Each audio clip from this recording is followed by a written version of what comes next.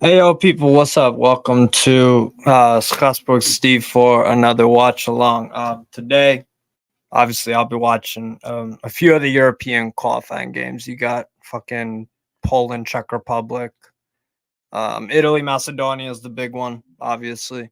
England, Malta. I might have that on the side, but that's gonna be it's gonna be a fucking blowout. So I think Israel also play Romania or something like that. So but yeah, big up people in the comments, everybody watching, all that kind of stuff. BVB David, my guy. Big up to yourself. What's up, Matt, as well? Yeah, let's just get straight into a lineup for the Italy Macedonia game. So we'll go over Italy's first. Luciano Spalletti. Okay. That's an interesting lineup. Anyways, we'll just go over it. So Spalletti's gone with a 4-3-3. Gianluigi Donnarumma in goal. No surprise there. Matteo Darmian at right back. Federico Gatti and Francesco Acerbi at center back. Federico Di Marco at left back. He's traditionally more of a left wing back, but he could play the position. To be honest, I don't see any issues. Obviously, Destiny Udoge is injured, so they don't have that going for him. But Dimarco is more than good enough for that. So that's interesting with Darmian, but yeah, the right back options are kind of slim. Let me see if they have Di Lorenzo. No, they don't have Di Lorenzo, so that makes sense. They could have put Manuel Lazzari there at right back, but whatever. They're going with Darmian. That's cool. Midfield three of Nicolo Barella, Jorginho, and what's it called? Uh, what's his name? Not Gianluca. Giacomo. What the fuck is his name, bro? Bonaventura. Yeah, it's Giacomo. Giacomo Bonaventura. He's been in super form for Fiorentina. To be fair, definitely deserves the what's it called, the call up. Um, what's it called? Anyway, so that's a midfield three of Barella, Jorginho, Bonaventura. Jorginho probably the one who sits back. Bonaventura will get forward, and Barella will just do box to box, play make, that kind of stuff. So a decent midfield three. I don't really rate Jorginho, but fair enough. For them, Domenico Berardi, what's it called? Giacomo Raspadori and Federico Chiesa is the front three. So that's interesting. That going with Raspadori instead of what's his face, Gianluca Scamacca. I would have gone with Scamacca because he is the true. Italy have needed a true number now for a long, long time. Like Luca Toni was probably the last one where he was like, that's a legit, legit center forward kind of thing. But I mean, Raspadori can play there. It's been an okay form for Napoli. Really, the only one besides maybe Matteo Politano too. But I mean, Raspadori is a false nine. That's interesting, I guess. But yeah, Italy. I mean, this lineup on paper should be good enough to beat North Macedonia, but things don't always happen. Got to go out on the pitch and do it. So. We'll go over the bench that Spalletti has to call upon. You've got Manu Lazzari, Gianluca Mancini, Alessandro Buongiorno, Gianluca Scamacca, Ivan Provedel, Brian Cristante, Davide Fratesi, Matteo Politano, Nicolo Zaniolo, who's not been in good form for Villa, Marco Carnesecchi, Stefan El Sharawi, and Andrea Cambiasso. So that's the bench for Italia. So there you go. North Macedonia, I'm going with this as their lineup 4-2-3-1. Stol Dmitrievski, good goalkeeper for Rayo Vallecano, good goalkeeper. Menev Jesus Christ, some of these names are tricky to pronounce. Serafimov, Musliu, and Dimoski. I can't say I've ever heard of any of them, to be fair. Let's check it out. I might be familiar with them. Okay, Donna Demirspor. Osiak, okay. Yeah, I haven't heard of him. I hate when it does this shit. Nope, did not want that. Fucking hell. Anyways. Yo, 10. How's it going, bro? How's it going? Thanks for tuning in. Oh jeez. Hey Steve, how's your Friday day? Pretty good. Pretty good. Pretty laid back. Pretty laid back. I'm doing all right, bro. Hope you're good as well. Um I don't know why I went to Twitter, but whatever. Um, yeah, I can't say I've ever heard of any of the Macedonia back four. They're going with a midfield. Ademi plays for Dinamo Zagreb. I know that he's a decent player, and Elezi in midfield. Erjgan Eliosky, who used to play at Leeds. I think he's in Qatar right now. Actually, no, I think he's in Turkey. But yeah, Alioski, familiar with him. Enes Bardi and Elif Elmas, the most talented. Those two guys, Elmas and Bardi, are the two most talented, obviously. Really like both of them. But Elmas just needs more game time. I think he might get a move away from Napoli, but we'll see what Mazzari does at Napoli. Maybe he can get a role in the team. Will compete with Elif Elmas might compete with Jesper Lindstrom for that starting 10 spot. If he decides to go with three at the back, the 3-4-1-2, but whatever. And then Miovski as their striker. So I recognize him. Bojan Miovski plays for Aberdeen. 24 years old. Can't say I've heard of him. I haven't watched any Aberdeen this year either.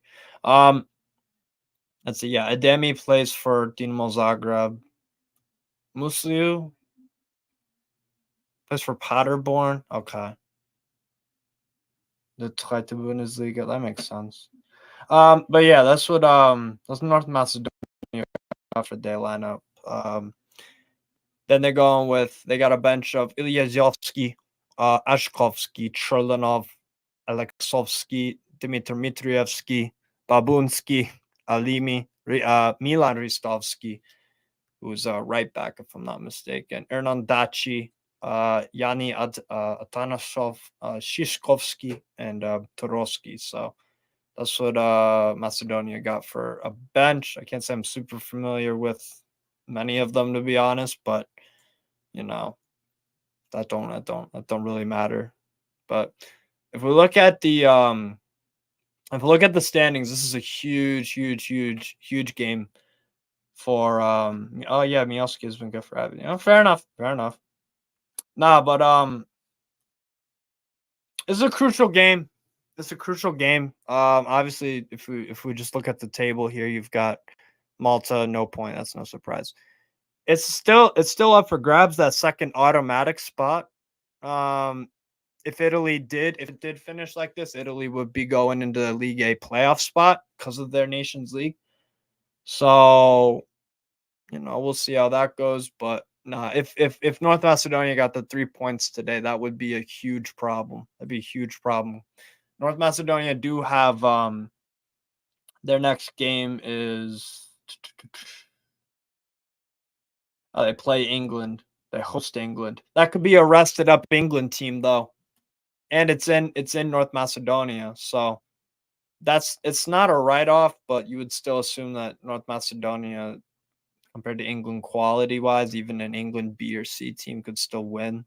But we've seen crazy things happen, and Macedonia do love an upset here and there. So yeah, we'll see, man. We'll see. We got Anthony Lafleur. My only questionable decision by Spalletti is him picking Toloi from Atalanta in this squad for the last two qualifying matches. Toloi has become the new Banucci for the Azzurri. I like Rafael Toloi. But I think those two starting center backs Italy have, I don't think Acerbi has been a rock. He's been perfectly fine for them, to be honest. Gatti, he's been in form for Juve so far this year, so I can't really say, he's actually done a really good job, to be fair. I don't rate him like that, but a squad player wise for Juventus, yeah, I guess I see it. Homegrown slot as well. Yeah, that's right. Ukraine have the head-to-head advantage. I think North Macedonia can go through the playoffs now. But anyways, they're gonna want to play spoiler regardless. But Matt, his predictions. What you got? 2-0 Italy, 6-0 Malta, or 6-0 Malta loss. England gonna hammer them. Yeah, like a 4-0 England win or some shit. That makes sense. Poland 1, Czech Republic 1. I don't even want to talk about the fucking Poland lineup. That shit's disgusting. Denmark 2, Slovenia 1. Yeah, that's probably a good prediction. Slovenia have been very good in qualifying. Yeah, you were, because England played them. Nice. Yeah, North Macedonia can't qualify. That's fair enough. No, but this is a huge game. Again, let me go back to the table here. Yeah, North Macedonia. Yeah. Okay. So let's say North Macedonia did beat. Let's say they do go and take care of business tonight, get the 3 points. That's more damaging to Italy than necessarily beneficial to North Macedonia. Like Italy need a win tonight because if they don't, then Ukraine all they have to do is get a draw versus Italy. Even a loss, I think depending on the goal difference and the head to head, it's like Italy have just again they've fucked around at the wrong time. Lost both games to England. You know, drawing away to North Macedonia, and then they drew against Ukraine. I think no, they beat Ukraine narrowly. Did the double over Malta? That's expected, but Italy, the Italy of old would have been cruising this group, but that's not the case anymore. Um, yeah, it's gonna be interesting. Yeah, man, North Macedonia, they're gonna yeah.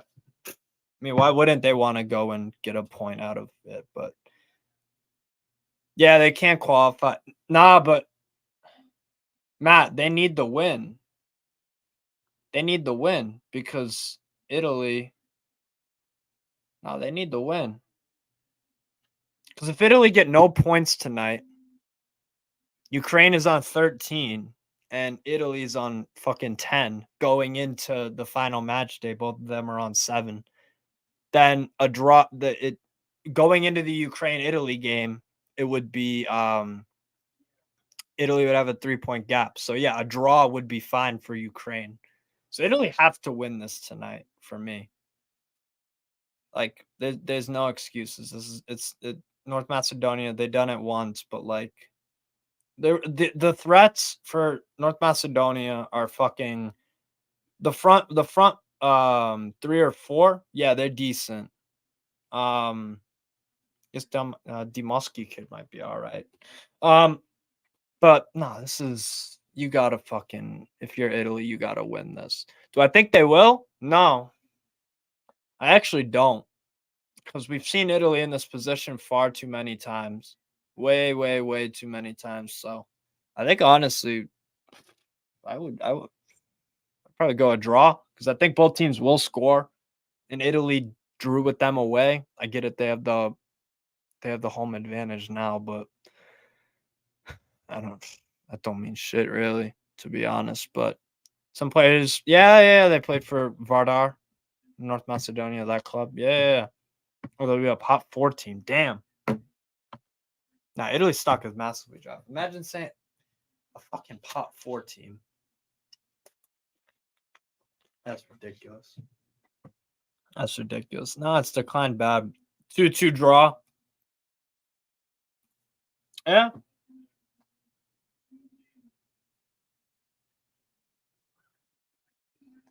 Um. du- du- du- du. Let's see. Tunisia. What are the games we're gonna? I gotta put on something else. I'm gonna wait for that Coupe de France game to wrap up. Actually, hold up. I gotta fucking.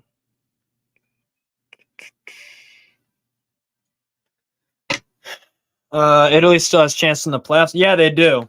They do. But I just don't think they're gonna fuck it up again. Because we've seen them, bro. We've seen them in this position way too many fucking times. Yeah, 4 points to qualify Italy. Do I think they get 4 points in the next 2? No, not really. Like I don't think that Italy team has like zero momentum. I just don't really I don't rate them. I don't rate them. They've been screwing around for so many years. Like the strengths of the team, how they're gonna hurt North Macedonia. Here's how it's gonna go. It's gonna be DiMarco Chiesa linking up. That's gonna be the huge thing, and Bonaventura. Like Bonaventura is gonna have chances to score tonight. He's got to put those away. But Berardi needs to. He's not gonna get a ton of attacking support from Darmian, so it's gonna be a lot of Berardi trying to take on players kind of by himself without that overlap. But DiMarco he can go back and forth easy. So, and Raspadori is a nice, clever, technical player, decent finisher.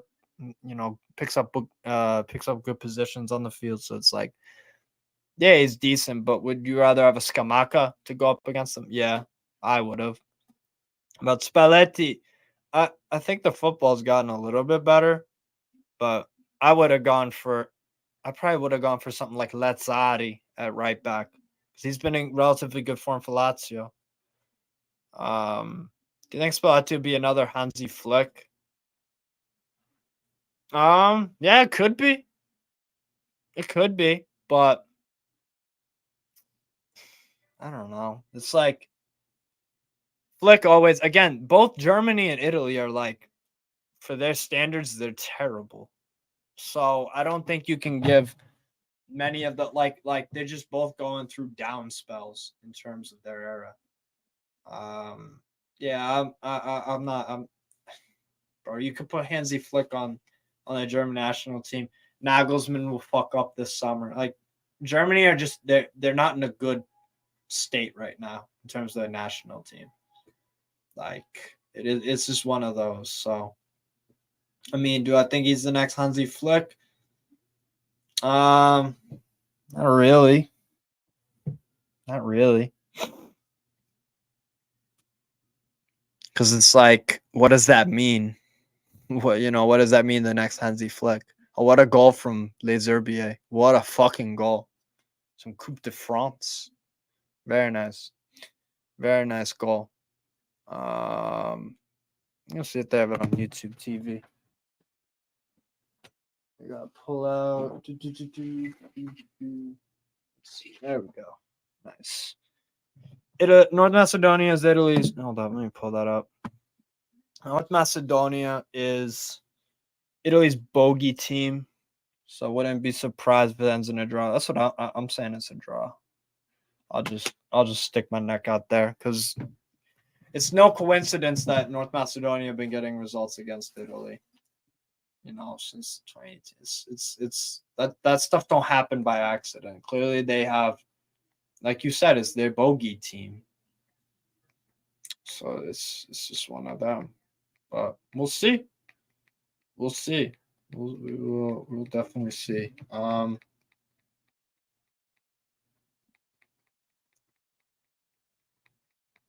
Damn, they don't have their England Malta. Fuck is wrong with people?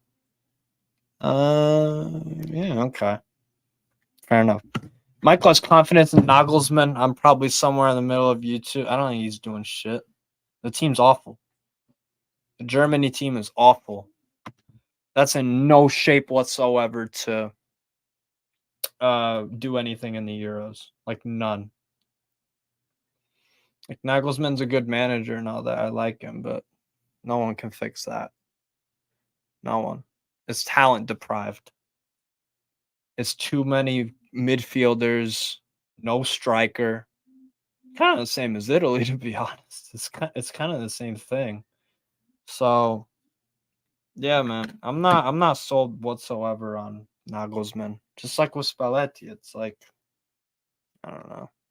He might have got it too early in his career, Matt. The Bayern München job, maybe. He just wasn't at the level quite yet. So maybe, but I mean, Tuchel ain't much better. But I don't know, man. Fucking England, Malta. God damn. Would love to see Malta get a dub. Dubinsky. That would be pretty funny, but that ain't happening. That just ain't happening. Let me go back to this fucking scenario. Oh, Tomori gets a start against the mighty Malta. There you go, man. Shout out to Mori. Very good player. Very good player. I like that Italy retro jacket. The Adidas Originals collection is fucking filthy, by the way. Beautiful, beautiful stuff. He's good enough to manage every other Bundesliga team, probably. I know. I like Nagelsmann. So, but yeah, Italy's doing their national anthem right now. Les RBA just did a madness. What the fuck? 7th round of the Coupe de France. Les RBA made the final a few years ago. Hell of a game. Damn. Yeah, there's Italy's anthem. But yeah. Hit the likes if you haven't already. Get your predictions in, all that fucking, nonsense. But yeah. Italy versus Italy Macedonia is about to start, and same with the fucking Poland game. That's gonna be a Czech Republic win. Like 2-1. Poland is just terrible. Like why is you have the wrong fucking Szymanski in there? Why isn't Milik in the squad? Buksha over Swiderski. I don't really care. Like Lewandowski, there's just no service.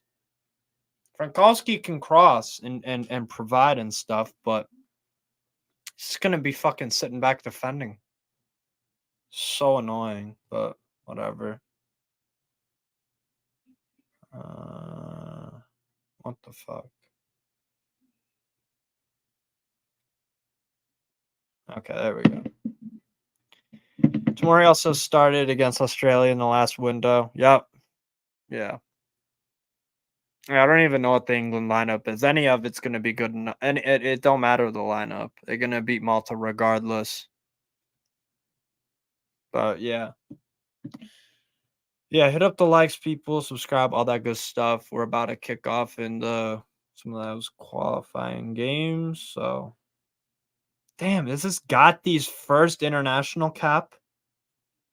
Nah, this is second or third. Debut June 11th, 2022.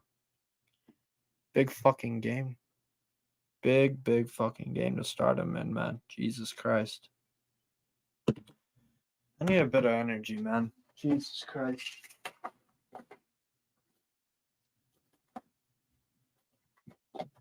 Get out a Red Bull. I'm going to keep it posted on the stopwatch. I'm not fucking around this time.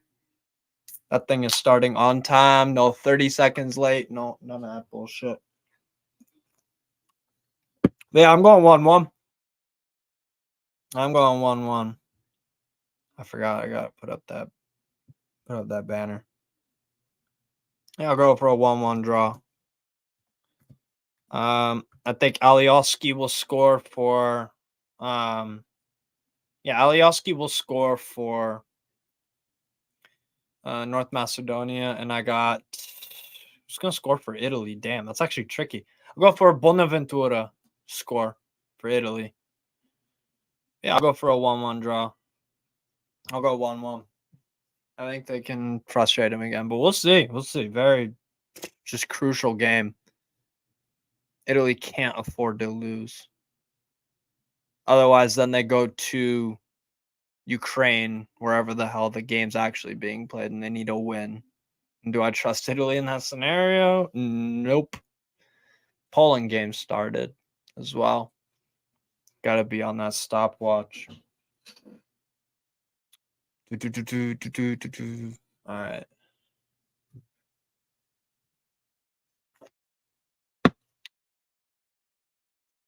Here we go, people. Almost started. Fuck off. That should have been 1-0 Czech Republic. I just started. Kicked off at the Stadio Olimpico, Italy, North Macedonia. Does lightning strike twice? Gatti. Get over to Donnarumma, who was in goal when Italy crashed out of the last World Cup qualifying cycle. Here's Gatti. Di Marco trying to. Yeah, it's basically it's a back three, basically. Di Marco back to Acerbi. Yeah, Acerbi's basically just he's chilling away from that. Poland, Czech Republic could have already scored. Fucking hell.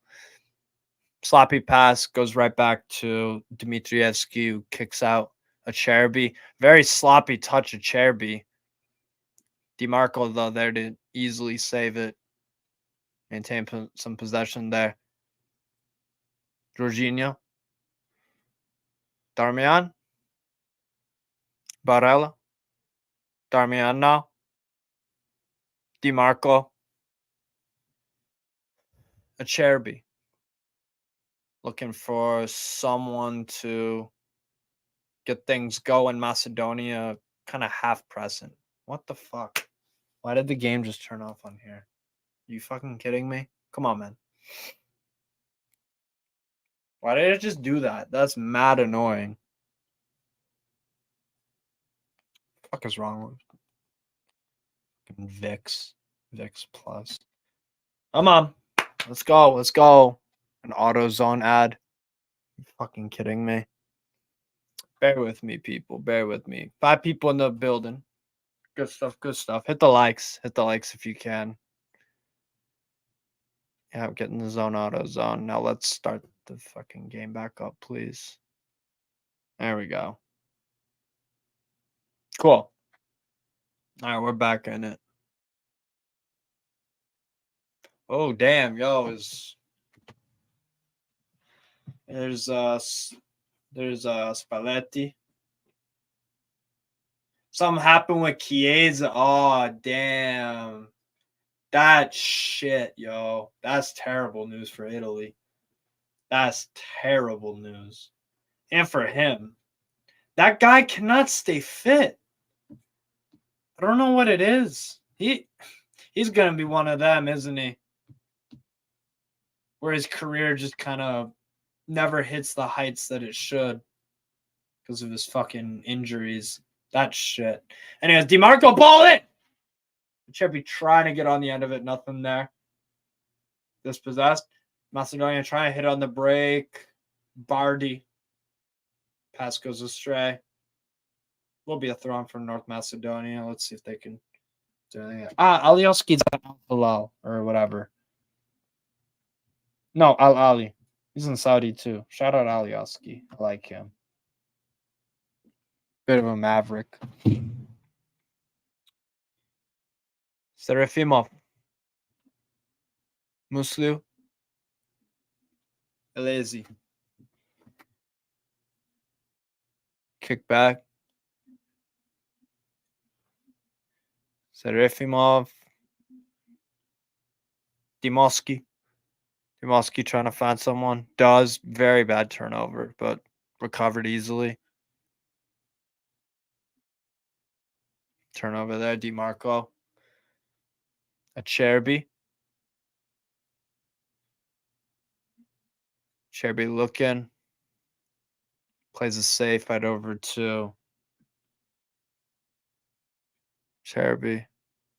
Darmian. Berardi. Darmian back to Donnarumma. Donnarumma still looking. Macedonia doing good to just keep them in their half. Like nobody in Italy is just willing to just take the ball and be like, nah, I'm finding a pass. Macedonia are just chilling on the halfway line and they're making it really hard for Italy to actually enter it. Ball there, just searching, turned over. Chiesa trying to play off there. DiMarco, nope. Turned over there. Macedonia try to break a little bit. Trying to poke it over to Miovski. Goes in for a North Macedonia throw. Gatti pokes it out. Hey, big up Lewis. I got the New England game on. Nice.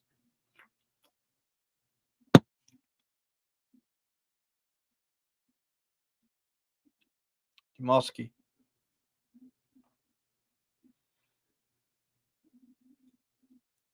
A very bad turnover there. Miovski. He kicks out to left. Elliot Elmas. Oh. Darmian had to hold very had to hold strong there.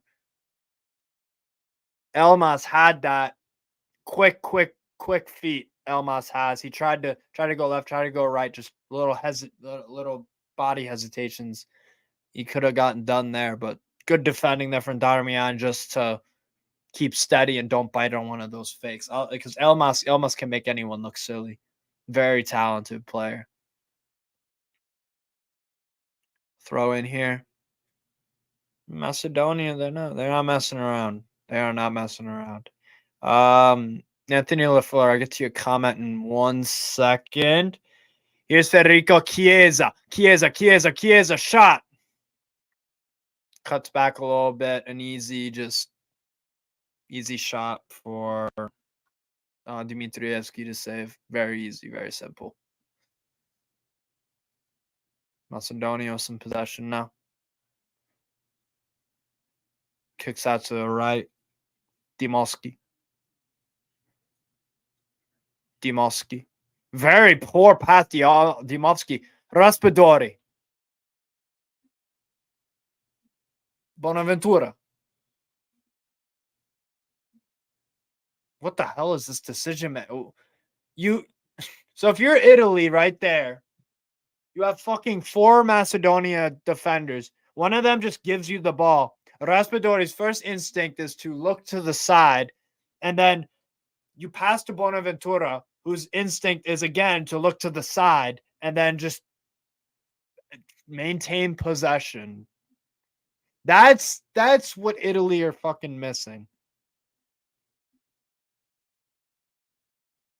Like, that was so poor. You should be punishing teams every single, especially when you are Italy and you still have the quality advantage over Macedonia. You have to punish those every single fucking time. Like, that's just nonsense. That's crazy. Gatti, DiMarco. DiMarco's basically playing midfield. Yeah, that's a back 3. Like, trying to find Raspadori. Bonaventura. Cross trying to switch to the left. Chiesa. Federico Chiesa. Trying to make a move around. Good recovery defense there from Macedonia. Go for a corner. Chiesa beat the first man. I believe it was Dimowski, but Manev, if I'm not mistaken. Yeah, Dimowski and Manev cleared.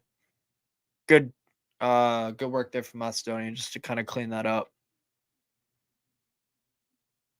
Corner here for Italia. Here's the in-swinger. DiMarco, nothing there. Headed out. Barella. Donnarumma. Yo, I can't get over the fact that they had a turnover and they didn't do anything with it. No shot on target, nothing. That was fucking bad. I can't lie.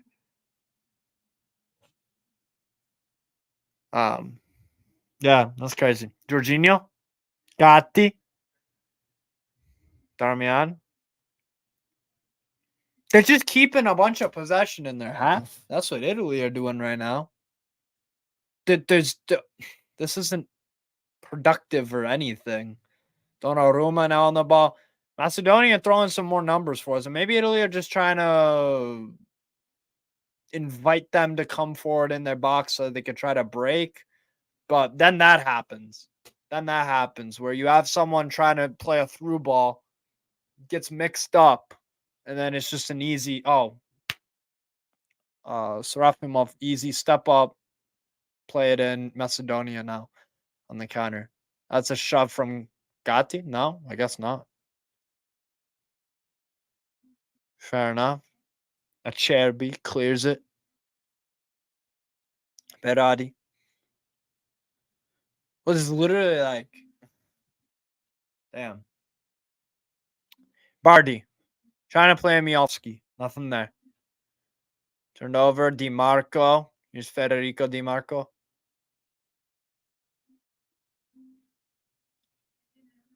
Jorginho. Gatti again. Barella. Need to see Barella a bit more active. Need a bit more out of him. Surely, if you're Italy. DiMarco trying to get forward, basically playing as a left forward striker. He's completely just throwing that left back position out the water. Trying to lay up that cross for was that fucking Barella? Yes. Yeah, it was for Barella. So why is Barella in that position? See, a lot of it just don't make sense. A lot of it is just like some of these fucking ball in the box, trying to claim for it. Someone. Chiesa, judge should be a foul there on who is that? Dimosky? Yeah, Dimosky there. No, shoulder, it ain't no foul. That's not a foul. That's weak as hell. That happens all the time. Anthony, about your comment about Sekou Girassi and Jonathan David. Do you think either one of these guys fits Pioli's play style? If you play to the strengths of both of them, which is different, then yeah, but I don't. Pioli doesn't have a play style this year that's like established. That's the tricky part. I think I like both of them. I like Jonathan David a bit more just because Girassi has been mostly a backup striker in his career, except for when he got the move to Stuttgart. Like at Stade Rennais, I liked him at I like him there when he was in France for Rennais. Nice pass here.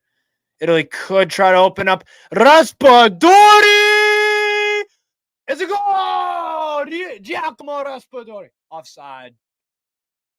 It's offside. No fucking way. No way. Bro, he's offside. He's offside. Oh, yeah. That's offside. That's offside. Nice little chip. Dmitrievsky bit on it. Raspadori, a nice little deft finish. Just that little poke. That's all it needed. The defenders couldn't quite keep up with it, but that's a kick in the balls if you're Italy. That's a kick in the balls. We'll see how they recovered, though.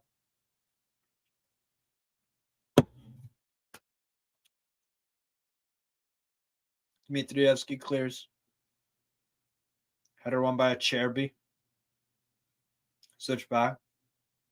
Federico Di Marco. A little bit more juice from Italy here. Di Marco moving with some urgency. Di Marco switches over to the right. Trying to find Domenico Berardi. Berardi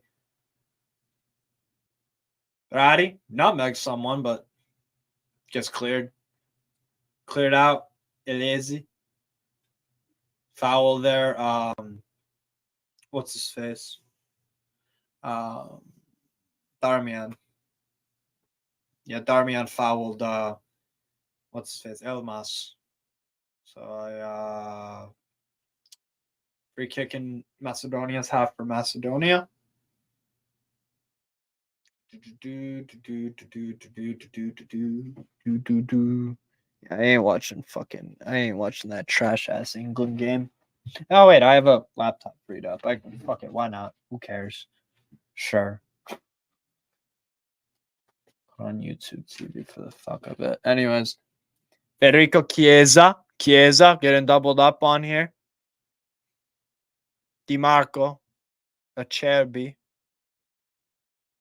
Gatti. Kicks over to Di Marco. Federico Chiesa now. Gets a little bit of space here. Tries to burst the pace. Very nice, resolute defending from Dimolski. Very nice defending.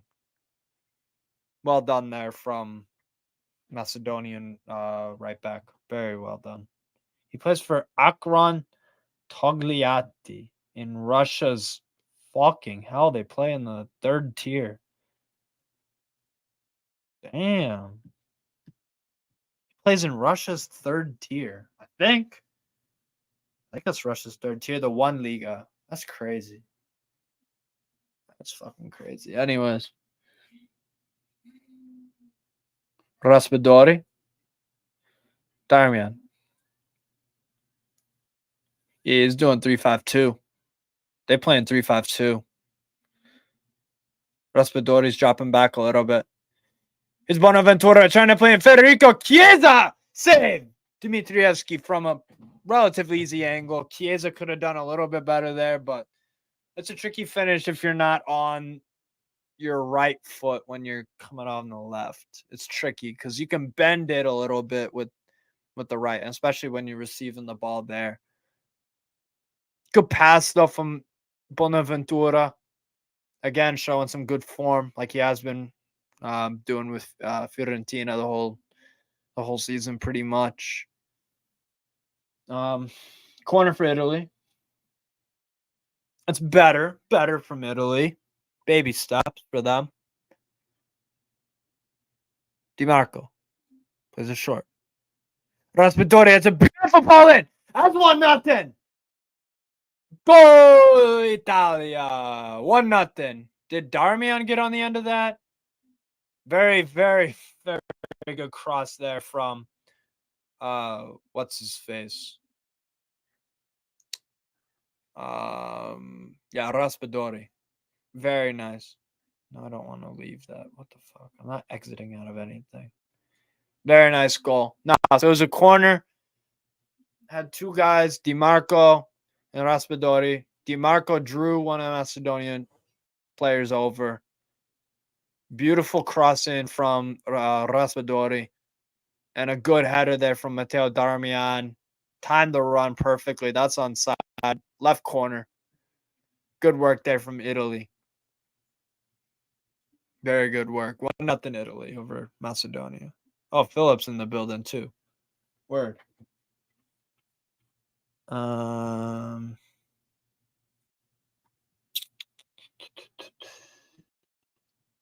wait, I gotta plug in this. Dude, I'm just trying to go on my thing. There we go. Need to edit that. Edit the score. Both things. Oh, Philip, there you are. How you doing, sir? How you doing? Hey, man. I'm all right. What about you? Living life to the full. Can't stop, won't stop. Nice. Same apologies for the delay. No worries. No worries. It's all good. How you keeping? How's the Italy North Macedonia game going? Well, it's going well if you're Italian. They scored like a minute ago, so Okay. Yeah, they just scored. So they won the lot. Yeah, are you watching the England game or something? I'm watching the England game. I thought I had the link to the North Macedonia game, but it just wouldn't hold on me. Oh, that's all good. No worries. Is it still 0-0 in that game? No, it's 1-0 to England. I just managed to get it on. But it's interesting. It's we've got a few guys that are debuting. I think I think it's Gahey's first game. So he's on it. He's on with Trent Alexander, Kieran Trippier, and Tomori, and Maguire. Yeah. Henderson's obviously playing.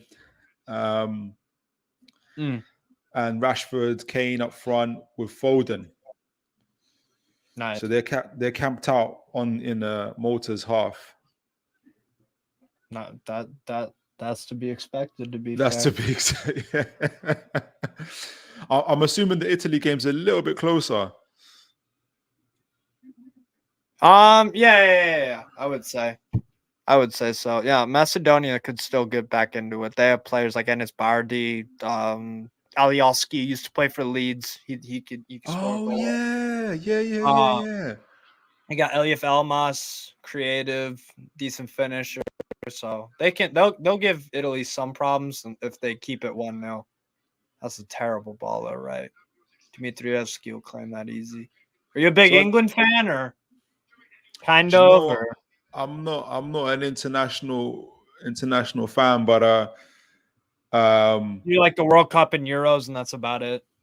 Yeah, and it depends on the qualifiers. If it's a nice close tight, whether it's in England, Italy, or England, Spain, or Spain, whatever, then it's something. If it's a big game, if it's a big game with someone, England and internationals is a bit like a Man City in Champions League qualifiers. They're going to get get a relatively quiet group, easy group, not like Newcastle, the group of death after 20 years. I wouldn't have it any other way, bro. I was excited. Yeah. Exactly. Exactly. And we started off like a steam train. Yeah. But then we came back to where we, to be honest, that's where we're at. There's no shame in that. We're playing 3 good teams. I don't know what you thought about Dortmund, but Dortmund remind me of a Premier League team compared to a PSG. They defend well. They're very good off the ball. They press well. They're well structured. It's not like PSG where off the ball, you got the 3 up front that stay in their half, and the others do all the running, and the other, the forwards don't track back. So it's just easier for Newcastle, for Longstaff to do the runs and stuff like that. Whereas PSG, Dortmund, they're like a Newcastle, but just a half a level, just a little bit above, just a little bit in what they're doing.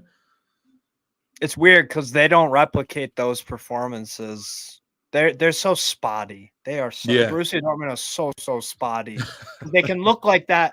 They can look like that versus us, and then they play a sloppy game against Eintracht Frankfurt, draw 3-3 with so many errors, and they lose to Stuttgart away where Kobel is their best player, but then he gives away 2 penalties in the game and is by far their best player because Stuttgart just outmanned them.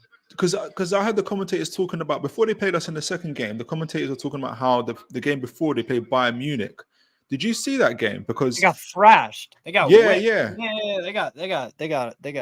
took a beating, and it was from the second minute. Yeah, because the commentators were quite scathing. They were like, they were passive. They were, they weren't what they were against us essentially. So I think it's a psychological thing. I think they sound like they gave up. I don't know if that was your view of the game when you saw it. No. Well, Dortmund they're scared of Bayern. They have a mentality problem when they play them. Right. Have a mentality problem. It's like when Marseille played PSG. Marseille could be brilliant the game before. PSG could look like crap, but PSG are winning the game 7, 8, 9 times out of 10 over the years. So it's a psychological thing. Did you see it? Yeah. 100%. And it's been that way us against Liverpool. We don't ever beat them. I think there's some psychological There's a lot of emotion. There's a lot of emotion. I don't get it. And it's like, do you know what? Here's my theory, and I don't know what you think of it, but when we played Liverpool at Anfield last year. Yeah, the game where they scored late. Yeah. And I think they expected us to come in and defend, and we didn't. We played them how we play every other team, and we essentially defend from the front. We're a front-footed team, and they hated it. They absolutely hated it, and they couldn't believe it. I don't know if I always use the metaphor of, it's kind of like, I don't know if you're an older brother, but it's like being an older brother and having a younger brother. You're used to through the years beating them up, wrestling, until one day the little brother is not so little anymore. Punch. Yeah. You get fucking sucker punched out of nowhere, and you're like, huh? That's not you. So I feel like that's what happened. They were stunned like that, and then the stuff on the touchline, they started throwing stuff at each other and all the other shenanigans, and it built on from there. But people got I think people got the narrative wrong. They keep on saying that we've got an inferiority complex with that. I don't think it's necessarily that. I think it sprung from that. I think Liverpool just thought, who are we to be talking like that? And then we just got angry. And so, but we had a similar-ish thing with Arsenal, but we mended that, and we approached in our last game. We were very measured, and they wanted to have a fight, which is the wrong approach to the game. They wanted to have a fight. As the game went on versus Arsenal, we still wanted to fight, and they were, as the game went on, that second half. They stopped this. Okay, stop now. Stop. They knew exactly like you said. They picked on the wrong guy, because eventually they just got more and more worn down and beat up. Like they you're right. The Havertz thing. That was insane. It was a physical game. It was a physical game before the tackle, but it got ratcheted up to a next level after that. He totally ruined it for them. Like they were like, I was beginning to get worried about. Like, oh, this is going to be. We were just lucky it was Havertz playing and not Odegaard, I think. Yeah, of course. Absolutely. Oh gosh, they royally messed up that game. royally messed it up. Malta, Yeah. They're just taking a Malta corner. have actually been in your half a little bit. Yeah. They've kept it alive. What? Well, this is why people don't like Southgate. It's just I don't y'all can do so much better. Look, So teams, whether in the workplace or in sports or whatever, your team, your employees, they reflect the leader. And England play what Southgate is. Is it going to be a penalty? Oh, it's a dive. It's a dive. It's a dive to Kane. Are you Yellow card today for dive? Oh, come on, Kane. Come on. Diving versus Malta. Is that what we've come down to? What a Let me see this. Has Kane got a point? I don't think that's a dive. I think goalkeeper makes a bit of contact with them. Oh, nice work there from Gatti. Terrible pass. I think he left it. I think he left his foot there. It was unnecessary. I think he Dimovsky, nothing there. Speaking of controversial decisions, I don't know if you heard for some reason I haven't heard all of it, but I saw the kind of feedback to the VAR audio to our game with Arsenal, and people are still vexed. I don't know what VAR. I'm not like pro or anti VAR, but in that case, I don't know what else. They checked 4 incidents. Like they were dying not to give a goal there. Dude, it's crazy. Yeah, man. Look, my stance with refs, I don't know if you've heard it before. My stance with refs, specifically in the Premier League, is I just don't. There was a point in time where I used to get way too angry about it, and I was like, wait a sec. It's a drama thing. They're trying to stir up the drama, the controversy, because it gets clicks, it gets likes, it brings the attention of the. Have you ever heard the saying, any publicity is good publicity? Yeah. The Premier League are the kings. They're the kings of the publicity. I think whether it was goals for players, teams, controversy, whatever. They just like stirring up some drama. That's what makes it good. That's what makes a good film. That's what makes a good TV show. I think it was Floyd Mayweather that said in America, controversy sells. Well, it sells everywhere. So yes, exactly. So it's no surprise to me. People say, "Oh, it's the richest league in the world," this and that, and it's like, yeah, that's part of the reason they don't need to have good refs. That's why they don't need to. If you have a successful business and you're the most financially dominant out of all of them, and your competition can't lay a glove on you financially. Chiesa, block. If your competition can't lay a glove on you financially because you're just so dominant in that aspect, you don't really need to improve your product because you're not chasing the pack. You are leader. Right.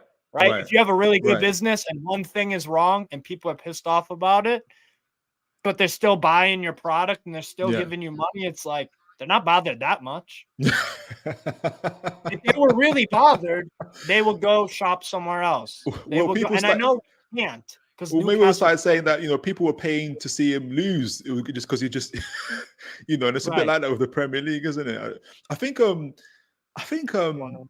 Terry from Football Terrace was coming around to your way of thinking as well. Actually, I don't know which one came first, but I think you're both on the same line on it. I don't know. I just think. I try to see it from all angles. I do think it's difficult. I do think it's not. No one likes incompetency. I take that. I take it absolutely. Of course. And people will back their boys when they make. Mike Dean himself said it. I didn't want to land so and so in it.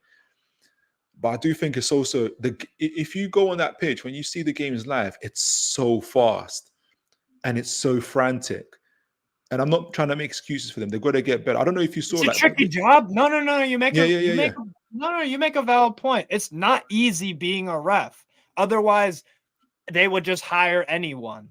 Like as terrible as they are, they still are really experienced and they ref big games and all this stuff. They have experience. It's not just some guy off the street.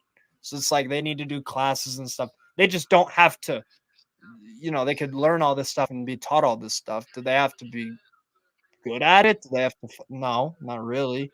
Like, dude, the reason why I think it's done intentionally is because there are just some incidents where it's like you can't be that stupid. A grown man cannot out. Remember, remember the Palace game, the Willock push. Sure. Yeah, that was insane. I just laughed. And they did the. I just laughed. I just laughed and was like, "Wow." They get creative with their fuck ups, bro. They get creative. That was Dude, that was crazy. The whole that was insane. The guy got shoved into the goal and it went in. No handball, no offside, no nothing. We're just gonna say it's a foul on the guy that got shoved. Had his back turned to the Palace player. I wasn't mad after because again, I've had this out for about 2 or 3 years because it's like, okay, yeah, that was obviously an awful decision, but like we're still in control. There's still a whole 89 minutes that we can do something about it. No, it's true. But those were the days where I don't know what your think is and what your thinking is, but those are the days. Obviously, we were struggling to beat. I say those are the days. Only last year we were struggling to beat Leeds at home, drew with Bournemouth. 14 draws. I didn't mind it, but obviously, if you want to get somewhere, you need to win those. So my theory actually, because I think we're more aggressive, and if you even those 14 draws, if we lost half of them but won the other half, we're 7 points better off. No one likes losing, but you're 7 points better off. So I think this might be our. I don't know what your thoughts are in terms of the next, when we come back from international break, from when we start on the 25th of November to the we got Chelsea at home. 14th of January. I forgot how many games we've got. Mm-hmm. We've got a decent first 11, but after that is essentially Lewis Hall, the League One bench, right? Or a bench, League One bench. Yeah, and I'm not quite sure when people are returning. You got, the in the nose that are saying, we're going to have Botman and that on the bench, but then Luke Edwards, I don't know if you saw the article from Luke Edwards. Yeah, he said a month out or something. He's like for Wilson. I'm like, oh my word. Man. 40. You know what? It's so many people like when I watch a lot of podcasts and people are saying, yeah, we've had the most difficult starts to the most start. And it isn't even like up to, if you look at the stats, Newcastle had the most difficult starts. Oh, got the most injuries. And people are suffering from injuries. Like, I know Arsenal, all of them. But at the moment, we've got 13, 14 out. So, but Dan Burns going to be out for a while. Wilson, Isak, Tonali suspension. Bruno is suspended for the Bournemouth game. Elliot Anderson, freaking Barnes. Almiron is touch and go. Almiron got injured in the Bournemouth game. Yeah. Freaking Richie had to come on. And then Jesus Christ. That was crazy. Then, I love Richie though. Richie. I can't, yeah. He tried his best. He's doing it. It's like having your assistant coach just coming on and filling in the That's how I look at Richie and Dummett and those guys. Mm-hmm. And we've got Kraft on the bench. Yeah. Kraft was injured, I think, for the Bournemouth game. I don't think he was on the bench. Who, Kraft? But yeah, no, Kraft wasn't on the bench for the Bournemouth game, I don't think. Who crossed in from Italy? DiMarco, shot over the bar. You see Chiesa's on. Obviously, Chiesa's playing. We've got a few rumors that we've always had. I don't know if it's agent driven, but what's your thoughts on Chiesa? I love Chiesa. Phenomenal player. What I worry about though is he's one of those injury-prone players because he done the ACL and went down earlier in the game in like the second or third minute, and it didn't look good. And he's just one of them where it's like I feel like his career, he'll have a good career, but he could be a superstar, like have an even better career. Yeah. The injuries might just take that away a bit. Maybe like a Marco Royce. Royce could have been like he's Dortmund legend and all that, but he could have been another tier up if the injuries weren't just so stop-start in the amount of time. And Chiesa, the other thing is with those ACLs, that takes away a bigger burst of pace slowly but surely. But I like Chiesa a lot. It would just be one of those where it's like, fuck, he's gonna be one of those where it's like on and off with injuries. Hey, Poland up 1-0 on Czech Yeah. Republic. We go. Have you got some stake in Poland? To see you wearing the kit. Oh, I'm Polish. I'm part. Oh, is Polish. it? Yeah. Did you say half Polish? What? Did you say half Polish? No, I'm half. I've got four in the mix because I'm not a Yank. Because Yank is not a genetic freaking thing. No, so I have ancestry. I have ancestry from on my dad's side. It's Poland, Hungary, and Alsace-Lorraine, which is Strasbourg. So it's in the northeast of France. Wow. Hence Strasbourg Steve.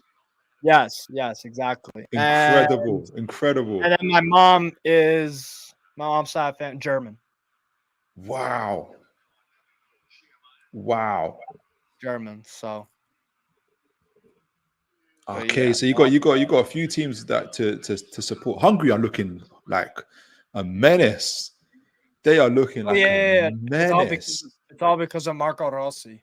Like he's and it also helps that like Milos Kerkez broke out and Szoboszlai. Yeah. It's like we just I wish we got him. I wish we got him. Super player. Header in from Italy, block. Was that a penalty? I got Foden coming into the penalty box. Who was that? Trent, yeah. You know what? This is going to look like one of those 1-0 games and there's no one in the stadium. There's anyone in the stadium. Qualified, but like that's embarrassing. If you only win 1-0 or something. Southgate just, bro, can't coach an attack. People are begging for Eddie Howe to manage England.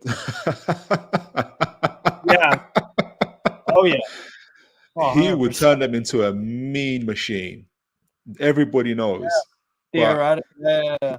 As I dream and I hope, this is just my own hot take for myself. I hope he becomes our Ferguson, to be honest. Yeah. I think he'll stay for a good amount of time. I think he'll stay definitely a good amount of time. I think our next manager for me, I think, is going to be Mourinho. That's easy. Yeah. No. Yeah, Mourinho. Oh, don't say that. Don't say that. I feel like we'll go backwards in our play. You don't want to see counteract. He's a winner. No, but we'll see. He's a winner. He's a winner. And if you give him money, he can do some scary, scary things. Yeah, but you don't want that. But that's what Tottenham said about Conte. Yeah, but we ain't Tottenham. We don't have Tottenham money. We have Saudi money, bro. Yeah, but the FFP is a real restriction. Yeah, of course. But if we're consistently qualifying for Champions League and let's say, but do you want to see that type of football though? Backs against the wall stuff. If we're winning games, I get it. The play style could be questionable, but it's not like Mourinho his whole career has played bad. He didn't play bad football with Chelsea. He didn't play bad football with Real Madrid. They still hold the record, Real Madrid, in that 2013. Oh, Jorginho, what a terrible penalty. It's easy save. Italy penalty for Italy. Jorginho just missed it. You know he missed the penalty. Skip. Yeah. You know he does that skip and a hop. He feinted way too much to the right, and Dimitrievski just easily saved it. They could have gone 2-0. That's Jorginho, bro. Why is he doing penalties? Nah, but for me, Mourinho didn't play bad football at Real Madrid and Chelsea. And what did they do? They gave him a hell of a lot of money and full support, right? If he wanted to get rid of, who was it? Higuain, Di Maria also left. Brought in freaking, that was that team with Ozil. That team scored something stupid like 120 goals in La Liga. I don't see him. Oh, who's that? Oh, okay, someone got fouled. Gay got fouled, but no, Gay did the fouling. Are they looking at penalty? Oh yeah, they might be looking for a pen. Oh, they're looking for a penalty. Kane just kind of knocked over. Oh, what a good goal! What a good goal! Is that Chiesa? Yes, it is. Is Chiesa. that Chiesa? Speaking of the goal. man himself. Beautiful, beautiful goal for Italy. 2-0. 2-0 over Macedonia. They'll probably They're looking smooth, Italy. Yeah, they got this game in the bag. But no, about Mourinho, I mean, I don't think he'll suit our structure. I don't see him in Dan Ashworth. It's not the same DNA. All the players the players that we've got so far are built to press from the front. Right. Stylistically, it would be a bit of a change. It would be a bit. You know what? Too much.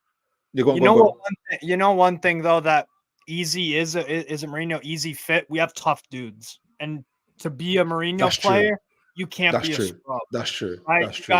And the other thing is too, is we've shown that sometimes we do go backs against the wall. Typically, when we go to the big away games, like Arsenal away, Man City away, we do the back to the wall thing. For me, Mourinho, it's like there's the easily. Well, first off, it would be a appointment. The fans would be on board with 100%. Because I don't think so. Bobby Robson.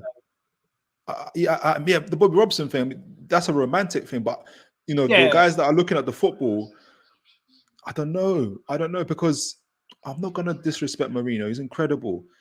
There's something that Carlo Ancelotti said, and I always, because I was wondered why he said it, because it came from him. He said football managing in football is a young man's game. Yeah. And I thought that was interesting because obviously he's in his 60s or whatnot, and he's successful. He's at the top of the pile, but he's saying, and when you look at, for instance, the top 6 managers right now, top 6, top 7, Klopp, Guardiola, Arteta, I include Eddie Howe in that. Haag, young, fit, strong. Postecoglou. He's a bit older, but he plays like but he's a bit of an outlier. But they were saying that, for instance, when Man United lost their game to Brentford last year 4-0, he said they didn't do enough running, so he ran an extra 10K with the players. Yeah, I saw that. Yep. And I thought that was interesting. And I was saying, and we used to have Steve Bruce before, God bless us. And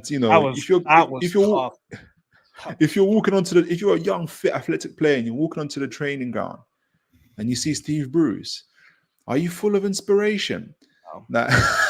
Mourinho, though, if you're Mourinho, that would. You know what also fits about Mourinho? He is a siege mentality guy. And at Newcastle, that would fit us like a glove. The Northeast. You're proper with it, like you're proper like. Wouldn't you say the upgrade to that actually, Diogo Simeone? Again, another guy that gets a bad rap. I watch a lot of La Liga and Atletico Madrid. The play style, actually, they've been more forward thinking. Like, it's no coincidence Griezmann has been one of the best players in the world since the World Cup ended. He's been outstanding. Bro, how was a former disciple for a period of time under Simeone? Yeah, he went to go mentor, do like a job shadow. Yeah, and it worked. Because you need to have dark arts. You need to have dark arts as part of it. It's a great ace to have up your sleeve. I didn't see that coming. I didn't see that coming from How, to be honest. Like and you know what's so funny? Like, when we started doing it, everyone started acting like this is the beginning of dark arts, like it's only just happened. It's so funny, like it's like we invented it. I'm like, I think the problem was that we was doing it. They were like, "What? Hold on, no." People got short memories. People got really short memories. Okay, so we're in second half. Okay, we're in halftime. Sorry. Only 1-0. God damn. Amazing goal. It was an own goal from Pepe. Jesus Christ, an own goal. Goodness gracious. That's wild. And the thing he's got Henderson starting. Why don't you want to? I know that Jude Bellingham, Maddison are obviously they're both injured and not playing. Yeah. Are you telling me that you couldn't get anybody? You didn't want to try out anybody I new? want to see Rico Lewis. I want to see Rico Lewis play. That kid's got something about him. He's I gonna think be he's just so beyond. That's just beyond. I'm thinking that's maybe beyond Southgate's remit. It's just not exactly him, because he's a safe pair of hands. That's it. right? Too His best. safe. At his best, he is a safe pair of hands. No risk, no intensity, no pushing the envelope, no grinta, whatever you want to call. There's just he doesn't have it. He doesn't have it. Like you gotta have that element to you where you just all right, I'm gonna take some risks. Let's bring on let's You got to have bring on some battle scars. Like people got to be able to see. Do you know? They got to. If you're working for somebody, going to war for somebody, like you got to see your scars. Like they got to see who you are. Like battle you just can't. tested. Right. Battle You, tested. you just can't be that guy that's a safe pair of hands essentially. Oh, Chiesa, another goal. 3-0. Oh, yeah. Are you in 3. second half or are you in first half? It's added time, injury time. There's like a minute left out of 3. What a good goal that is, Chiesa. It took a deflection off the defender's foot, but he just received the ball. Beautiful first touch. Simple cut back, boom. It took a little deflection, so it looked like a chip, but you don't shoot, you don't score. That's Absolutely. so good from Chiesa. He's still got that pace, which is good to see. Now, I would take Chiesa, but I would worry about the injuries 100%. But I would take the gamble because sometimes you just got to. Sometimes you just got to because that guy has fucking hell. He's crazy talent. Yeah, it's like a mad deflection. If you give me 5-10 minutes, I'll be back. I just need to sort something out and No worries. back for No worries. second half. But yeah, No worries. enjoying this, sir. I'll be back with you shortly. No worries. No worries. See you in a bit, bro. No worries. So yeah, 1-0. Or sorry, 3-0 Italy. I actually gotta update the scoreboard and shit. There we go. No, Italy been cruising this half ever since the goal went in.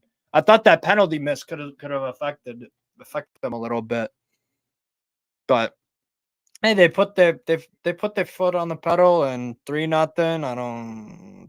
I don't see. I don't see Macedonia offering much. They don't have 3 goals in them, so yeah, good performance from Italy. You know, Chiesa will get the headlines. 2 goals. One of them took a massive deflection, but again, you don't shoot, you don't score. But yeah, Chiesa, whenever he's received the ball, he's been causing problems. Sometimes he won't beat the defender fully. Sometimes he won't beat the defender fully, but he's always causing problems. You always have to double up on him. Otherwise, he does what he did, and he scores 2. So Darmian had a nice header as well. So good stuff. Good stuff if you're of Italian persuasion. Poland is winning 1-0, which is pretty shocking. I did not see that coming, but I'm happy about that. I don't have any expectations with Poland. They're fucking awful. But yeah, if we look at the live table, of course I forgot to pause this, but if we do look at the live table, let's go to that.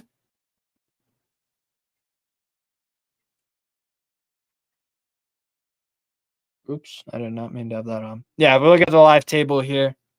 Oh yeah, I gotta go to this fucking format. 2 seconds. Come on. There we go. So yeah, let me zoom in a little bit on that. Yeah, England are gonna qualify easy. Like they're scraping it versus Malta, which is fucking hilarious. I can't lie.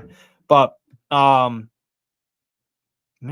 Andy Bell's always watching the fucking he's always watching the fucking England game, even if they're playing some dog shit team.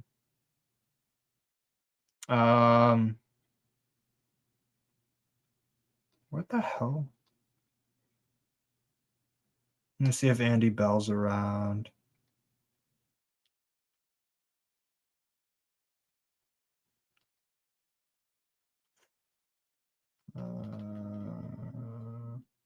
No, but yeah, good half from Italy. Good half from Italy. Again, they had some shaky moments. There were some times where they kind of needed to pick up the pace a little bit. Michael, what's up, man? Michael, my guy. Big win for Finland, your boys. 4-0. 4-zip. Albania mania. That's crazy. I love that. No, pick up Albania for qualifying. Great job by Italy. Anthony LaFleur, my boy. Italian AC Milan buddy was good. Great job by Italy, putting away North Macedonia early. They can use the second half to rest some players for the Ukraine match on Monday. Yeah, exactly. Yeah, Michael, you're very good against Northern Ireland. Northern Ireland are absolutely dog shit. I'm not convinced I'm not convinced they beat San Marino. If I'm honest, they might scrape a goal. The Poland group is wild, but yeah, this group is pretty settled in my opinion. Yeah, Italy don't have that bottle job in them, I don't think. But I don't know. We'll see. Yeah, if they bottle at this point, maybe you just got to quit Calcio. Just stop Calcio forever if they fuck up today. Yeah, 3-0 up. But yeah, yeah. England 19 points. Italy go above Ukraine, so Ukraine would go into the one of the playoff spots, I believe. But yeah, they're on 13-13. Italy had the advantage over Ukraine. Because Italy beat Ukraine obviously in the only meeting so far. They'll go away to Ukraine on Monday or Tuesday, one of them. But yeah, Italy should be fine, but yeah, they're just doing the business. That Ukraine game though, if Ukraine win, then they advance if things stand. So it's still up for they could still be a twist or turn there. Albania Poland group is just ridiculous. Look at this. Look at this fucking train wreck. So Albania qualified. They're in. They're in because Poland don't have the head-to-head over Albania, if I'm not mistaken. Let's go to these Albanian geezers. Who do you think will win the Euros? Ooh. Fucking hell. Moldova have a chance. Yes. Oh yeah. They got a hell. Yeah. Moldova they are not dead yet by any means. Yeah, Albania beat Czech Republic fucking 3-0, and then what was the other game? 1-1. So they had the head-to-head over them. So yeah, that's why Albania have officially qualified. Just shout out Albania. I don't think I predicted them to get through, but they did. They did fucking awesome to do that. Credit to them, man. Yeah, it's just oh my god. So even if we beat the Czech Republic, we could still fucking oh my god. Bro. So even if the 1-0 win holds, even if we keep the 1-0 win over Czech Republic, if Czech Republic beat who is it? It's gonna be Faroe Islands, isn't it? No, they host Moldova on Monday. So if they beat them and Poland draw versus oh god, do Poland play Faroe Islands? I think we have to host them. No?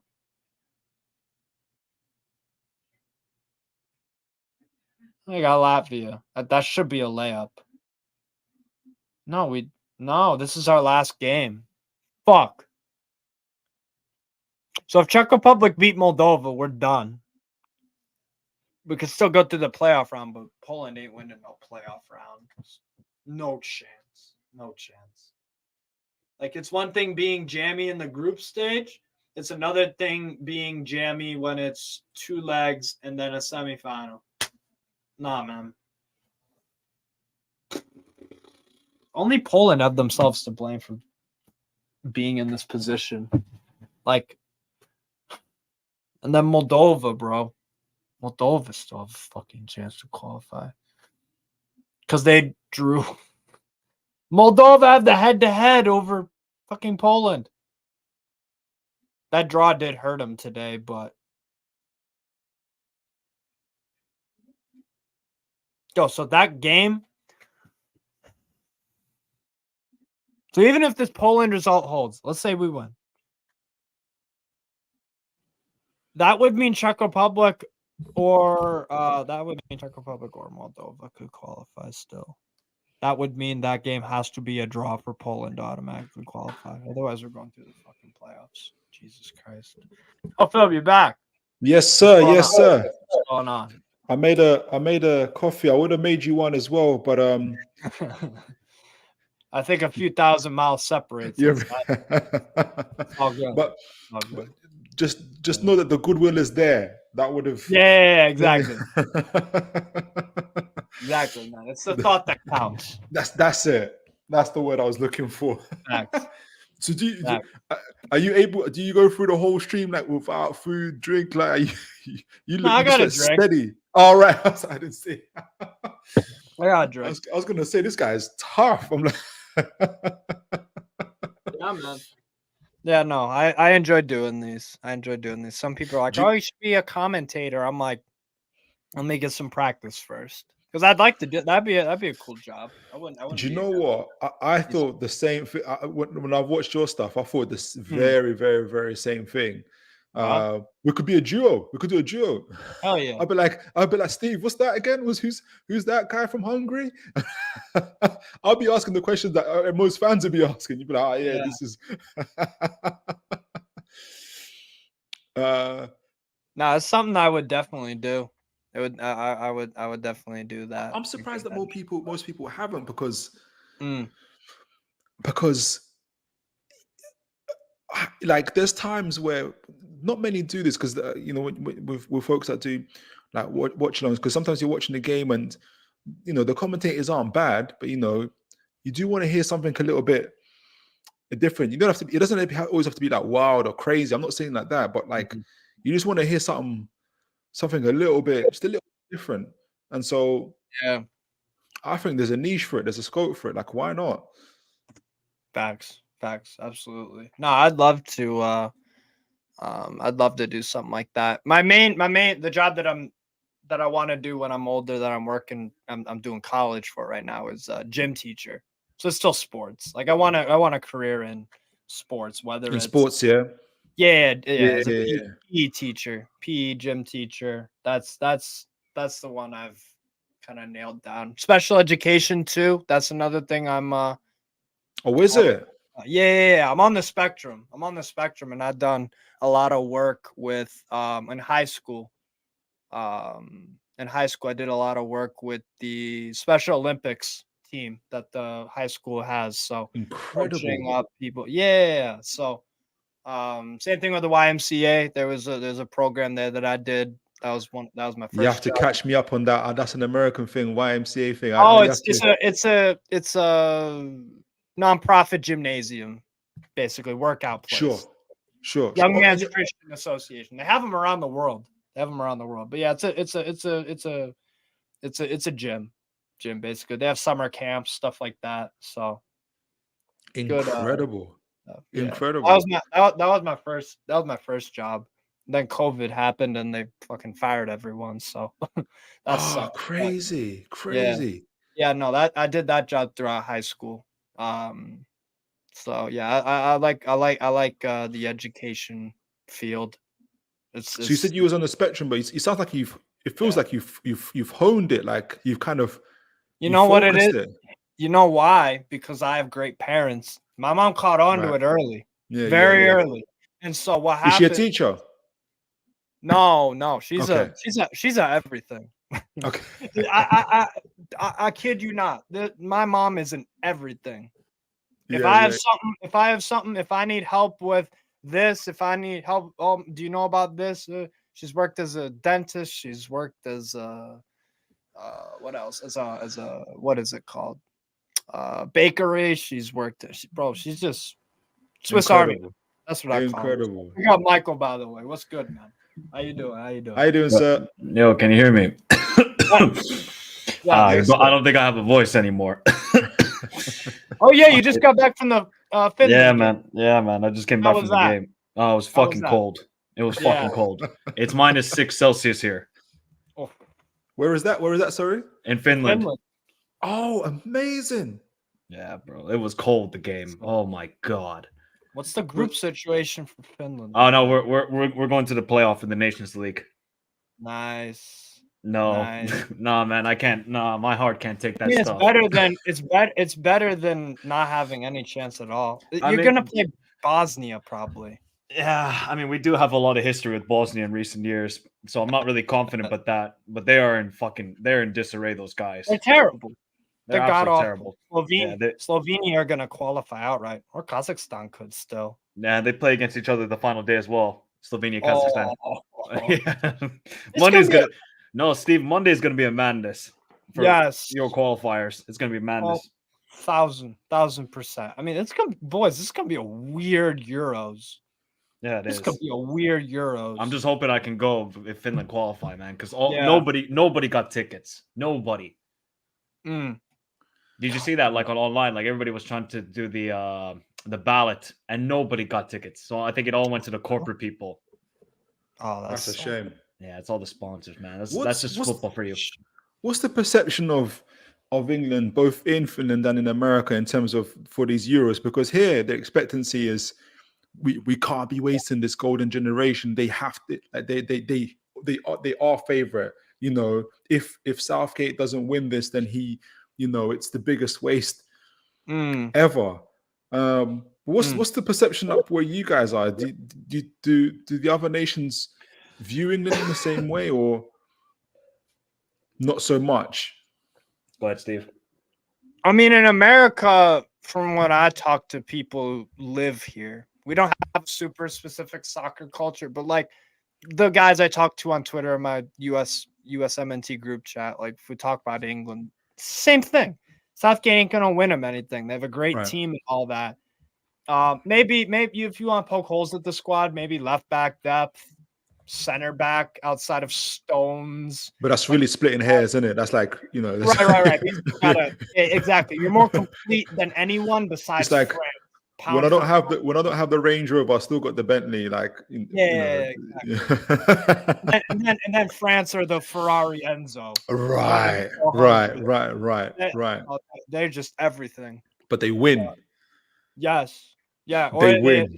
Final. But the perception of England. Well, it's funny because we obviously banter the fuck out of England because you guys colonized us. So Steve, bad news, Steve. Czech Republic just scored. I have that. You must have seen the goal update before me.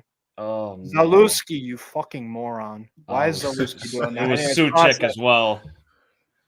Yeah, Poland ain't qualifying for this tournament. Wow. It's terrible defending. Yo! That is some horrific defending. Holy cow. What the fuck is that? Why is Suchek wide open in the box? Yeah, Lewandowski starting. He's starting. Yeah. It's a terrible lineup outside of Lewandowski, Zalewski. I saw the line. I couldn't believe Szymanski and Zielinski are not starting. I cannot believe that. Bro, it's the other Szymanski. It's just the shit one. The shit one, yep. It's not Sebastian, who's been ridiculous for Fenerbahce this year. That's terrible defending. That is terrible defending. Now, Poland ain't qualifying for Euros. I don't care if it's what you guys. But Poland's been qualifying. Is that the first time in ages you'll fail to qualify though? Because I'm sure it's been pretty consistent in terms of qualifying for tournaments though for Poland, right? Yeah, it'll be the first time since 2014. Yeah, 2014 World Cup. Yeah, because we were in the 2016 Euros. Quarterfinals. Made the knockout round. Yep, quarterfinals. Right. And then 2018 World Cup. 2018 World Cup was shit because it was a group of Senegal, Japan, and Colombia. I think we finished bottom or third or something. That was terrible. And then 2020 Euros, awful. Terrible.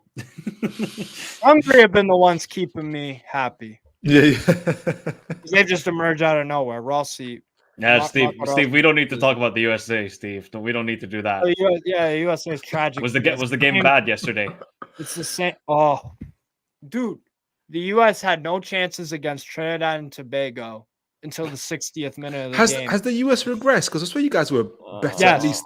Yes. Bro, this PE teacher, man. This PE teacher is. We have the same problem as England. We have the same problem as England, just on it's a freaking. It's not the same. An Alibaba version. We have a good squad for our region, a very good squad for our region. Who's the manager again? Greg Berhalter. Oh, okay. He's just a PE teacher. That's what he is. Awful. He can't coach an attack at all. Good save there, Dimitrievski. He can't coach an attack. He's so scared. US team must be able to afford like an elite coach. Like it's the US. No, we can't. No, and here's why. It's not. It's like it's the equal pay. We have to pay the women's coach as much as the men's. Okay. That's yeah, but did you see? I'm not going to ruin this. I'm not going to ruin your stream. But you saw who became the manager for the women's team now. Emma Hayes. Yeah, that's a really good manager.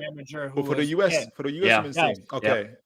And she is legit. She's probably the best manager in the world. Yeah. Along with Wiegman and whoever the hell's managing Barca and Lyon. Because they're always you don't need to manage them. They just have such good players. That's the difference. Especially Barca. Yeah. Oh, lovely Foden. He's broken through the midfield.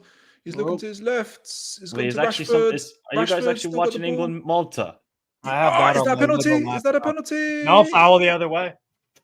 Oh. It's actually 1-0. Yeah. No, wait. I see Henderson, Gallagher, Alexander-Arnold in the midfield now. Yeah, that's why it's 1-0. I'm not tuning into that crap. Yeah, I'm not tuning into that crap. That's why it's 1-0. Oh, that's awful. What the hell? Oh, come on. Tomori is at left back. Do you know what? This is why Southgate is better off playing.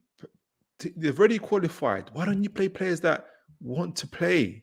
Who give other people a chance, like Rico Lewis. That would be so proud to put on that shirt. I'm not saying they're not proud, but like they're used to it. Put on players that haven't yet donned the shirt yet, and just want to. It's a big thing. Just ball out. Okay, it's much easier to introduce a debut about at home versus Malta. They are so lucky they haven't got quality.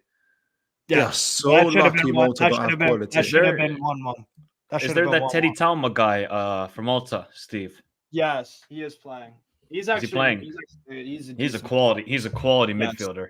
Yeah, definitely. No, I like Teddy Talma. He was so good for Central Wall last year. Yeah, he was. He's been good for around. Steve, was it you that posted the other day? Who was it that posted the other day about look out for the Georgian league? Was it you? Or was it somebody else? Just Georgian football in general. Georgian football in general. Okay. Yeah, it's one of my feature videos on my channel. Yeah, I made that a few months ago. They you know what it is with Georgia? More of their players are moving to the bigger leagues, and they're not getting time. And they aren't getting that. That is a problem. But what they do have is they have better players, I think, with some more potential than like a Wales. Because think about the Wales formula was you have Bale. Bale is fucking amazing, right? And then you have another piece in there like Ramsey, who's injury prone as hell, but fantastic player when he's fit. So you had two pieces, and they got them to a freaking semifinal of the Euros. Yeah. With bang average guys at best when they're performing at their best. So Georgia can do that. Because they have Kvaratskhelia. They have that can be the main, that can be their Gareth Bale. I won't lie to you. When we had some crazy link to him. I was trying to do my own investigation. How real is this? Yeah. Eddie Howe. That's at his peak. That someone like that at the highest level. That's an Eddie Howe player. Don't tell me Lewandowski missed a sitter again. How the heck did he not get that on target? Yo, it's a sick ball too. Oh no. What were you saying?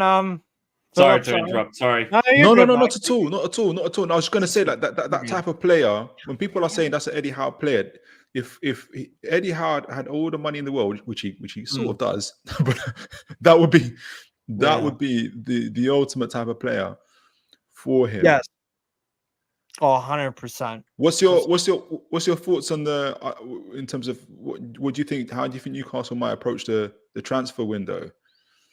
I think we'll spend like 60 or 70. Oh, I'm close. I'm between 30 and 50. I'm not too far from you. Yeah, somewhere around there. Because we can. I trust our scouts and Macedonia goal. It's 3-1 Italy now. Macedonia have a little bit of life. What the fuck? Italy are bozos. Italy are fucking bozos for even giving them half a chance. But you sound like you got a good game. You sound like you got a pretty interesting game to watch. I mean, ain't nobody watching England. I'm sorry. I mean, the stadium isn't even getting filled up at the moment. Yeah. Michael, can I ask? Are you watching? Are you in Helsinki or? Yeah. Everybody is. Everybody is. Ain't nobody living in the north in the Lapland with the fucking Santa Claus and the reindeer. You kidding me? Exactly. Come on, man. Ain't nobody. But here go Italy down the other end. Clear. They did a couple of years ago a piece on that FC Santa Claus team. I was like, yeah. There is. I couldn't believe it. That's way up north. They're in the what division are they in? Third. Fourth division, and I'm in the 5th division. So they're almost at the same level as me. Oh, you play in the 5th? What? Yeah, I play in the 5th division. I mean, it's not that good, but it's still decent. Amateur league. Yeah, of course, it's amateur. Only the main division here is professional. You must be hard as nails at playing in that weather. Oh no, the maximum it can get to, or minimum that you can by law is -15. Okay. And I've practiced a couple times in -15, and that wasn't fun. You know what? Rashford on. Can he do? Can he cross it? Saka. They fucked it up again. Oh, Foden first. Oh my god, you fucking England players ran into each other. What the fuck? It's a clown show. And Rashford's down. He's down, isn't? Sorry, I'm not gonna laugh. I'm not gonna laugh. I didn't know there's gonna be that. I don't know if it's gonna be that bad for him. He should be sacked just for. This is a clown show. I'm sorry. See, I didn't know it was gonna be that bad.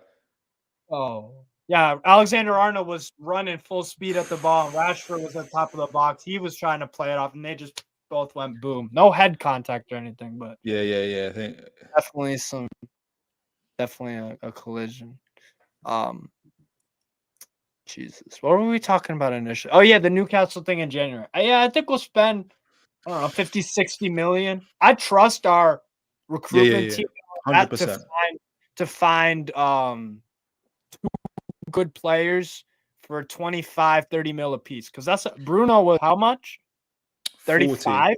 Yeah, 35. Yeah. Oh. Botman was 32? Yeah. Something like that. So we could sell them for treble. So do you think 191? Do you think 191 permanent?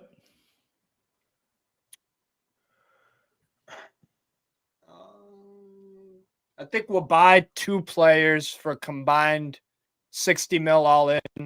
Oh, big save, Dimitrievski. Jesus. I think we'll buy 2 players, combined 50, 60 million, and get a loan. I think we'll get a loan. Were you thinking right centre back, someone across the front three? Anyone. Okay. Fucking anyone.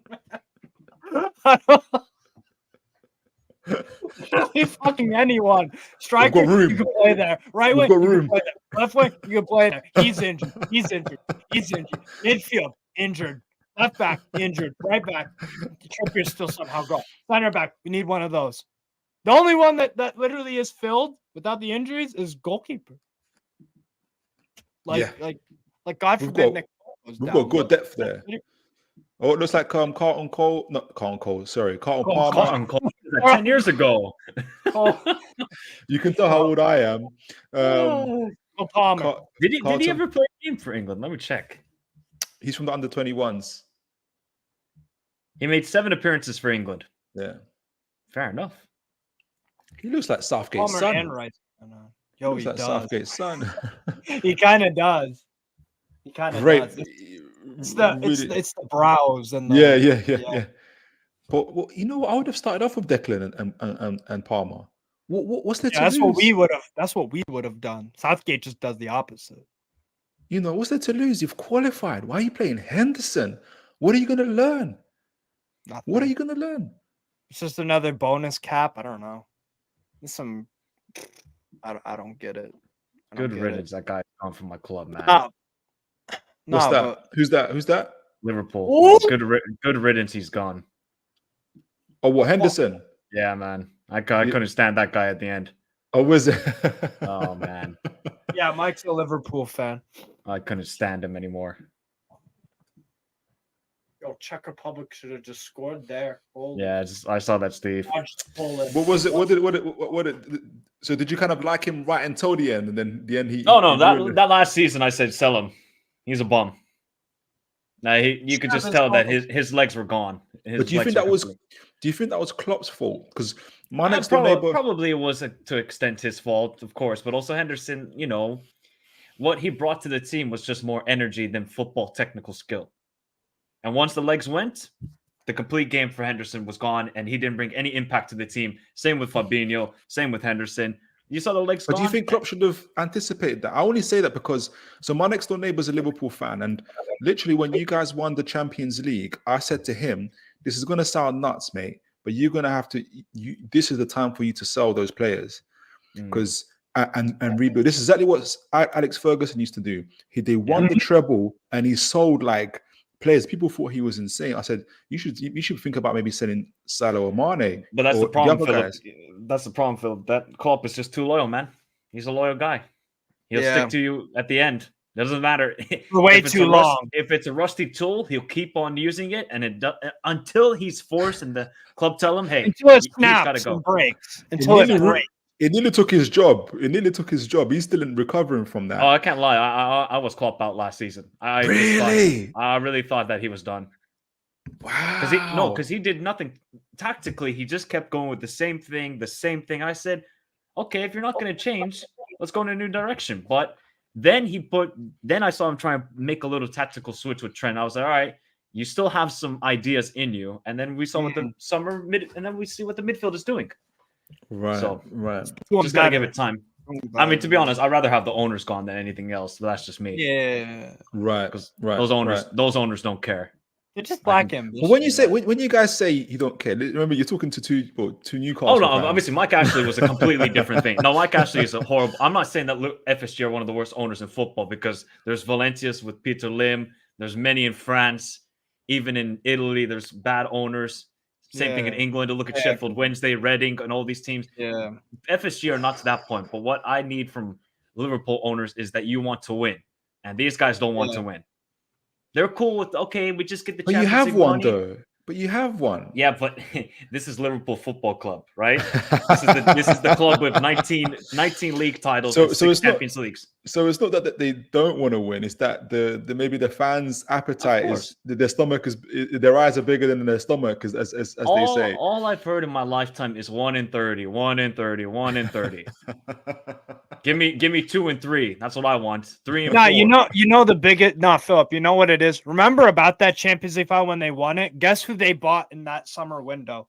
They bought Vandenberg, who's on loan at Mainz right now for peanuts, and they bought Harvey Elliott. I think came that summer too, who was 16 at the time. When did you get rid of Michael Edwards? Was it that season? That's when it fell apart. I think it was that season or the following one. Yeah, that fell apart. Like they're trash now, but like that's when they declined a bit. He might go Man United, mate. No, I think they're gonna go. There was rumors of Paolo Maldini. Mitchell, that was crazy. Mitchell, Paul Mitchell. Yeah, they're gonna go for Mitchell. That'll be the guy. What's Mitchell's Maldini? I'm shocked. Monaco, and he's also at Tottenham. Yeah. Yes, he didn't want to leave Milan though, innit? But I think that there's something going on in Milan that is just a bit, when you mean for Paolo Maldini? Well, for the club, because for Maldini to be, Oh no, they've gone to Moneyball. That's what they want to do. Okay. Buy for cheap and sell for expensive. That's what they want to do. Which can work if you fully are into it. Oh, yeah, exactly. Now they might need. Now they got Carlton Palmer and Foden. They can. I know. I'm gonna keep on getting it wrong. But they can now zip the balls right into the center. Yeah. And those boys can keep the ball it's like glued to their feet, and it becomes so dangerous. The defense have got 2 options: either back off or you have to clatter into them, and they're clattering into them, and England are just pushing fouls. Yeah, they're just drawing fouls. So you've only got two options with those boys. Man, a better coach would. You got these boys are talented. Why would you? Yeah, it's crazy. But my thing then is, okay, if you want to sack Southgate and all this sort of stuff, who do you hire? Oliver Glasner. Graham Potter. Yeah, give that a chance. Yeah, give that a chance. Yeah, that's true. The only problem with Graham Potter is that Chelsea thing really tarnished his reputation. Yeah, reputation, yeah, 100%. And people have got that thing in their minds. I think he just felt the pressure way too much. It was too big. It was also a shit situation, but he did things to make it. Oh no, he was terrible. Yeah, he was. Trying to please There's no sugarcoating it. Oh, it was far away. There's a difference when you're managing in Sweden, in the freaking north of Sweden. You're playing in the second division with Östersund, and there's no pressure. Everything you do well is a bonus. Swansea. Then you go to Brighton. But when you go to a top 6 club, maybe except for Spurs because they don't win trophies, if you go to a club like Chelsea, there's expectation to make the Champions League and progress far in the cup competitions. When you don't, you're going to feel the pressure. Speaking of that, Michael, because you got Jurgen Klopp, and you might be able to speak to this, and speaking about managers and having, whether it's especially with a Chelsea, with a Liverpool, with a Man United, you need a manager. It's beyond just tactics and strategy. You need the manager of a personality and character, definitely charisma to do that. So, for instance, like obviously Eddie Howe's Newcastle's manager, and the narrative around, apart from Newcastle fans, especially not from me, but the narrative around Eddie Howe is, but it's only a stopgap, and they're going to move on to something else or whatnot because they don't see it. So, I view like Eddie Howe. You've worked your way through the ranks, like you've really worked your way through the ranks from the bottom to now. Why can't people think that he can't develop that sort of personality, or if he hasn't already? There's a reason why, for instance, he studied under Simeone for a period of time. He says it was only for a few training sessions, but I think if you see the play, you're thinking, it's a little bit. I think he was there for a little bit longer than that. But so my question is, why don't people think that? Because Jurgen Klopp worked his way up. No one just started at the top. Apart from Arteta, I think, because he had a really good man, he had a really good teacher in Guardiola, and he just went straight to a top league side. Same with Pep. Pep did work for years with the academy though at Barcelona. He did. He was raised within that DNA. Yeah. So my question is, you've obviously experienced Klopp, you've seen it. Do you think that you can develop a Klopp like Guardiola, like Mourinho, like persona, or kind of, or I don't know if it's the right word, but I think we all know what we're talking about. Can Howe maybe Howe already has it, or he doesn't? Can he develop it, or is it a thing where you think, you just need you either got it or you haven't? It doesn't matter where you've. To me, I think it's a case of Eddie Howe. Either he's got it or not. I think though he's shown it, because you guys made the League Cup final for first time in what? How many years? How many years has it been since you've been to a cup final? You're looking at early 2000s now, FA Cups. I think that cup run shows you that he wants to win, he knows how to manage it, but it's about now. Can you take that next step? So this is now. This is now. Now it's the now. You're in the now. quarterfinals of the League Cup. You've beaten City. You've beaten United, showing that you can do well. Obviously, you have many injuries, so I can't really say much about the league but you've done well since the Brighton game. Because after that Brighton game, I was like, this ain't looking good right now. It was looking bad. I was like, I don't see any identity. Sean Longstaff was a difference. So it's just gonna take time. I think we're such in an era where everybody wants the managers to get sacked. You just see it on social media. You see it on YouTube, anywhere. Journalists talk shit. Actually, sorry, not even talk sports. Talk shit. That's all they want to do. They just want to talk about managers getting sacked. But it's a progress. Liverpool went through the same thing with Klopp. We suffered a 3-0 bottling to Bournemouth, and I thought to myself, what on earth are we trying to do with this club? What are we trying to do? Right. So you're gonna go through your ups and downs. You haven't spent the money like City. You're gonna have to be patient, and you have to just keep on building the team. It's not about having the best starting 11. It's about having the best squad. You have a good 11. You have a good 11, but your bench, I would say, is very weak. Especially Almiron. The guy he's cool. He's too hot and cold. Almiron. No, he's not. No, Steve. He's not even hot and cold, bro. He is no, like but Alaska. He can get hot. It's cold for most of the year. He scored like 7 in a month or a month. He's done that once in his career, Steve. I'm not even counting Atlanta United. I'm not counting that, or when he was doing it at Lanús in Argentina. I'm not even counting it. So was Jurgen Klopp?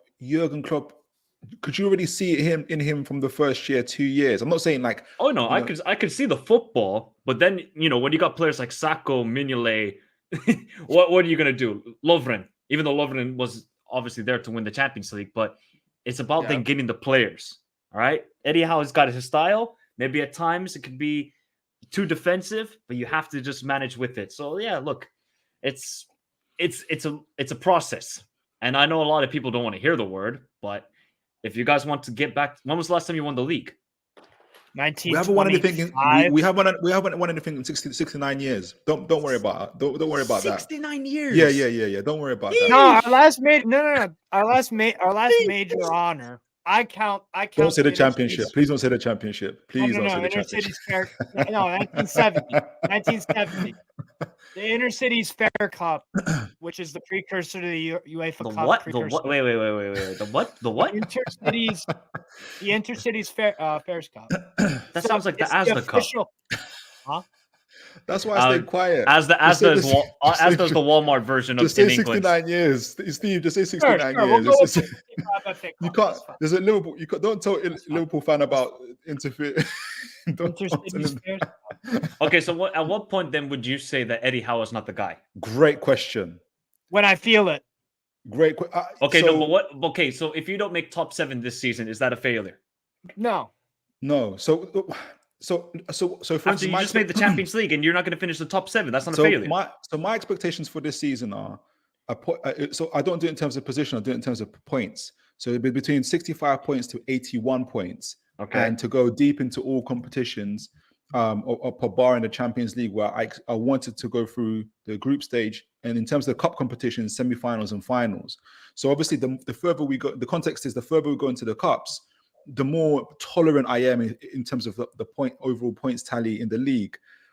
But if we're going out early in the League Cup, going out early in the FA Cup, going out in Champions League, we shouldn't be finishing 65 points or below 65 points. We need to be getting higher. So, having said all of that, I would say if we finish again semi-finals, finals in the FA Cup, League Cup, and between 65 to 81 points in the league, we're progressing, we're doing well. Yeah. If we can win a Carabao Cup, that's a success. Oh, okay. He's got a lifetime contract.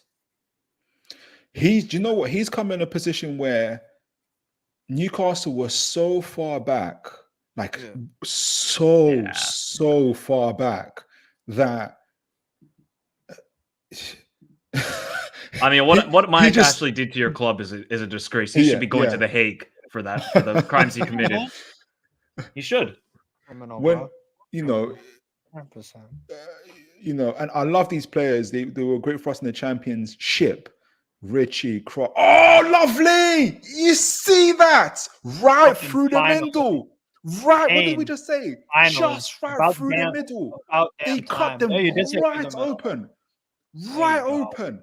2-0 over Mighty Malta. There you go. Right through the middle. By the way, I agree with Anthony here. Big up to Anthony. He says there's also planned pressure on Redbird to sack Pioli. Look, same thing with Milan. Like, you cannot be bottling a 2-0 lead to Lecce in the second half. No, but Lecce do that, Michael. I'm literally going to make a video soon about No. Steve, I agree. Lecce are a very good team. Like, Bonda on the right wing is a baller. But come on.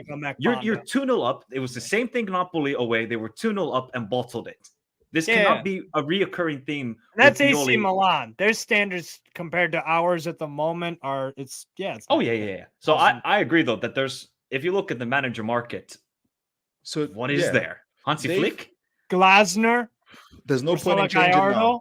There's no point. Gallardo's going to Saudi. That's right. No, there was another one I don't mind. Oh, good cross. No, you know what it is? I think they should go for Glasner. I'm surprised Glasner hasn't. He got Eintracht Frankfurt the Europa League win and made the final against Leipzig. And Milan are They're not at this point, Mike. They are not going to win the league. Yeah, No. I think it's so. It what's better your be best Inter. next option? The cups. Declan, third goal. Third goal. Very nice. Do you see that? It's all changed. Foden and Carlton Palmer are creating Cole. I did it a call, didn't I? Cole It's like Palmer. it's insane. It's insane. Declan Rice, very nice goal. Very nice goal. But he was able to run in the space because those boys were making the runs either side. Dragon players. Yeah. That was You nice. made the fans go through all that stress when you could have just played those boys at the beginning. Look at that. No, Declan Rice just drove with that ball. But Foden made the run. He made the run just for him to do that. Declan Rice is such a baller, man. He's such a good player. I don't rate a lot of English players, but Declan Rice is a baller. He's a good player, man. Yeah. Lovely. Absolutely. And they're going right through the middle. That's actually good. Actually, that's a good discussion. What should be we know what Southgate is going to choose. What should be the midfield for England next summer? Bellingham, Rice, and then who's the third guy? So you could go with Madison, Palmer. Because I know what Southgate is going to do. If he gets to a semifinal and he's going up against Germany, he's going to put Henderson and Rice and then Bellingham in the 10. That's what he's going to do. Yeah, 100%. Midfield 3 for England should be fucking. If Madison keeps up the form, yeah, he should be starting. But then again, Palmer could too. Palmer could. Oh, the games. And Palmer is the kind of guy where if you throw him into any scenario, I think he swims. He don't sink. He's a swimmer. He's a guy where he's not intimidated by the moment. You throw him into whatever scenario. You could throw him into a freaking World Cup. Cole Palmer, that's your first freaking England cap. He's been in Man City for how long? But mentality. It depends when you talk about midfield. It depends what you want your team to do. If your team is obviously going to sit back, it's true. Macedonia have won. It's 3-2. Are you joking me? No. It's a screamer. It's a screamer from Macedonia. I'm not dealing with this again, man. I'm not dealing with this again. God. No. Oh my God. No. Yo, it's a screamer too. Italy por favor, no más. Oh my word. What a good. Oh, it took a massive deflection. Oh, that's a massive deflection. Wow. Oh, off a Cherby. Oh my God. Bro, I wasn't even. I turned it off at 3-0. But these. Because that's right. These. No. Man. Oh my God. Anthony's losing his mind. My poor Italian buddy. Atanasov, his second goal. In Italy, trying to put the onus. Italy have really just so casual as that. This is. Oh. Nah, man. I'm not living in a world where they're not making it to Euros, man. I am not living in that world. Look to counter here. Not a bad turnover. Hold on, they choked off Declan's. Oh, I saw it. I couldn't believe it. Oh yeah, they choked it off. For what? North Macedonia don't have anything to play for. These guys. This is why I don't pride. They got pride. They got pride to play for. Got, what minute is the Italy game on? It's in 75th. 75th. Lovely Walker, Saka, again for them. Teddy Tuma, good pass. Yeah, that ball, Philip, that ball dude, the number 10 for Malta, he's a good player. He is. He's taking Teddy Tuma. Yeah. Teddy Tuma, yeah, he plays for Stade de Reims. For who? For who? Who does he play for? Will Steele, the football manager guy. Stade de Reims, REIMS, in France. Is that also for him? Oh, okay. Yeah, Will Steele, yeah. It does. Oh, that's a good ball. I heard his brother's the assistant manager or something now, isn't he? Yes. Yeah, he got a red card in the game. I was watching the game too. I think they're playing Lorient, and he got kicked out, and his brother just came on. Oh, that's funny. Funny as fuck. That's a hell of a story. They're actually doing quite decent this season, Steve. They are. Started at them. They're fifth or fourth now. Fourth? Yeah, they're doing really well. They could get a European spot if they just keep it up. They've got some good players. They got Ito there. They got Toma. I like their defense. Abdul Hamid has been there for years. Yeah, he's been there for years. Consistent. Yeah, they're a good team. They could make a European spot. Definitely. Good passing from England. Goal kick for Macedonia. Dimitrievski. I cannot fucking believe they're leaving it this. They are really. Oh my word. No foul there. That's crazy. You're not Italian, Michael, are you? No. You're just finishing American, half and half. Yep. All right. Two of the best passports to get, because when I go to America, I just use the American passport. Everywhere else in the world, it's the Finnish passport. Incredible. It's easy. Nice. Finland got no beef with anybody in the world except for one country. I won't mention the country. Well, you can mention Russia. There we go. Oh, Russia. Yeah, that makes sense. That makes sense. That's why I had to do that's why I had to do the military, bro. Those guys make us all do the military. Oh yeah. If anything pops off, I'm going to. I'm gonna become a Navy SEAL, I guess. A Navy SEAL. Some special. Imagine me just watching Macedonia, Lithuania, and just being like, "Huh? What are we doing, Sarge? Oh, we're in a war." Bro, Steve is watching some random ass Melbourne victory versus Sydney FC, and he's like, "Oh shit, we got to do something now. We got cornered." Oh shit, it's go time. Go time. But they would kick my ass out. They would kick my ass out. Nah, so man. fast. That military here is no joke, especially in the winter. Oh what my age, god. What age do people have to go in? 18, 19. 18. Okay. Yep. For any Western country, it's usually 18. Some of it's mandatory. South Korea. I don't think many. It's mandatory here. Have. Yes, I think Finland's one of the few, especially in Europe. South Korea is mandatory. That bro, that's 2 years. 2 years of military. They need it. Yeah. Sun Heung-min had to. He if he didn't. Yeah, he had to win that Asian Games in 2019. Otherwise, he would have had to leave Tottenham for 2 years. Leave Tottenham to do military service. That would have been crazy. Yeah, I think he still did. He I think he did some like a couple months during COVID though. Yeah. If I'm not mistaken. That makes sense. To be fair, no one's doing anything. Yeah, that's true. Makes sense. Oh my God, Steve! Poland are terrible, by the way. Yeah, absolutely. This is so horrific to watch, man. Absolutely dog shit. You guys have so many quality players, and then I just watch. It's like I'm watching San Marino. Oh. It's terrible. It's because Polish football is probably the most regressive fucking dog shit football. No, you can't say that because Bulgaria. Bulgaria Did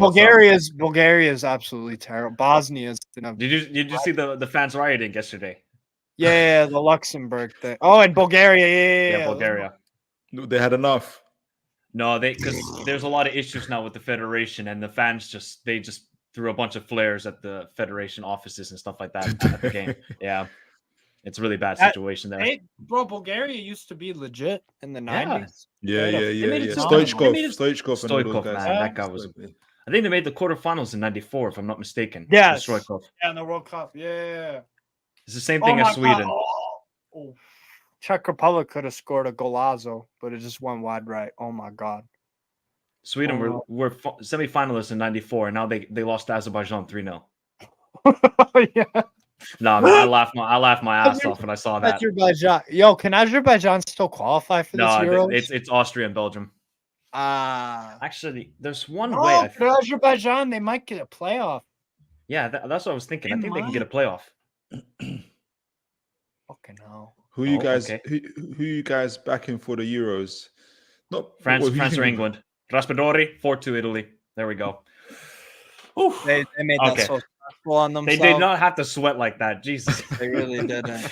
I swear there's some betting involved. I think Tonali's involved in this. Of course he is. Hey, leave nice Tonali alone. Nice. He was innocent. He was innocent. Oh man. I feel bad for the guy. He was I like how it's interesting how they did it. Like they called up the internationals. Yeah, Italy were playing. They turned up and said, "Yeah, you're being charged." Yeah. That doesn't surprise me. You're going to the Torino. You're going to the Torino Police Department, motherfucker. Straight away. You're in handcuffs right away. I feel bad because a bunch of those guys are young guys, and once they got involved in the gambling, they just didn't know how to get away from the addiction. It's stupid though because they know damn well. They know damn well. They just thought they were clever than anyone else. No, they just thought that they were footballers and they can't get in trouble. Big up YG. That was good, man. Like it was good, YG. It was cold as hell, though. I'll tell you that. Oh yeah. It's always cold as hell, man. It is always cold, man. Well, you know what? Exactly what you're saying, Marco. In terms of the betting stuff, I'm not in the players' shoes. You're not there, but I think people got to. I think that you can have two perspectives or a number of perspectives on it. You know, some people, you get caught. Everybody. No, but the thing is, I think a lot of people just assume like, oh, they're footballers. They had the perfect lives. But some of them, like, they're young. They don't really have a lot to do. So they're bored. And then they get into gambling. And then, it's an addiction, just like alcohol, tobacco, any of that sort of stuff. Once the mind just wants to gamble, they get stuck in that sort of vortex of it. And they don't know how to get out of it. And then they just thought to themselves, let me bet on my own team. Because that's really going to be a smart idea. That's the problem. It goes up in, He could have just easily bet on, blackjack, poker, even horse racing. There would have been no problems. But once he got involved in betting on his own team, then we got issues. But I don't think he had sort of any management from his agent or his family where they said to him, you got to stop. This is going to be a detriment to your career. Speaking of management, I remember Bernard Hopkins. I know it's a different sport. Oh, yeah. But he was talking about trainers. He goes, look, nowadays we've got too many trainers and not enough teachers. And I thought that was interesting. That he, and he was talking about, you can teach someone how to jab, how to throw a punch, this and that. About teachers, you're talking about how do you think, your values, life lessons, because that's what you bring with you into the ring. And I think it's the same thing for football. I think when I look at Man United, for instance, people are looking at money to spend, this and that.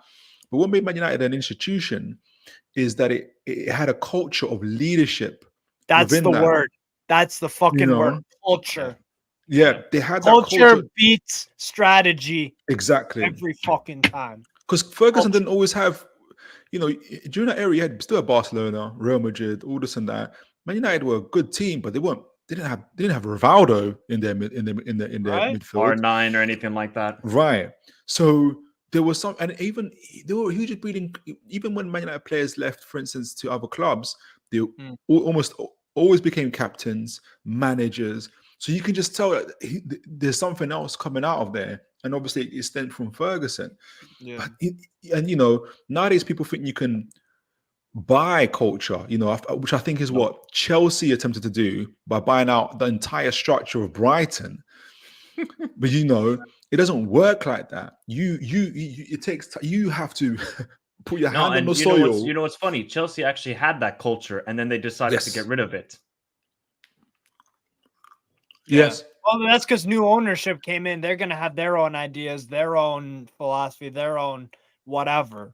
Because they're gonna want to be different for better or worse. They're gonna want to have a different approach, just naturally, from the way the old regime did things. But yeah, you're right. You can't buy culture. It's something you have to. It's something you have to instill, and it's a way of life. It's a way of life. It's a way of like on and off the pitch. It's dedication. It's all the intangibles. I don't know if you saw that with Patrice Evra when he said when Van Persie first came to the club and he shook his hand and said, "Welcome to the man's club." And Van Persie took it as an insult. He thought it was, and then after a couple, I think Van Persie told the story actually, and he was saying, "No. I knew after a couple of months, I realized what he's saying. Like this is different. Their mentality that is totally different." Yeah. He wasn't taking the mick. He was just saying, he was just telling you, "Hey, it's different on this side." We're serious. Really? Yeah. We are serious. We'll have fun when we win and stuff, but it's serious. Right. It's serious business. We're not here to mess around. Exactly. No, but that's the thing that I also like about Eddie Howe. Why I think exactly him staying around for a while. Exactly. There's a culture. He's not the sole component of the culture. He's not the one who's single-handedly instilled. He's got leaders. He's picking out leaders, and they're growing. Speaking of that, because obviously Trippier's captain, Lascelles, in the next year and a half, 2 years, who you seeing as captain and vice captain? If language wasn't an issue, Joe Ellington. I had that mind him. Sometimes he speaks well. Can he not speak English? He can speak English. He does whole interviews. He's been working on it. That's right. Okay, yeah. He's got the respect. Joe Ellington, because he's had to go. I would love to see that. Hero. He's been through all of the stages from zero to hero. The only thing now that he can do is add trophies and all that kind of stuff. So Joe Ellington will be my pick once Trippier does move on and that kind of stuff. Like Longstaff, I like, but I do like my captains to be a bit intimidating. Like Longstaff, I love him, but he's not like, oh my God, Captain Longstaff, we're fucked, But Joe Ellington, yeah, I'm not saying, and I think actually, there are 2 games this year where Longstaff was captain. So like it clearly Eddie sees it too. It's not that a captain's a big deal, but it's not end of the world kind of thing. But if I would pick in a few years, Joe Ellington, that would be mine. No, but I think still captains have a massive weight in the club still. Yeah. Like, but I'm saying, like, if Longstaff is captain for a game, it's not the end of the world. No, that's not the end of the world. If he's just for a game, that's no issue. Yeah, exactly. Yeah, Jez makes a good point. Yeah. And just kind of the same with us trying to change things in terms of culture. Because last few years of Conte and Jose genuinely made it. Exactly. Yep. Exactly, man. It's all about culture. Kansas City Chiefs have culture. 90s Chicago's Bulls had culture. Fucking Spain, when they won the Euros, World Cup Euros, that's a culture. Like all this, you can't really find a dynasty or whatever you want to call it where they don't have a culture, because you don't have you can have one without the other. You can't have a dynasty without a culture. You don't just randomly win games on a whim and just keep doing it, because that's not sustainable. It's all about culture. All about fucking culture. Bayern culture. No, please. No, but it's a foul for Czech Republic. Stop. Fucking hell. So bad. It's actually going to go down to Czech Republic and Moldova. That is jokes. Yeah, Poland are going to fucking... I hate this so much, man. Oh my God. Yo, what the fuck? What's the live table saying? Oh, no, you guys are third. Yeah, we're done. Absolutely done. We'll make the playoffs on it, but we ain't doing shit. I don't care who we play. Luxembourg would beat us over 2 legs. Fucking, I don't care. I mean, you better hope that Italy progress, man, because you do not want to play Italy. To be honest, I'd rather play them because they've fucked up from this position. They've fucked up. It could be Croatia, Italy, and Poland in that playoff. That would be wild. That one of those countries do. Michael, we suck whoever we play against. I know. Maybe as an underdog, we could pull something out. We wouldn't.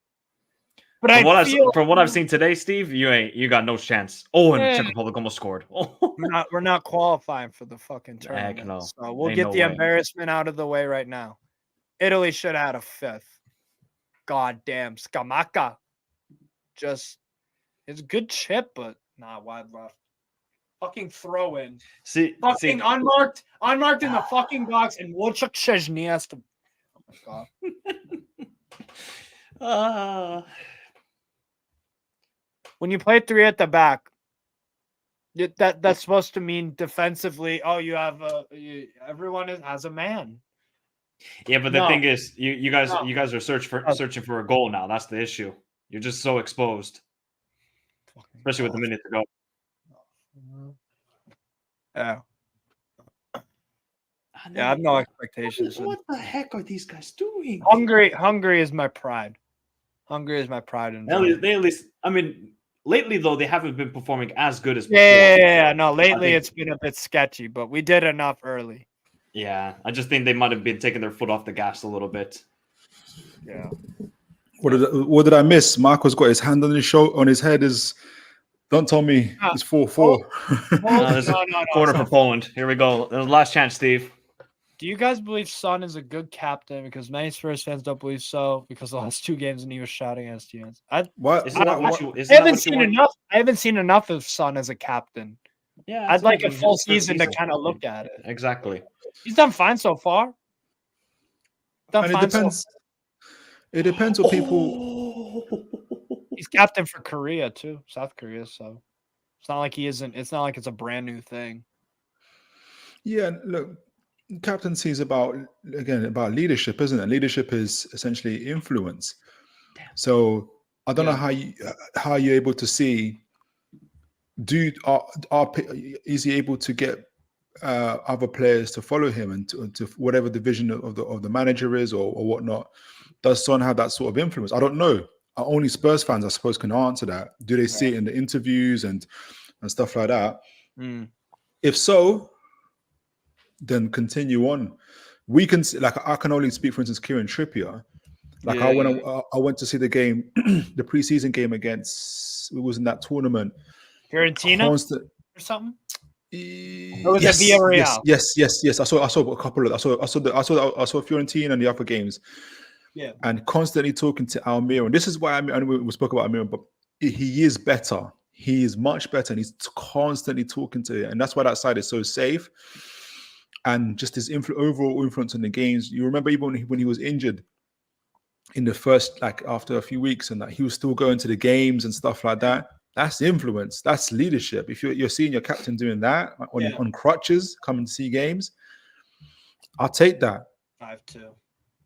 5-2 Italy. No, I agree. No, Trippier's been a exemplary captain. Oh, awesome. Fucking awesome. I'll never forget him, man. He whether he wins a trophy or not, I'd love it. I'd love for him to that win would a trophy. cement his legacy as damn, you are up there. But Bobby Robson would have loved to have a Trippier. Yeah. No, he's been just outstanding. For so cheap too. For so fucking cheap. 12 million. Oh damn. 12 million for a guy with that many England caps, that much experience, crossing ability, good defender. He's that guy. He is that guy. No, that might be one of the most important transfers in Newcastle history. 100%. And what were people saying? People saying, it's underwhelming. They thought we were going to buy Mbappe. We've got Burn, we've got Trippier, we've got Wood. Oh no! What's Chris Hughton doing with Ghana? Jez is a German. They won 1-0 today. They needed a last-minute winner to beat Madagascar.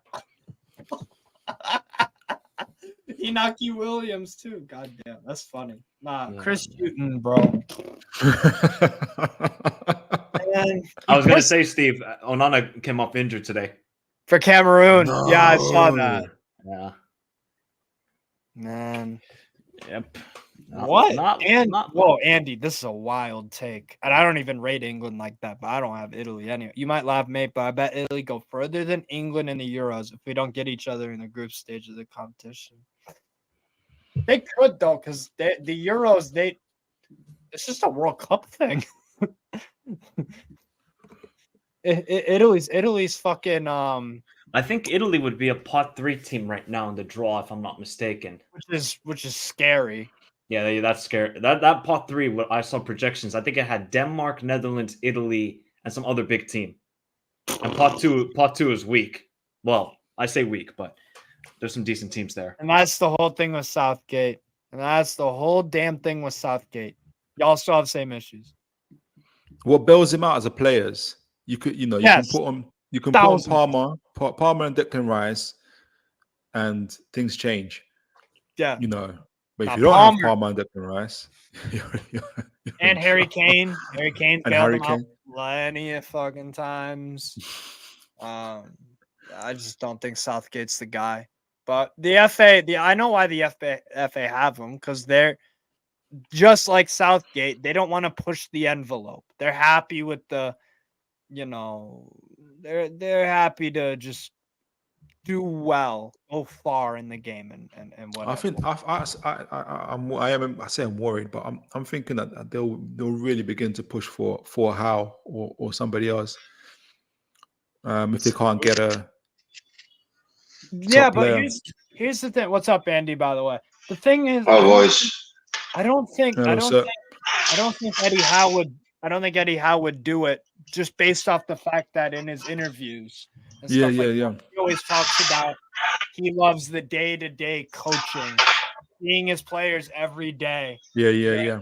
And being on. And he wants to win. Like he wants to win something before, because essentially when you go into international management, it feels like you're going into retirement, isn't it? Like, or just like the stage before retirement, like. Yeah, exactly. No, because a lot of older managers are in the international game. A lot of them. I can't think of any super young. Nagelsmann's the only one where he's a younger guy. He ain't doing shit with Germany. But Yeah. He's the only real young one I can think of. But Andy, did you watch the England game? Yeah, for the last 40 minutes of it, thank God I had a kip before. So long story short, I didn't get much kip last night with the little one, so I caught up on a couple of hours. I planned to get up for the start of the game, but in a way I'm glad I didn't, mate. You didn't miss it. Even the 20 minutes I watched, mate, it's just Southgate's football, man. That's just... It's against Malta. It's a shame. It's a shame we're gonna have to fail at another tournament before he walks away. Before he walks away or gets sacked. He's got either way. If he wins it or he walks away, which that actually means he'll walk away. We're never winning the tournament with Southgate in charge. I'm telling you. Yeah, hell no. No chance. We couldn't win the championship with him in charge. I'm telling you, something would happen. It's just, mate, the football is so. Oh, honestly. Cole Palmer changed the game. Cole Palmer did change the game. That's what I will say. It's like getting a good dentist is still going to be painful, but at least you get the result. You know what I mean? Yeah. Rice looked good. Rice looked good, as he should against Malta, but I was going to say, like, if you're a £120 million midfielder and you don't look good against Malta, there's something wrong there. Yeah. Cole Palmer actually had a good cameo too. What do you, Andy? I don't know if I talked with you about Cole Palmer lately, but what do you think of him? I think he's mass potential, man. In my opinion, he's done the right thing for his career. He's trying to get first team football. I know Morris left when the opportunities would have went up this season a little bit, but what's he, 21, coming up 22? You want to be playing football, mate. He's 20. He's 20. 12. Very well, and you've got to play football, mate. The only way you develop as a player and as a character is by being. I'm guessing he was involved in the dressing room at Man City, but when you're a bit part player, you don't really. What's the word? Contribute in the dressing room as much or develop, exactly, mate. I think it's a shame that he's had to leave Man City, because if he done it, I don't think he's quite got that. I don't think he's quite going to get the level of Phil Foden. Hence why I agree with why Phil Foden stayed. To learn off the De Bruyne's, the Bernardo Silva's and whatnot. Chelsea, I said this a few months to you, mate. Once they eventually decide what their best 16, 17 players are, they can then decide who they're going to get, the 30 players that they're going to get rid of, and then they can bring in what they need, because they've got sellable assets. Yeah. Like Arsenal need a striker, but who do they sell to fund that project? Yeah. Ramsdale, maybe. Nketiah for a few. I don't know. Possibly. You know, if Nketiah went to somewhere like a West Ham or something, I think he does a job for them. Yeah, because that's probably about his level. Somewhere like that. But yeah, Arsenal just need to. They've been a crap selling club for a long time. When was the last time they sold a player for significant money? It's been a while. Who, Arsenal? Yeah, they don't sell, and they let go of any play. Like Sanchez was a swap deal, I think. Yeah. That deal that does not make sense to me. That stunk. That fucking stung. Mkhitaryan has come out. Actually, both of them have come out the better end since they left. You look at the goalkeeper situation, Steve. No, Ramsdale and Raya. If they brought in a Donnarumma or a Oblak or something like that, you can understand why spend £35 million on a goalkeeper. And then when he got criticised for spending that amount of money on a goalkeeper, I said it's the potential that we're buying. You've just dropped that potential on the bench. Andrew, do you reckon? Because I can't remember what stage of the transfer window Raya came in. I want to say towards the end. I think he came towards the end. I suspect that he tried to sell Ramsdale, and he couldn't get him off. But the opportunity was there to get Raya, and he just took it. And now, obviously, to spare Ramsdale's blushes, I think he's saying, yeah, and obviously to keep the price high. Because if you start saying to people, we couldn't sell Ramsdale, that's why we got Raya, the price just goes up down. So he's just saying, no, I want to have two goalkeepers to compete, and da-da-da-da. I think Ramsdale is going. I think there's a little bit of it's more kind of in the know information, but from others. But when like teams like Newcastle might be looking at him, but it might be too early for a January transfer window. I don't think Newcastle will buy a goalkeeper in the January window. I wouldn't buy. But in the summer, Ramsdale. No, I agree with you. Yeah. I like Ramsdale. I think he's a good goalkeeper, but I think we could get someone cheaper and better. Okay, yeah, that's certainly possible. Because for me, it's like we can find another Bruno Guimaraes. I'm not saying he's gonna be as good or whatever for that cheap, but I'm talking about someone like the goalkeeper for Valencia, the Mamardashvili. That's a guy that has been playing, and he's freaking 21. He's got the character, makes some incredible saves, good distribution, claims crosses. Like that's a player we could get for 35. Whereas we get Ramsdale, it's like I'm higher on Mamardashvili. He's younger and has more potential for me. I think it's hard to sell Ramsdale because the top six are pretty sorted for goalkeepers, and after that you just have to unless Martinez leaves Villa. But then if you're Ramsdale from Arsenal to, I know Villa are on the up, but still from Arsenal to Villa, No, but that's about as good as it'll get, though. You've also got the embarrassment of, let's say Man United cut the losses with Onana, or Chelsea say, right, okay, we've made a mistake signing two goalkeepers. You then go and spend what's Ramsdale going to cost? Let's say 40 million. Let's just put a ballpark on it. As a manager, if Ten Hag then wanted to go and get Aaron Ramsdale, he's admitting his error in buying Onana, or vice versa if it's Chelsea. I do agree that Ramsdale, there's not much difference between Ramsdale and Pope for me. It's different. It's horses for course. It depends on what you like with a goalkeeper. Yeah. I do think Pope's a better shot stopper, but I do think Ramsdale's probably ceiling's higher in the future and potentially plays he's better with his feet, let's be honest. But, you look at the Chelsea squad and they've got Kepa Arrizabalaga, they've got Sanchez. Has Ramsdale proved to be better and more consistent than either of them? I think he has. So the only other teams that you're looking at after that is the West Hams, Brightons. They're not going to spend £40 million on another goalkeeper. Yeah. So I think you're bang on it. Where does he go? And he's a victim in a way of the fact that he went to Arsenal with such a price tag, because Arsenal are not going to want to let him go for a loss. So then he's got to get back in the team in order to get the price tag back up. So it's. I think, and this is where England players don't do this, but look abroad. Look abroad. You could play for a Leverkusen, a Borussia Dortmund. Would they pay? I think Arsenal probably looking at. Would they pay for him 50 million? Was it from Sheffield?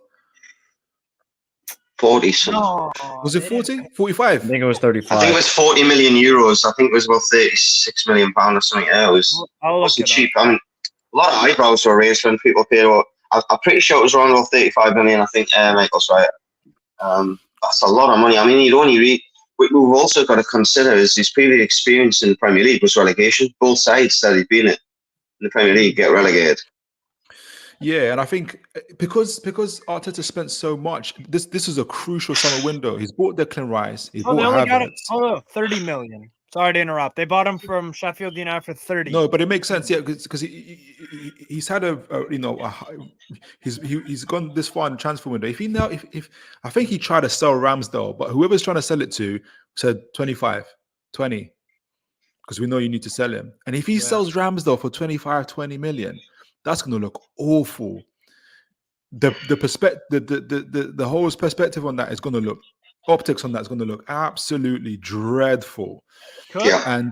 And he's bought Havertz, which he knows is a high risk, absolutely high risk signing for so many reasons. Yeah. I think he's without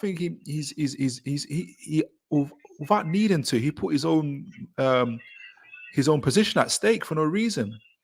He's going to die on that hill. He's going to die. He's gonna die. No, but it doesn't help his position when he goes to the board and says, right, I want X, Y, and Z £1 million, because you just said there, Havertz. It's the risk factor with Havertz, isn't it? We all know that I watched him at Leverkusen and I was impressed with him. He then goes to Chelsea, doesn't really impress, but then in certain games shows that he's got a bit of an ability. Then when you're paying £60 million, the risk factor is so higher than the reward.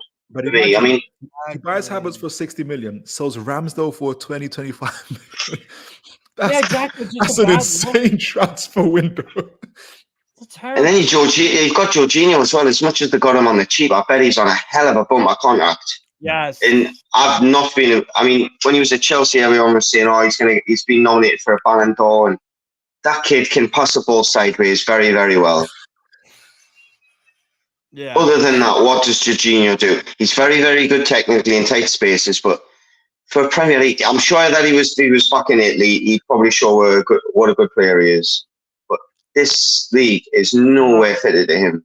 No, it's not a Premier League thing for me. It's a coaching thing. At Napoli, his trademark was making those sneaky, deceptive runs into the box, and then boom, I'm right there.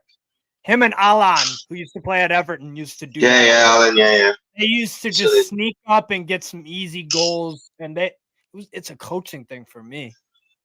That's what it is. I mean, Pep was after him, so I mean, I don't know what I'm whinging on about, because Pep apparently was his biggest admirer. Right. But I'm sure he was there. I'm sure he was there to buy him to do the Rodri role. Just sit. He's very good at that, but yeah. Arsenal haven't got, Tony 1 minute tells you he's a world-class player. Now that he's not playing, we're going to sell him. He's no good. And take me a mind of Tony, mate. He was world-class 6 weeks ago. They need to keep Partey. They need to. For me, they do. Because, for instance, in the game against Newcastle, I think Declan Rice, without any kind of disrespect, but I think Declan Rice was holding them together. He was so good that game against us. He was holding. If you take Declan Rice out of that midfield in that game, holy moly, it would have been torture. You think Jorginho's going to hold back Joe Linton and Bruno? No, that's not going to happen. They need an enforcer, mate. They need an enforcer. They need an enforcer, but it's so unnecessary because you had Xhaka there, you know, and maybe people are saying that Xhaka wanted to leave, which is fair enough. Maybe he really wanted to leave. He did. Do you know what the reasons for that was? I mean, There was a video on a while ago. He said he wanted to go the season before, but Arteta begged him to give him another season. Sorry, Steve. No, it's something about. Steve, I got to bounce, by the way. In a bit, man. Peace out. All the best, man. Take care. Andy, you know what it was? It was something about his wife wanted to move back to Germany. Yeah. So all right. Fair enough. Fair enough. Exactly. He had to go down the happy life. But how'd you go from Xhaka? Because he had the season of his life, and we know what all he's about. Doesn't it make sense? Because I'm going to say that obviously. Arteta is a high profile manager, and he's got a mind. Yeah. If Xhaka leaves, and Havertz is the answer. What was the question for Arteta? What question was he trying to answer? That's what I'm genuinely trying to understand. What was the question that he was trying to answer when he felt that Havertz would be the... That's what we're all trying to figure out, because they're nothing alike. Nothing. I don't know what any question where Havertz becomes the answer, if I'm honest.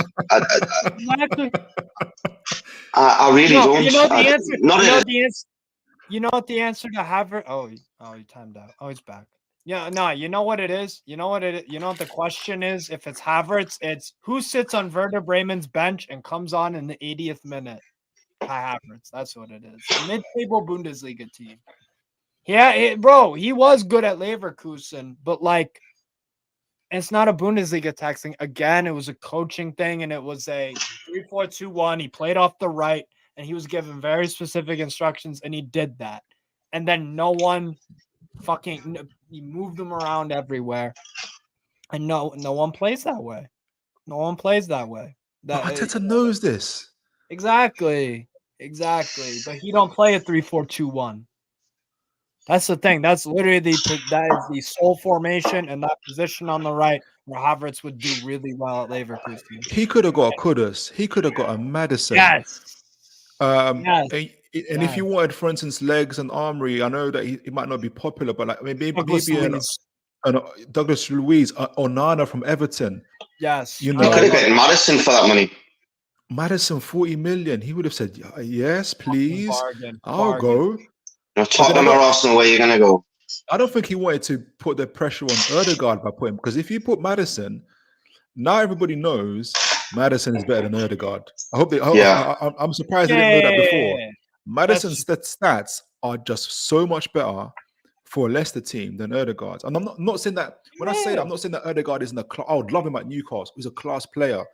But Maddison is just that bit more in his development and his experience, and it shows. You put Maddison in Arsenal, you have less of a reason to, because the profile isn't too dissimilar. So you've got Declan Rice, Ødegaard, and Maddison, unless you put Ødegaard a little bit more withdrawn, and Maddison, because Maddison has to go in the final third. He has to play in the final third. Yeah. Yeah. But he could even play Ødegaard on the right, couldn't he? Sorry. Exactly, but he just hasn't got the pace. Just enough. The difference for me with Maddison and Ødegaard is I see so much more urgency in Maddison. So much more urgency and general quickness, decision making. It's not that; it's an eagerness to get the ball forward, isn't it? I'm with you. I love watching Ødegaard play. I've watched him since he was at Real Madrid and he was young. There's no doubt. I mean, everyone thought it was a mistake when they got him on loan, and he didn't have the best of seasons. And then when they paid the money for him, he's a fantastic footballer. You get a system around him where there's movement, and I do agree with you. He has got a lack of pace, a little bit of play. But if you play him as a narrow 10 on the right hand side, and you've got Maddison, honestly, that's some technical two players there that can open doors like that. You know, the pair of them, one on the right, left foot, one on the right foot. Maddison's still, people don't give him credit. He's still really good with his left foot, Maddison. Yeah. He is. So, you know, and then you've got the likes of Saka, you know. Look, we've got to remember, you know, Saka can play an inverted wing back. He can play this. He can play off a striker. You can play Saka he's a good anywhere but centre back for me. Yeah, he's a good footballer. Very good footballer. He hasn't been great. It questions you, doesn't it, Steve? It makes your brain rattle when you think you'd rather spend 60-odd million on Kai Havertz than go and get Maddison. Not when you know Maddison was available. We weren't going to sign him for whatever reason. You then had options of Tottenham. I'm sure if Arsenal were in that pot, he would have went Arsenal, in my opinion. 100%. 100%. Because he would have backed himself to start over Ødegaard. You've got to, haven't you? I mean, he's a confident young lad. I like that about him. People go, oh, he's a cocky. Good. You don't believe in yourself. You never achieve anything, do you? Well, I think the top number 10s, because that it's almost like a hybrid number 10 role that you're asking someone like Maddison, Ødegaard, and there is an element, if you're looking at Gerrard, Lampard. I know they weren't out and out number 10s, but they were very, very good. You can do it, but there's something about that kind of profile of player that you need that. give me the ball, and they're not afraid to fail. Yeah. I'll fail, but I'm perfect. Best word. Yep. Not afraid to fail. I think you put the nail on the head. That, you know, Madison's got that. I might not get it this time, but that through ball's gonna get through at one point, guys. He's gonna get through. He's more he's actually really accurate though. Like a lot of his blitzes pay off. He misses some of them, but like he's freakishly, bro. So if you put how many times do you see him just whip it in from 18, 20 yards to his right foot, and you know he's passing it into the bottom corner. Yeah. They were saying that if when Newcastle were close to signing him at one point, obviously it didn't work out. Things didn't work out because Spurs paid a little bit more money, and it was London. But Howe was prepared to change his midfield for Maddison, and you can see why. Because we're very different. You know, he would have he would have changed his midfield for Maddison. I think. I know people like Bruno going up number 8 or whatnot, but I see Bruno as a deep lying playmaker.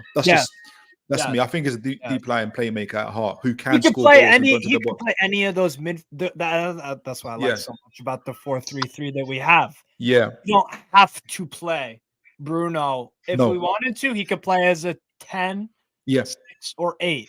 Yeah, well, we could buy a DM. You put Bruno 8. Joelinton, whatever, like it's we've effectively got CMs. We've got midfield. We've just basically got sentinels for those. That's what we basically got. Yeah. You know, people forget that there is very. I say this. There is very few Rodris around. Of course. Where you've got someone that can do everything to such a high level. Yeah. Most midfielders, you know Sean Longstaff. He's not Bruno compared to his press resistance, but he can spot danger. His positional play is incredible. Then you've got Bruno who can pass the ball, press resistant, and can travel with the ball. But he's strong, but he's not as physical as a Joelinton, the breaker of play. A Rodri is all those things combined, but you can't. Those players are special. The only player that is like that, and Andy will agree with me, Sergei Milinkovic-Savic. Right. Yeah. All around, right. The thing that impresses me with Bruno is his ability when he is deep, and I think he's more effective deep, just like you just said there, Philip. He can take the ball off a goalkeeper or a centre back with 2 players at his back, and he just does a shimmy and he takes 2 players out. And then when he's got his head up, because he's got more people in front of him, because he's sitting deep, he's got more options. He can play a diagonal, he can play a through ball, he can bring the ball out. If Joe Willock's dropping in, he can play to him and he can use his pace. I think he's a little bit spoiled. I mean, if you compare Maddison and Bruno in the final third, I don't think there's not even a competition. Maddison's head and shoulders ahead of him. The only thing I've always said this. The only thing might be that Bruno could pull off a wonder goal. Maddison is insane with that. Yeah, you're right. Yeah.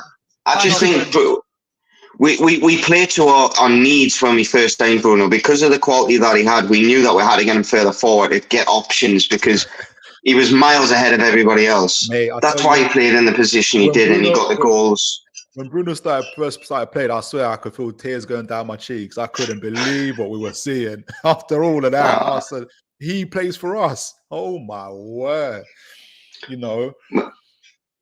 I'd watched a little bit of him, but Steve even before we signed him, Steve said, I think Bruno would be a better signing than Lucas Paquetá. And I went, wow, that's a statement. And hats off to the kid. I'm sure he's got it recorded somewhere. He was bang on, He was bang on. Paquetá's been awesome. Paquetá's been awesome. I'd love Paquetá, though. I would love him. I do like him. I would love him. I do like him.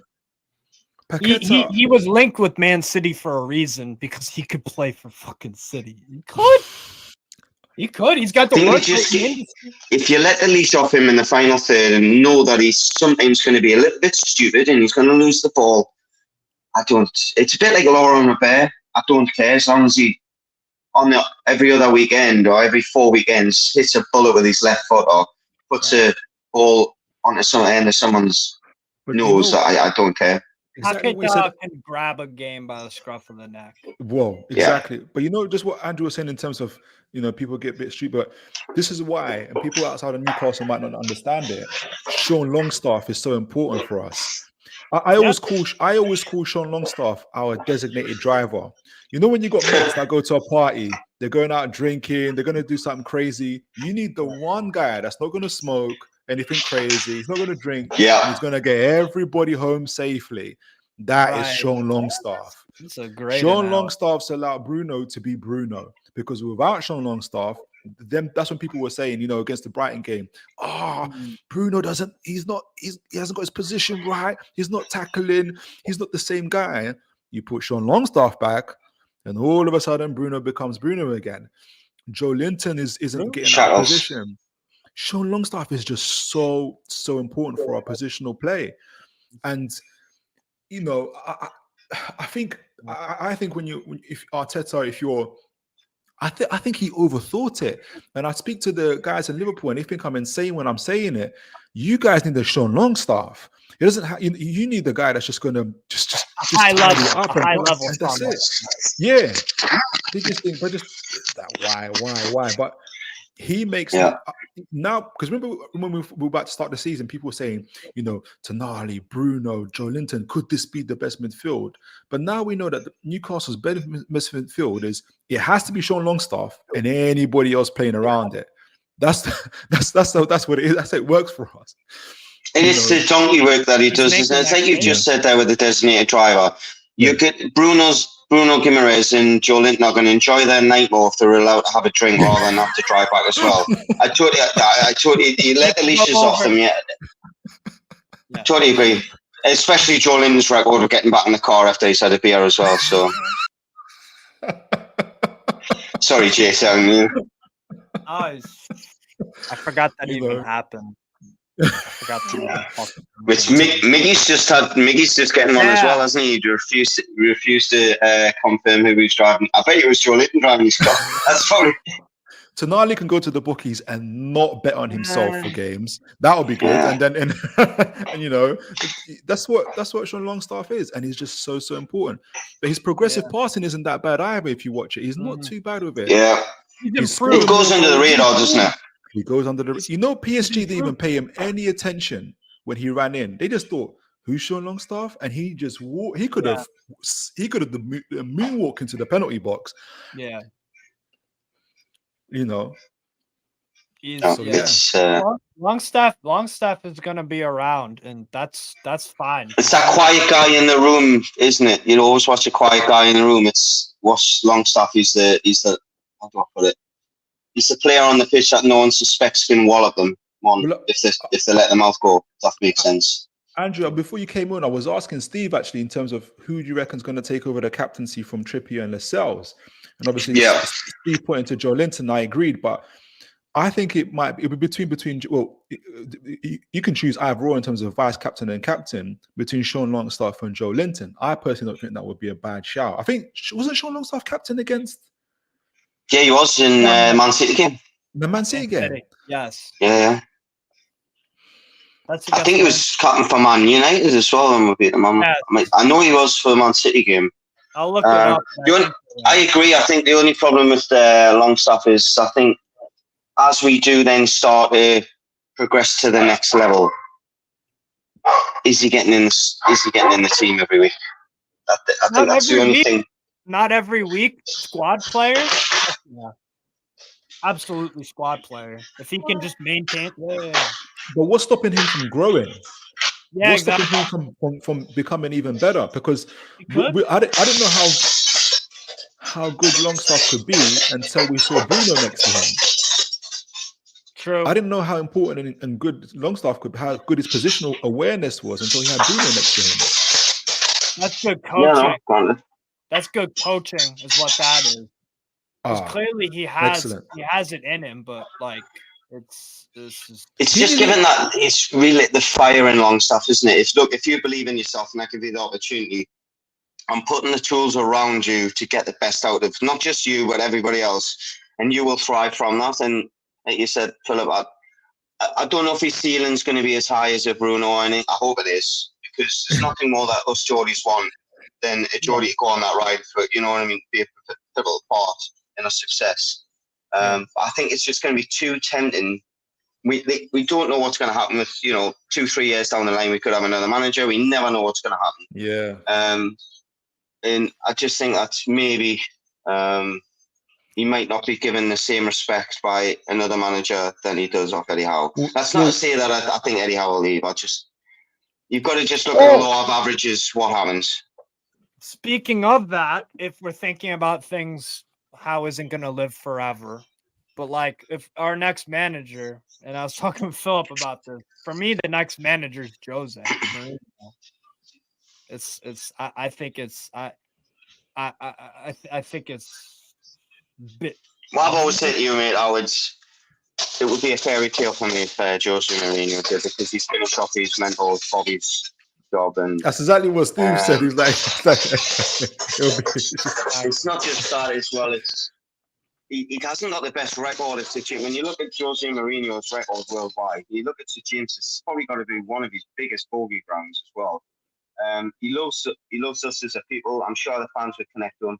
The only thing that puts me off a slight bit is, will we be so enthusiastic when we're in a similar position where we were last season, fourth, with that style of football?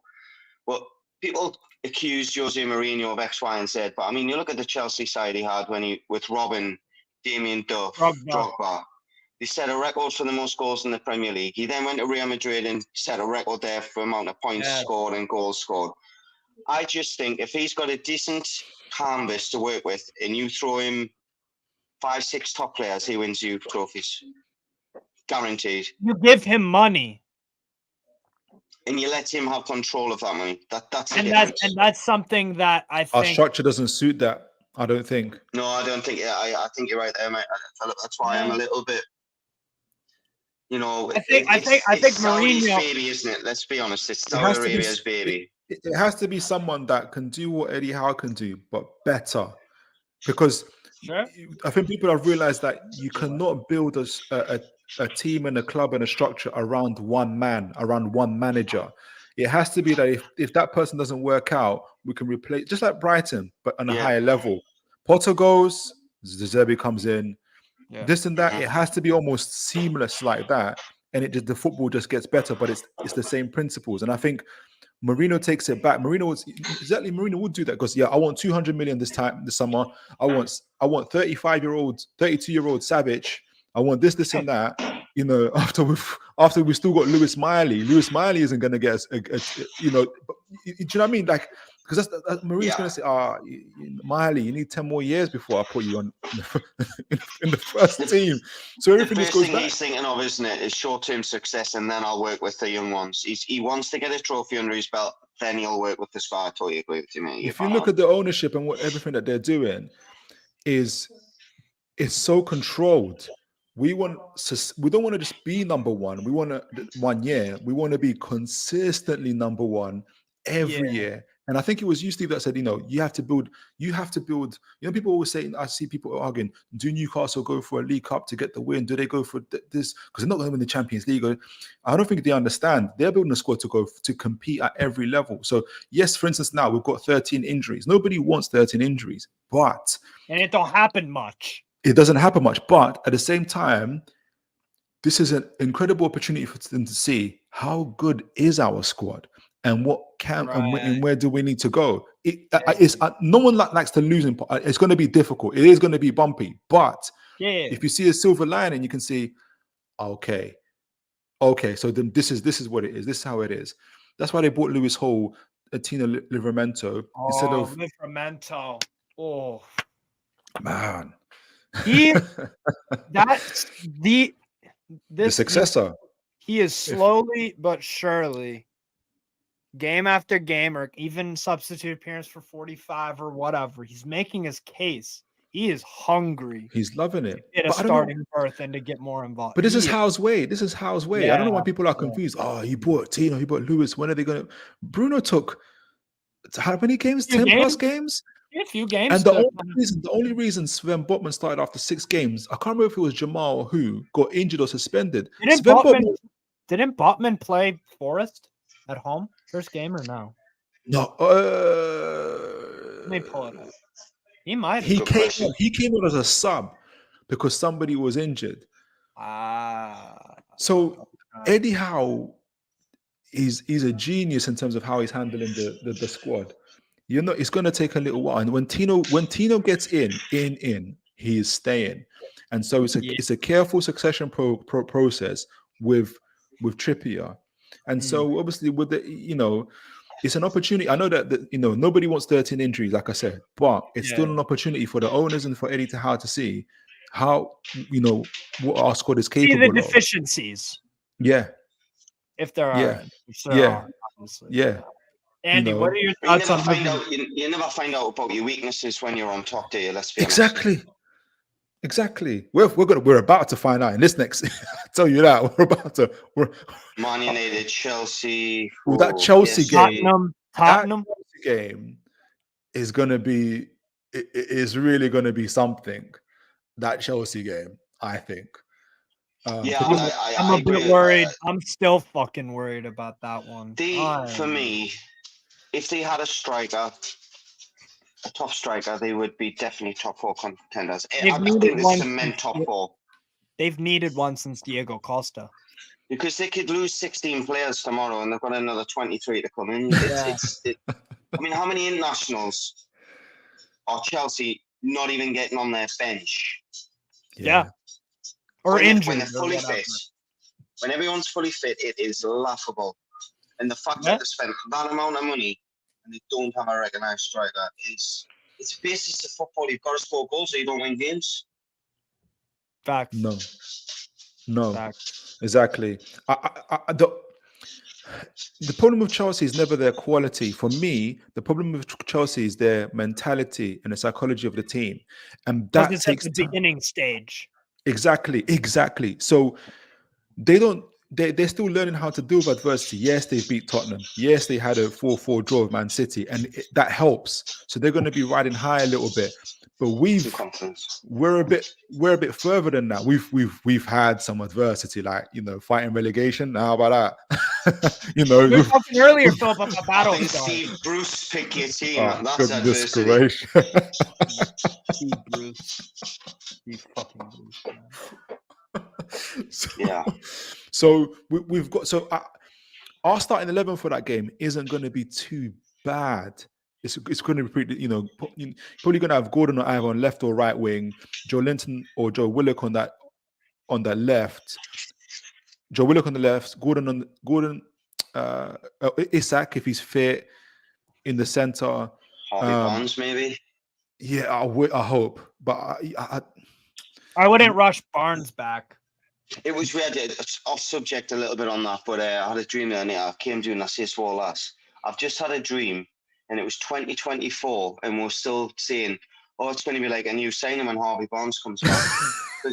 If he kept getting injured, and then playing a couple of games, getting a goal, getting injured in my dream, and I was like, "How can you still be like a new? How many times can you be like a new signing in 2025 or whatever it was?" And we just need him to stay fit a little bit, and then because that's what adds our depth. When you've got Harvey Barnes, Isak or Wilson, plus Gordon, Miggy, all that on the bench, it means that it doesn't matter which way you go, you've got a game changer off the bench. You can switch a system, you can switch someone.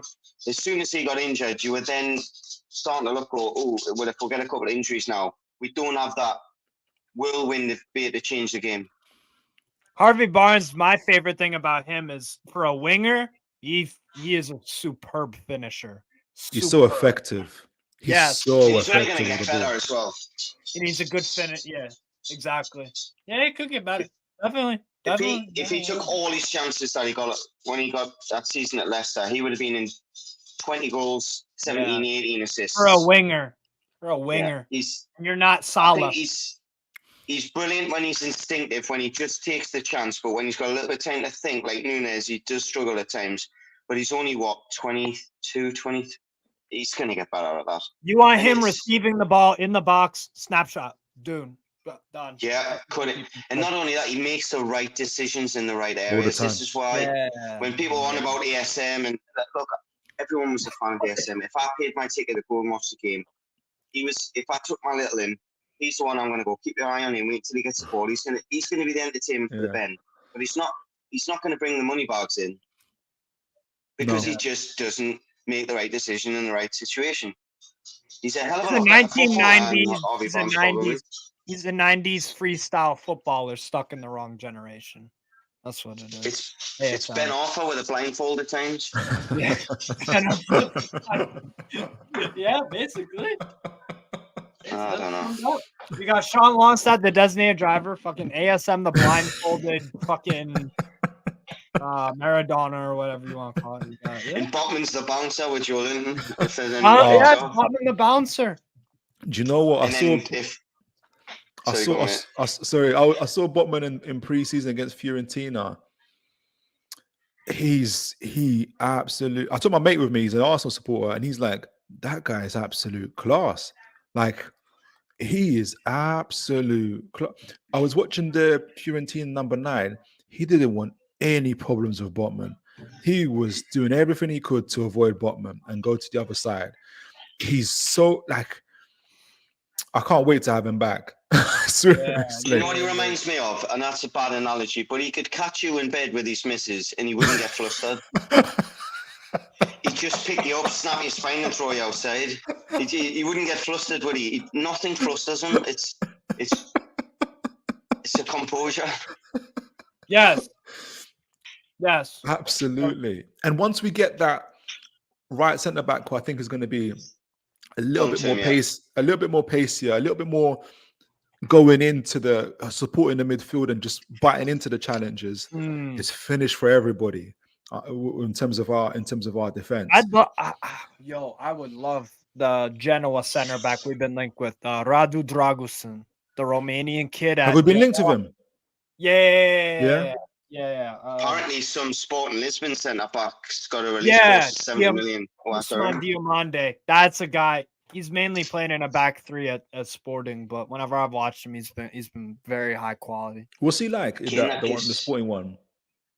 Tall, athletic, super like Botman composure, definitely. Reminds me of Konate at Liverpool.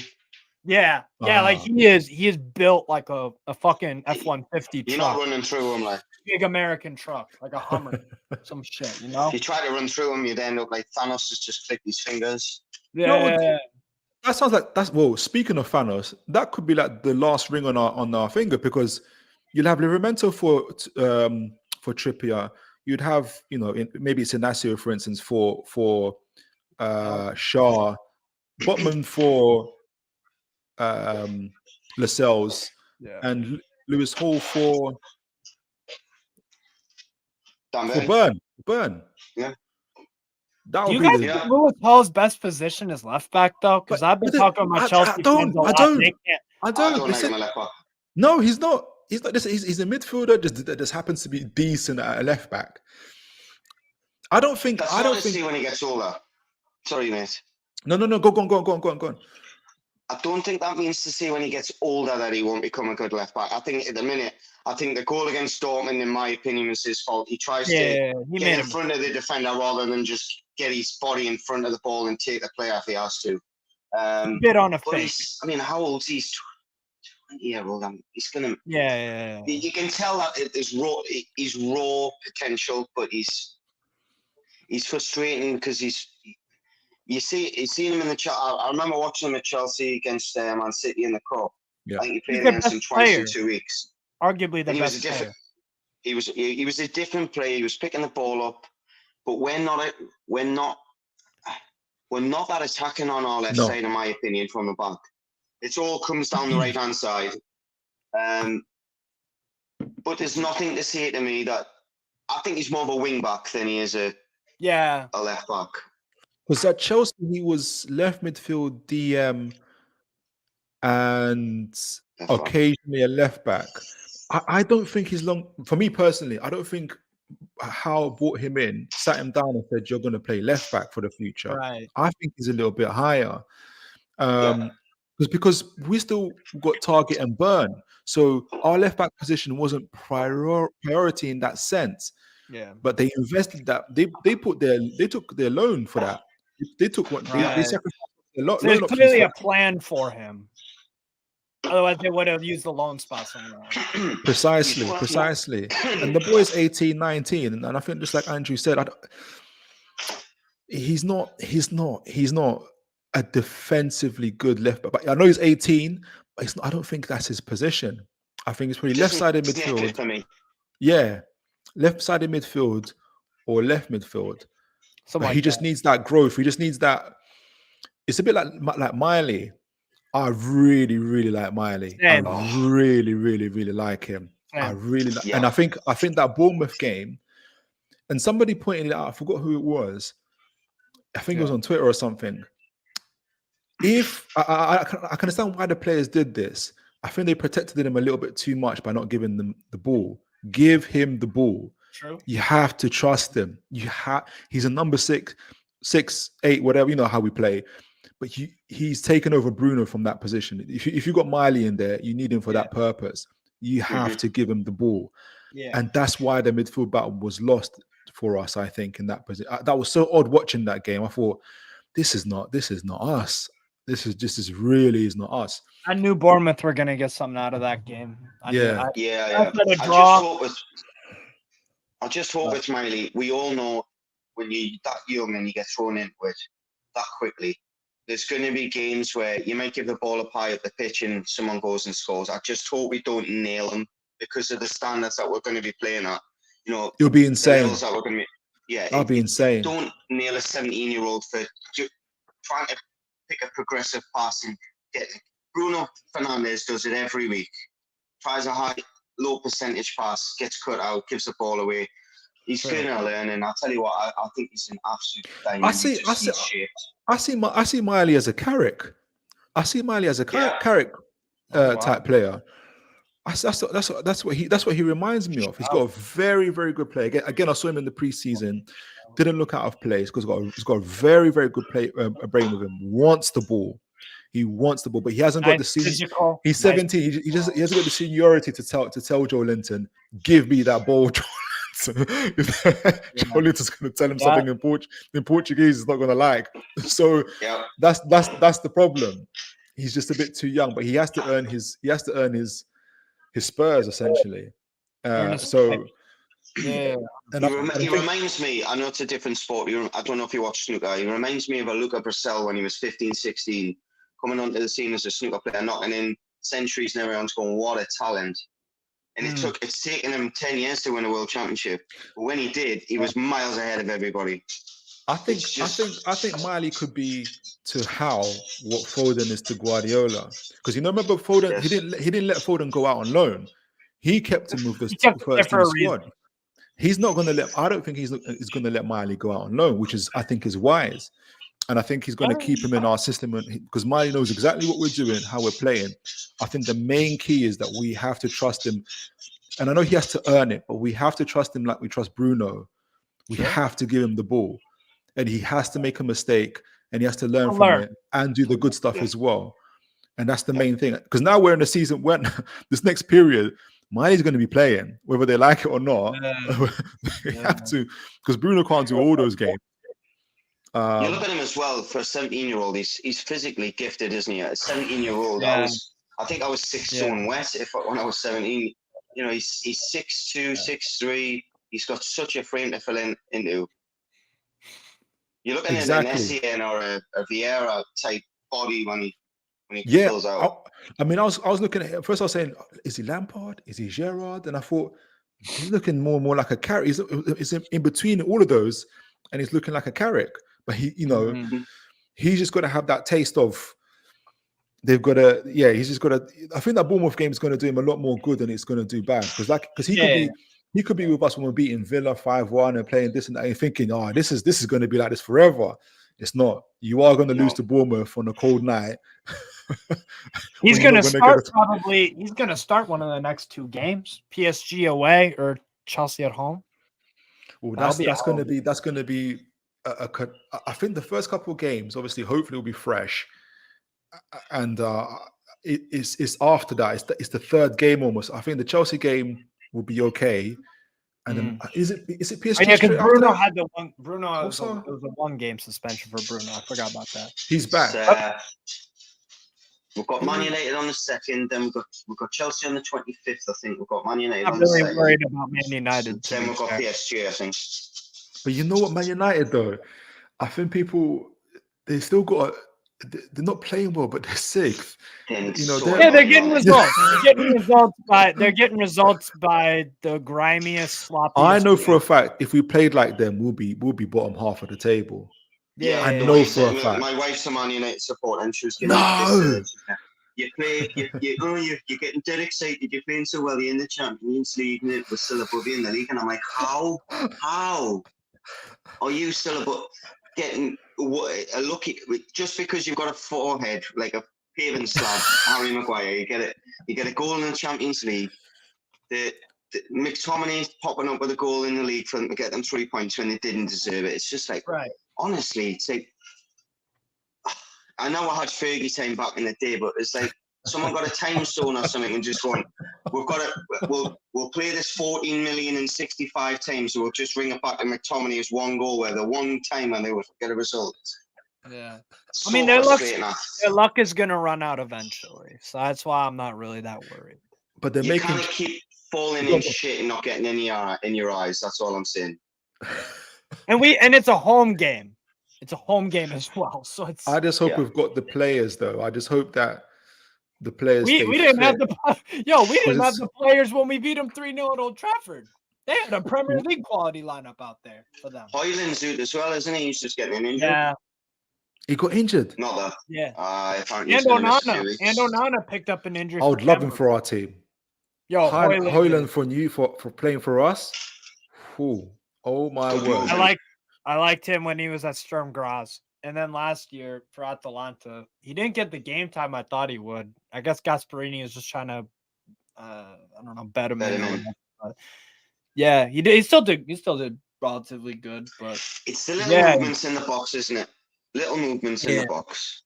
It's the physical presence too. He's agile, and it's like he takes some very, very smart shots. But he's also hard working, and I think he suits our team down to a core in terms of that.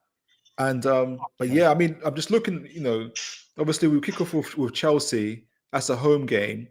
They're gonna be buoyant, obviously, after what's happened at Man City. But most of the players would have been on international break. And so they'll be getting their heads together. But I'm gonna try. I'm fucking nervous about that one. Because they don't deserve it. I know we haven't even played the game yet, but I feel like them winning, it's like, you guys don't deserve this. Like you know what? Giving them a lift. It's taken Chelsea to play against 9 men to kickstart the season. Let's face it. You know what I mean? It's you gotta do business somehow. You gotta do it somehow. And it's as if it was a boxing matches, it was as if the boxer, Pescadino's line. It's as if Amir Khan had his hands behind his back going, go on, hit my glass jaw. Go on, hit my glass jaw. Yeah. It was. Do you know what it is? I admire his bravery, but how naive was that? It's crazy. No, but you know what it is. You know what it is. 5 men, I would have done the same. Say, really? Let me ask you this, because I compare this to this time. I don't know if you guys remember this. It's the second season of Eddie Howe. So we just survived relegation. Well, we didn't survive. We finished 11th, but it was the next season after, and we were playing Man City in our home game. I think it was our second or third game. I don't know about but I don't know if you guys remember for me. The pre-match that I thought, I was thinking we have to play 5-3-2, and we're going to be defending till the end of our days, and I pray that we don't lose. And when I saw 4-3-3, I thought, this is it. Let's just buckle up our seatbelts, because if he's playing 4-3-3 front foot against Man City, this is us for the rest of the season, and he's going to live and die on this. And he did it. So going to Postecoglou, I know that people are going to say he's naive, and I get it. I think he had the plan. He's going to play front foot football. I just think the execution was wrong to do it that way. I don't think he wanted all of them in the line. I think you need the midfielders there to press up, and you need the strikers to block the passing channels. So they had to push up. But whether it's fatigue or not knowing what they're doing, they just ended up being just like a raw line. Because they still had, because they could have still got 3 goals. I think Dyer had an offside. So Son had a one-on-one chance. Son had a one-on-one chance. God help us if they scored any of those. God help. If they scored Chelsea, psychologically, they're done. I think it shows how poor Chelsea are, because for 15, 20 minutes when they went down to 9 men, unless Tottenham were on the halfway line, doing what they did, they were already setting the body to run backwards before Tottenham played the ball. If they hadn't have done that, if they just sat another 5 yards back, still a high line when you've got 9 men, I honestly think Tottenham would have gotten a result out. Might not have won the game, but it was Chelsea were awful. They couldn't create anything other than the ball over the top. That was it. But and that's the easiest hat trick ever scored in the Premier League, in my opinion. That's the thing. Nobody rates. No one I know respects that hat trick. Yeah, he scored 3 goals. I respect. No, a hat trick is a hat trick. Is a hat trick. A hat trick is a hat trick. Is a hat trick. Yeah, I suppose so. But I think it's just the way. It's like. Unless I'll give you this concession, because this is my thing. If you want to say the Premier League ain't the greatest league in the world, then fine. We can say Mickey Mouse hat trick, whatever. But if it is, then I think it wasn't the greatest game. I think it wasn't the greatest game in the world. That's the other thing. That's the other thing I wanted to get onto. Chelsea's past 2 games have been fucking madness. Game of the season, memorable shit. That might happen. The game sadly for some of the wrong reasons as well, before, because but still, just batshit mental games, right? So that. I feel like that it's either gonna be a cagey 0-0, 1-0 to one team, or it's gonna be a fucking 4-3. Do you think? 3-5. I don't think. Yeah, I don't think Chelsea do cagey very well. No? Do you think if we played the same against Arsenal, I think we had a controlled fury? Because I think Howe learned from last year when we were playing them at St. James's Park. We're not going to do this gun-ho stuff. We can beat you, but we're going to be more controlled, and that's exactly what happened. And I think if we do a similar style with Chelsea and we can break them down and they don't score, the only problem is our bench is so thin. That's it. Our bench is so thin. I see him actually putting Isak on the bench, having Gordon up front. If Almiron's fit, he plays. He's gonna have to have somebody in reserve. It's gonna be maybe Harvey Barnes makes it, but I don't know where he's at in his recovery. Then we have fucking 20 minutes. If they can get 20 minutes out of him, you put him on the bench, don't you? Just in case it's 0-0, you've got 15 minutes left. Chuck him on 20 minutes. It could be a case of a one-on-one or a good decision and a good cross. The longer that game goes 0-0, the more I think we'll win it. I think that's where it's going. But then again, the longer it goes, it depends how the game is, and it's obvious. But what I mean is Chelsea versus low blocks. They've been very. We're not going to do low blocks. I don't know why people keep saying, especially outside the people say, "Oh, Newcastle defensive side." We're not a defensive side. We can be. We've shown in games that we can do that. But yeah, I know we can adjust. Okay, I think. The only time people get us is if they've earned the respect for us to be, the only games I can think of we went away to Arsenal. They just Man City away, but they've earned that. We don't just play defensive. We don't, So I think Chelsea would have to earn that. Yeah, I think the only other game I remember is when we got beat off Villa 3-1. The last few minutes. That game was insane. We didn't want to get beat forward, did we? It's like calling Mike Tyson plus. Guess who wasn't playing that game? Bruno. Longstaff. Longstaff. Longstaff. Everybody was drunk at the nightclub. It looked like it a minute in, and they should have been 1-0 up. Before had to walk home from Ponteland, didn't they? And they didn't get a lift. I knew that was coming too. I knew that was coming because Villa at home have been fucking. They've been. Do you know what?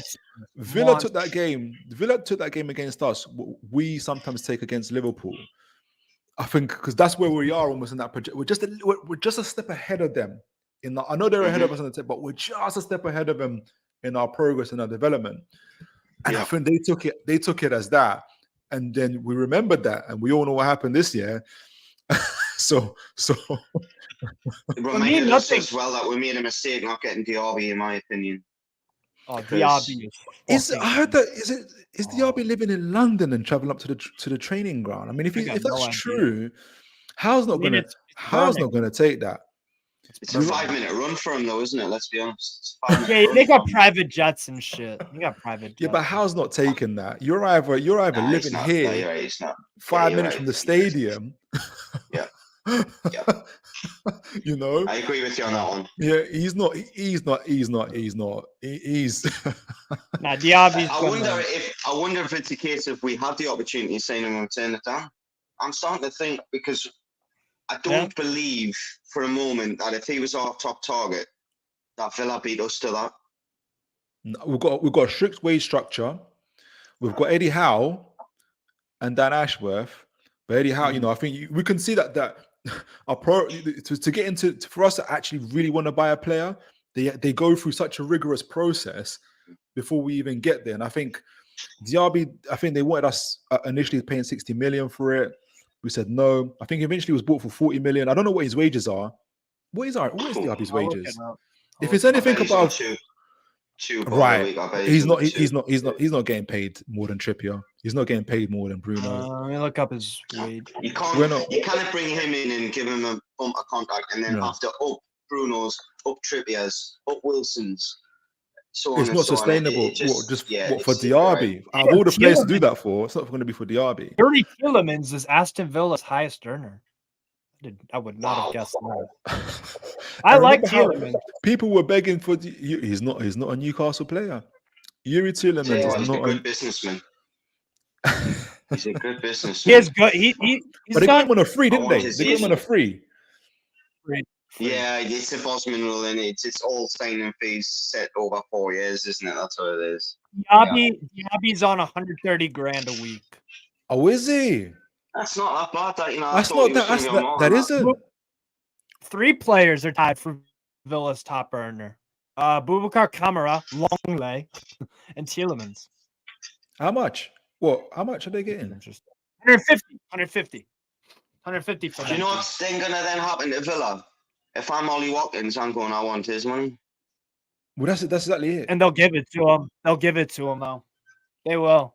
They're serious. They're going to have to, otherwise it'll cause issues. Because if you're West Ham's, I wouldn't say most important player, but biggest goal threat, let's be honest, up top, then you've got to give him it. Because if you take either Diaby or Watkins out that side, they're not the same side. I've been telling you for 4 years, Steve, Watkins has got another level to go to. You were fucking spot. I was kind of like, nah, I had cold feet about him, but he's changed my fucking mind. He never stops running. There's no ball that's a dead. I'm not going to get on the end of it. He's an Eddie Howe player, isn't he? He's Jack Russell chasing the ball. Honestly, I know he's not the most instinctive finisher. He had that one the other weekend where he threw his head at it and he put it wide. But he gets in the position so often, it's not fluke. But you know what? His movement is becoming more, especially in that game. He's so lethal. It's so lethal. He's not moving for the sake of moving. It's like purpose. You're either going to follow me, and someone else is going to make a run, or you leave me and I'm going to make a run directly into the box. And he's becoming a lot, yes, he has those moments where he doesn't finish, but he's getting better. He's getting, I don't know how many goals he's got this season, I think he's the second top goal scorer in the Premier League in the last calendar year, I believe. He's around there anyways. He's up there. No, Emery has unlocked he's Andy, you're right. The player that you saw and whatever. And I was like, yeah, he's good. I don't know. But then Emery is just fucking done. For me, it's just the things that you can do around him. You can play him up top, you'll run the lines. Diaby plays off him as a false striker. It's this wide. If Watkins comes towards the ball, Diaby makes a run. You can then put a big guy next to him and put him as a narrow 10 or the things that you can do with him up top, because he's so energetic, give you so many options if you've got injuries or you're frustrated in a formation. I think he's a puzzle piece that you can stamp in. If it doesn't fit properly, Swiss Army knife. Swiss Army knife. Yeah. And play across the front three, can't he? Yeah. Anywhere. Really needed. Anywhere across the three. If you need it. Yeah. Andrew, me and Steve were talking in terms of the transfer window. How do you see it playing out? Because obviously we was talking about how I think our owners and what we're doing is we're very methodical and strategic. And I know people are saying, "Oh, the injury list, we're going to buy 3 or 4 players." I don't think we're buying 3 or 4 players. I think maximum we're buying 2, and one of them is probably going to be a loan, and the other one will be a permanent signing between 30 to 50 million, because that's what we paid last time in terms of Anthony Gordon. There'll be good signings, but I think that's what it will be. I don't know what's your thoughts. I hope, I mean this with the most respect, Philip. I hope you're wrong. I honestly think, I don't know if you've been watching the boxing news lately, but they've just spent about 600 million for 2 boxing cards. So I truly believe that they're starting to get the Saudi engine is starting to move now. It's starting to gather pace. They're getting all the eyes, they've made the AJ fights, they've made the Wilder fights, they've made the Fury fights. That must be costing them in the access at least of £600 million in purses. Then you've got the infrastructure, the stadiums, the production. I honestly believe if there's a facility for us to spend money this January, we will lay down a marker in January and go huge in the summer. The reason I say that is because apparently I've heard it in the grapevine that we've signed a contract with a new Saudi airline company, which means that when that money comes in the summer, whatever we really spend in January, it starts a new 3-year, isn't it? So even if we're 50 million in the red in September, when this big sponsorship kicks in, which is apparently going to be one of the biggest deals ever signed in Premier League history, I really do think that this is going to be the one where they really throw the wallet on the table and go, right, what do you want? So does the 3-year cycle start this summer? I was wondering when. 3 year. I think it all depends on where your books were when you were, obviously when we were promoted. So we've only been back in the Premier League for 3 seasons, technically. So we had the season where Bruce kept up, and then again, then how. This is then the next calendar year. So we're going into the first year of the next cycle. Right. So I'm not an expert in it, but from what I understand in it, we could below this season and be 200 million in the red in the summer. And it doesn't really matter. As long as we, in the next 18 months, make sure that 180 million pound goes back in the black, we'll be fine. And that's all done by the revenue that's come from the Champions League. We haven't really invested that back into the club yet. We didn't go mad in the summer, let's be honest. We got Gennari 60 million. Forest outspent us the previous season. Yeah. Forest are able to spend that type of money when they've been in the Championship for 8 seasons. We spent 100 million. Or whatever, we spent 100 million. It was. Yeah, we spent 100 million. Then I definitely think that our rope has been, how do I put it? What's my analogy that I was looking for there? we haven't given ourselves enough rope to hang ourselves with yet. But I definitely think that rope's, the nooses, how do I put it? We're going to take a gamble. I really do think we're going to take a gamble on a player in January, get a couple of squad players in, and then in the summer, I think we'll really see, right, if we miss the Champions League in the summer, I think you'll see the likes of, unfortunately, Murphy, the likes of Richie gone, and we will, because Saudis are not here to finish second. Yep. I don't know if you're a boxing fan, Philip, but I've been waiting for the big fights for years and years and years and years. And you had Frank Warren sitting yesterday going, well, we're doing it for you fans. No, you're doing it because you can't say no to the money. That's what, if you were doing it for the fans, you would have done it a year ago, not worried about the money. The money that they've got is just, I mean, I was watching a thing on the internet the other day about the Saudi family and the wealth. And they more or less said the wealth is unendable. You can't count the amount of wealth that they have. Yeah, I don't doubt them. Yeah, go on. Sorry, go on, Andrew. So the thing is like Stella, for example. When Stella, we got the sponsorship with Stella, it was what, 7 million quid? Yeah. I guarantee when we renew that, you can probably add a 0 on the end because they're now sponsoring all the big boxing things, sponsoring the Champions League. The signal is everywhere. So then what they're going to be able to say around is, well, our profit is this amount. Adidas. So this is how much we can. Well. So we're a small company when they give us the sponsorships. So they couldn't do what a Man City did and went, right, we've got an airline company, we're going to sponsor you for 500 million a year. And the Premier League went, oh, that's fine. Because there's rules. So, but next time they do it, because that company's grown, so does the sponsorship money. And I think the next 80 months are going to be absolutely. Because I'm going to be disappointed in January, obviously, for saying fucking Shefty Kuchi on loan. Do you know my biggest disappointment was when we finished 5th, and that summer we bought Vernon Anita. I could have shed tears, mate. I couldn't believe my eyes. I could have shed tears. We could have had Anton Griezmann. We could have. Don't do it. Don't say Andrew. Please don't say it. I'm gonna go back into the trauma. I'm gonna go back into the trauma. That was the period. Mike actually really thought that he was going to do something for Newcastle. He said he always wanted to do something for Newcastle. That was the period where he went, "Oh, fucking hell, this is working all right. I'm cashing in this season." We had the opportunity at that point. We had Cabaye, who, in my opinion, at that time was one of the top 10 midfielders in the world. Tiote, Demba Ba. Tiote was what he did. He was one of the best in Europe at. Okay, he wasn't the greatest footballer, but yes, God rest his soul.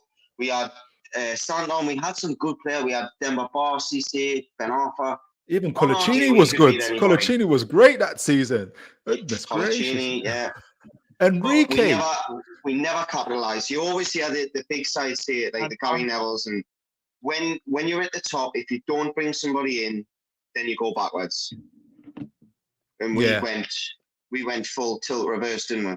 I feel like we've been about the transfer window. I think I hope what you say is true by 3 or 4 players, but I think we've been reserved in a number of ways. I think politically, in terms of the Premier League, we've been reserved because everybody. I was on Footy Judge Mo, and they were saying, but Newcastle got multiple clubs and we need the wage cap. And I'm like, hold on. When you guys were winning Champions Leagues, you're doing your bits, and our players were in wheelie bins for their rehydration and stuff like that. None of you guys said anything about wage caps or FFP or any of that. And all we've done is got a bunch of rich owners, and nobody wants to play fair anymore. And so, they want to ban. They got this vote coming on 21st of November. Why are they having a vote now? Because of Newcastle. Why did I have a point? Okay. I want to address that real quick. I don't think that. 2 seconds, Steve. You made a brilliant point. I'll just quickly see when you're on about the ice baths. I literally worked 2-second walk from the stadium. We were sitting watching them getting in the wheelie bins at the ministry. Mate, when you think of it, professional. Steve was on with Tony before, and I'm sure he's going to reiterate his point. He made a brilliant point before. We are not the only club with an affiliation to clubs abroad. There is going to be superstars come out of leagues from nowhere. Like, for example, Arsenal, as you were saying, American MLS connection. You've got Colorado Rapids, the Belgian connection. Some of these sides are going to be thinking, well, we need to slow Newcastle down. But what if something happens in America or in Holland or Belgium, and we have that chance to sign that player? So I think they're going to do it out of spite. They're going to vote against it and stop us from signing Neves on loan. But probably to their own detriment, because I don't think what we want to forget is. I think Neves is a decoy. I think Neves is a decoy. I think Neves and possibly. I think Neves and possibly Phillips and possibly. I know people are banging on about Phillips, but we've never been so loud about transfers. We've never been. I think even Howe mentioned Phillips at some point. And I'm like, I don't see it. I'd love, if he happens, it happens. He's a good player, but he's not. It's like the magician's hand, isn't it? He's showing you one hand and doing something else with the other one. Yeah. I think the player they end up getting, the midfielder they end up getting, everyone's going to be like, this is why we didn't want them to get in. be fair, I said the same thing about Anthony Gordon. I was like, why are we signing him? Like, and then it's. Days. Do you remember? I don't think it was signing. It was the 45 million that drove everyone's eyebrows. But do you remember? Honest. Do you remember? We had an injury crisis, and we sold Shelby on top of that. So we thought we only had 3 recognized midfielders. And we bought Anthony Gordon, and we just said, "Oh my word, he didn't do much. What are we doing?" And we still finished 4. Yeah, I don't know. No, back on the vote that they're gonna do with the whole. Yeah. I don't think it goes through because let me name the clubs that have that are. Before you say that, Steve, answer that question with. But how did it get so far in the first place? So if so many clubs that were going to be against it, how did it even get to the point where we're even having a vote about this then? They're happy to take the money when they sell the players. Right. I think maybe it's just there's something. Because I know for the people that didn't want us to have the takeover, Liverpool, Levy really pushed it because he's one of the Levy, Liverpool, those guys. So those are automatically the guys that are on my head about who are going to push something like this through. But because he's never going to spend that kind of money. Because we took revenue off them last season. Liverpool would have been in the Champions League, but it wouldn't for us. So he was right to do it. He was right to do that. He was right to do that. You know, so I was just gonna say the clubs that have owners who own a share in a significant enough share or full ownership of other clubs. Here's the list, right? Man City, Citigroup, Girona, Melbourne City, a bunch of others. There's one. Arsenal, Colorado Rapids, 2. Aston Villa just formed a partnership with one of the Japanese clubs. Very, very strong partnership and investment. That's 3. Man United will be with Nice when Ratcliffe. Yeah. They're going to want to exploit that. Brighton have Union Saint-Gilloise. That's 5. Chelsea was Strasbourg. 6. Crystal Palace, Lyon, and Botafogo. You don't think superstars can pop out of there? So that's 7. Forest, Olympiacos. Forest are insane. They're just Bournemouth. Mental, innit? The money they. Yeah, Bournemouth. Bournemouth have they're looking to have a multi-club thing when they kind of build up. Everton, 7-7 Sports. They're supposedly taking over. I've got such a bad feeling about our ownership. Yeah, they're terrible. That's Sevilla. That's the Belgian club, Standard Liège, and there's a few others. So that's 8. Then you have Brent. No, what was the other one? I said Palace, Forest. I think the Alfonso Davis, Chelsea, that you said it at Tony, on Tony's channel. Yeah, the Alfonso Davies point. Yes. For me, that hit the nail on the head for me. You know, you had all the people in the comments going, "No, it's not right." Blah blah blah. Well, hang on, Alfonso Davis. People would, because Tony was trying to shoot you down on the MS one. Well, who are you going to sign from the MLS? Well, and he was trying to just say Andy. What he was trying to say was oh, only the established superstars. I'm like, no, and the up and coming guys. The American MLS, the bigger that grows with Beckham taking Messi there, that is gonna ignite American soccer. Yeah. Not only that, the South Americans are gonna have an easier way of getting into Europe by going to America, and that is a hotbed of football, South America. You get them into North America, and you own a club in North America, and you've got first stabs on a player. It's gonna save you over 10 years. It's gonna save you astronomical amounts of money, especially when there's players like Alfonso Davis out there. You know what I mean? Look at Mickey Almiron. Tyler Adams. I know he's not a superstar, but Tyler Adams, Kid Przemysław and no, not McKennie. McKennie started out at Schalke. Przemysław Frankowski, very good player for loans, wing back. They got him for dirt cheap, and he's a really good player. What they're trying to say is it's an immediate improvement to your side from Saudi? Yes, of course it is, because they've just spent a shitload of money on players. They're established. However, it's not to say that you don't go and get an Alphonso Davies from wherever he came from, who went to Dortmund. Vancouver Whitecaps. He's probably one of the most expensive footballers on the planet now. Yeah, Davies. And he was a good, exciting prospect, but I never saw it. He's exceptional. So these clubs have got to take this, these directors and all that. Of course, to the narrow mind, they're going to go, well, they're going to vote against it because they don't want Newcastle doing it. Yeah, but they've got their own interests to worry about at the same time as well, some of them.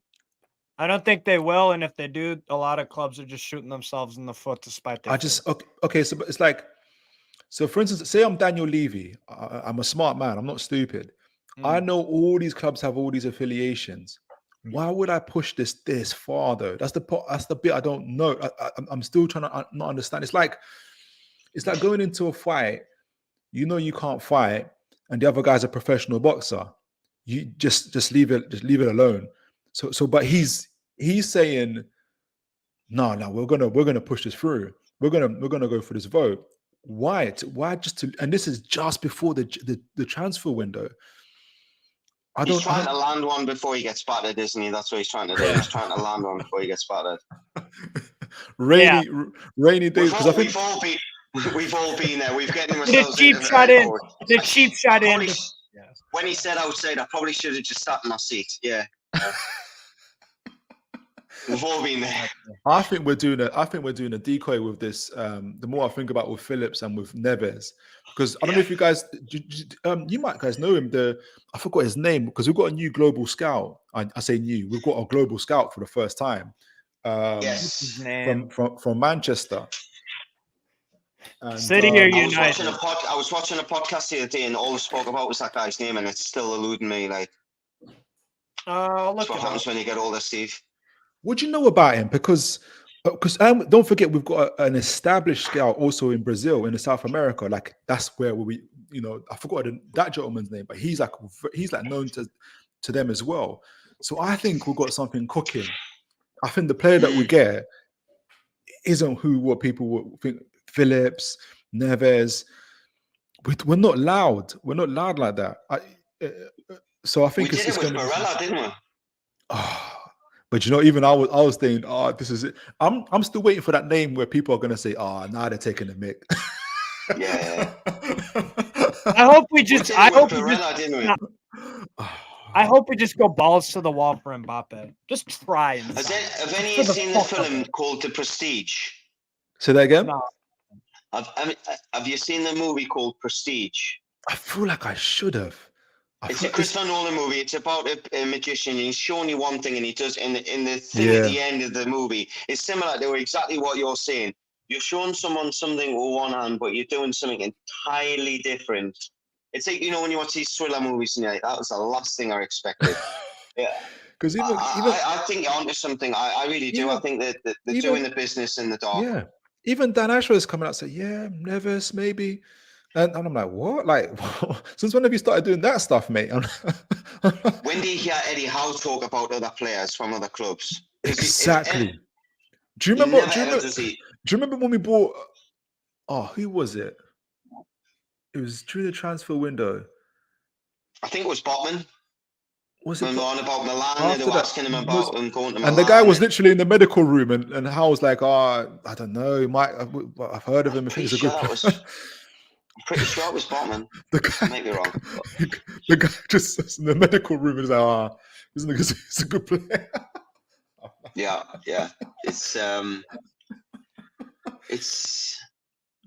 It's a bit like waving your left hand and someone thinking you're jabbing them, and then you just go, right. We're not saying in Neves, we're saying in Szoboszlai or something like that. You know what I mean? We're gonna, We might get Kone. Remember him? Claudio Kone at Mönchengladbach. I like the young French kid that plays for French under-21s. I like him a lot. Oh, Thuram. I like him a lot, man. Kefran Thuram. Yeah. Kefran Thuram. I saw him again. He was at the preseason game. I know it's preseason. You can't judge, and you can't judge it too muchly. But he didn't. He did. Maybe he wasn't fit. I don't know. But he didn't. Sometimes he'd hide. I saw things I didn't like, and I thought, this is a pre-season, mate. Premier League, full throttle. You're gonna get found out. Maybe, yeah. But maybe he was outstanding. It's pre-season though. It's pre-season. He's been outstanding this Has season. he? Yeah, they're only 1 point behind PSG for top spot. So what do you see him as? What's his like profile? Is he 8, 6? What's he? For me, he's an 8. He's so athletic. He can get back up. He's a bit like a Declan Rice, but with an absolute motor on him. Okay. For me, and I don't know. Steve might disagree, but the intensity as well. He does not mind. He can run past somebody and just make them look very, very, very silly. He can hold the ball like Joel Linton does. When like Joel Linton receives the ball back, 2 players at his back. But he does it with. But he does it with like some beautiful technique. Elegance, yes. He does it with a little bit more elegance. Yes, he does. Yeah. He sometimes loses it. He's very high risk sometimes. And I think that's probably what you're referring to when you've seen him play. He does give the ball away at times because he takes gambles. That's something that's gonna have to be coached. But I don't know what it is. I've just got a funny feeling, and I know all the reports are Osuamin's only got 2 shirts. It's a Chelsea shirt and a Man United shirt. Yeah, I was about to say we might. Yeah. I said to you about a year ago, Steve, I've just got it in my water that we're going to end up signing them one day. And I did say to you that I had a bad feeling about the Tonali signing as well. And it's I'm glad I'm right. I'm unfortunate. I said to you, I think he's a fantastic player. I just don't know if it's going to work for him. I didn't think it was going to be because he was addicted to betting, right? Yeah, I didn't see. You didn't have that in the fucking bingo card. No, I didn't have that. I didn't have that. Steve. Can you imagine the conversations that Dan Ashworth had to have with the owners after that? No, but can you imagine that being in a job that you're probably in 3, 4, 5 million a year? You're involved in. You've got a bank account that's worth 200 million in funds that you can, and then you make an error of not just doing. Well, how do you do? I was watching a channel a while ago. I think it was Tottenham away, and they were slagging what off for it, and I'm like, how do you do due diligence into that? Do you know what? How do you just say to a player, "Are you addicted to gambling? Are you a fucking rapist? Are you a? I bet he says if you change around and says to you, are you a freaking drug addict? I bet you I'm not. Then you've got a problem. But well, you can't do your research on it. You can't. You can't. It's his agent clearly fucking knew about it. We just I don't know about that because we went to AC Milan and said, the agent knows. The agent. We had him. Do you know agents know all this stuff? You could see some of these agents. They become some of these agents become like best men at these guys' weddings. They're pulling them out of brothels before the news media come out and stuff like that. They're pulling them out to the kids. Yeah. I think he'll be fine. I think he will be fine. I think he will be fine. I think the break might do him. The break might do him a world of good, mate. He's going to be able to watch the Premier League and learn what he's in for. Language, work on other parts of his body. Yeah. No, I think it sucks right now, but do I think we'll get a very good player at the end? Yeah. I just don't ever think it's going to be an emotional attachment when you pass a planner. I just don't have I don't know what it is. Like a Cabaye, I don't see him being a Cabaye. I don't see him being I think he's probably a better player than Cabaye, if I'm honest. I just, when sometimes you get a girlfriend and they're bloody good looking, but you just think, I'm not going to marry you. Yeah. You're thinking, I'm punching above my weight here, but I'm not going to marry you because it's just something not right. But the thing is, okay, so I think Bruno's loved by all. But I do sometimes feel like with Bruno, I love him and he's done nothing wrong. I do think you're very good with the media, though, aren't you? You're like the girlfriend that I think I'm gonna marry, but then runs off with the milkman, and I'm like, you're gonna find her in bed with your brother and God knows who else. I'm not bothered. She's saying gonna go. Don't worry, darling. I've got time for you as well. Come on, yeah. I think Bruno. If we do well, we'll do on to something for another year. But I think it's an opportunity again, Newcastle to act like a big club. And I think Guardiola said it recently, actually. Like, if you start getting scared selling your players to clubs and that, you're a small club. And I think the way we're handling this thing, here's 100 million release clause, whatever it is. It is what it is. Go to Barcelona, go to Real Madrid, and we move on. And if by the next transfer window, people even forget, not in a bad way that we miss him, but because we've got somebody else there. Because Bruno, I will never forget Bruno, because obviously he came with our first batch of players in the takeover and he changed us. But it's an opportunity for Newcastle to act like a big club.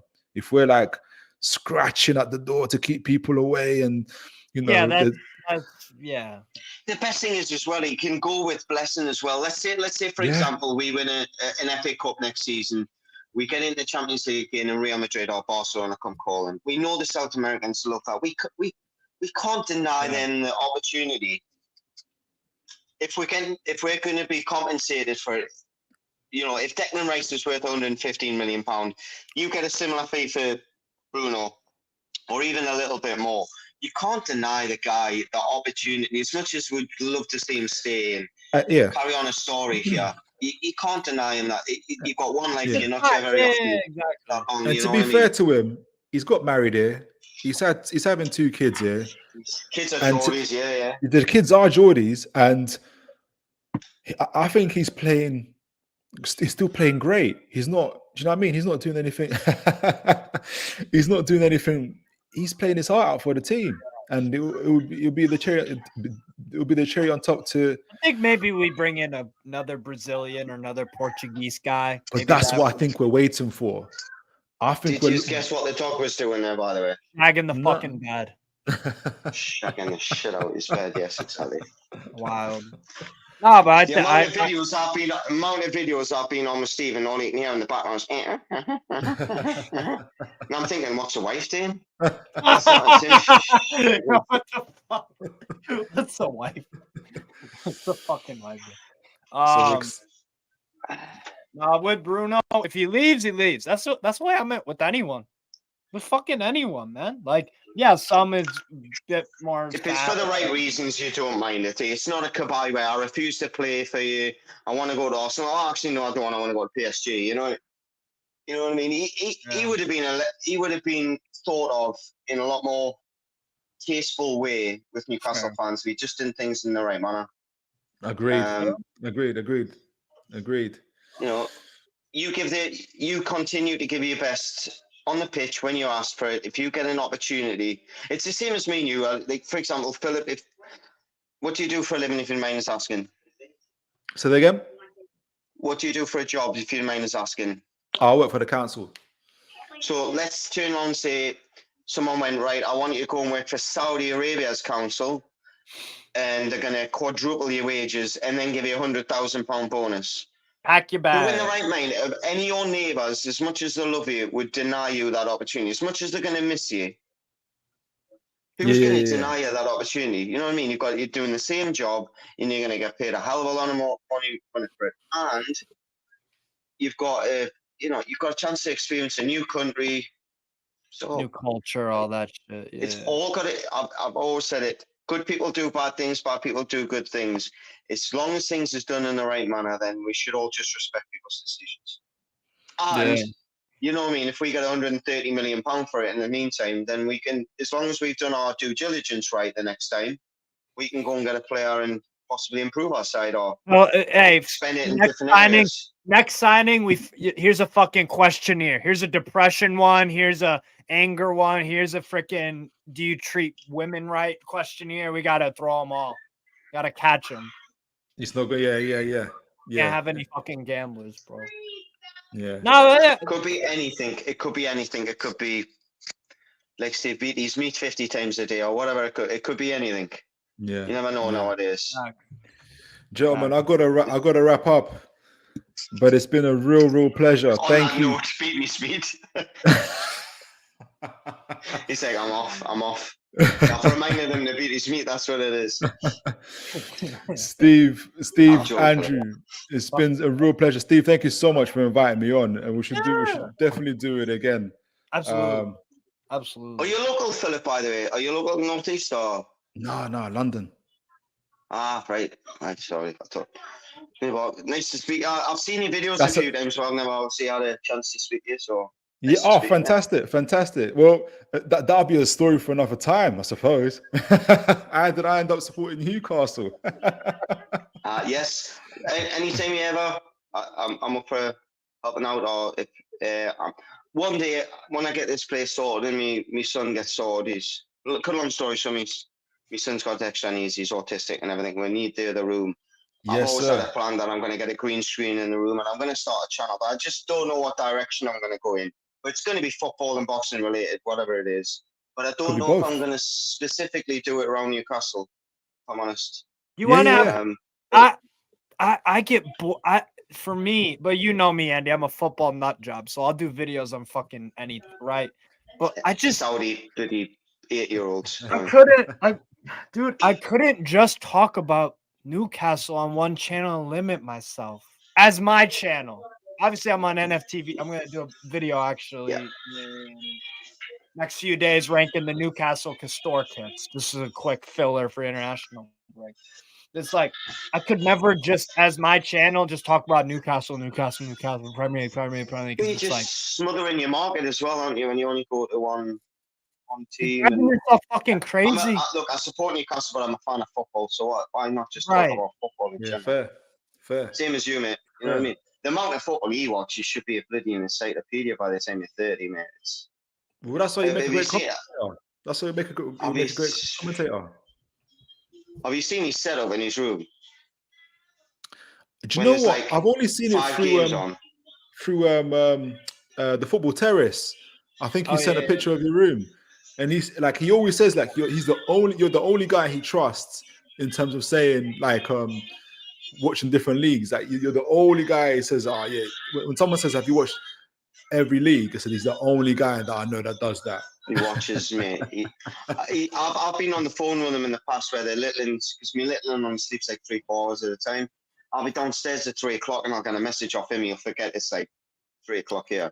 And he's like, "Are you awake, man?" I'm like, "I go on, I'll give you a ring." And he's sitting watching like Brazilian 3rd division under 19s or women's. And I'm like, "What are you doing, mate?" He's like, "Just learning."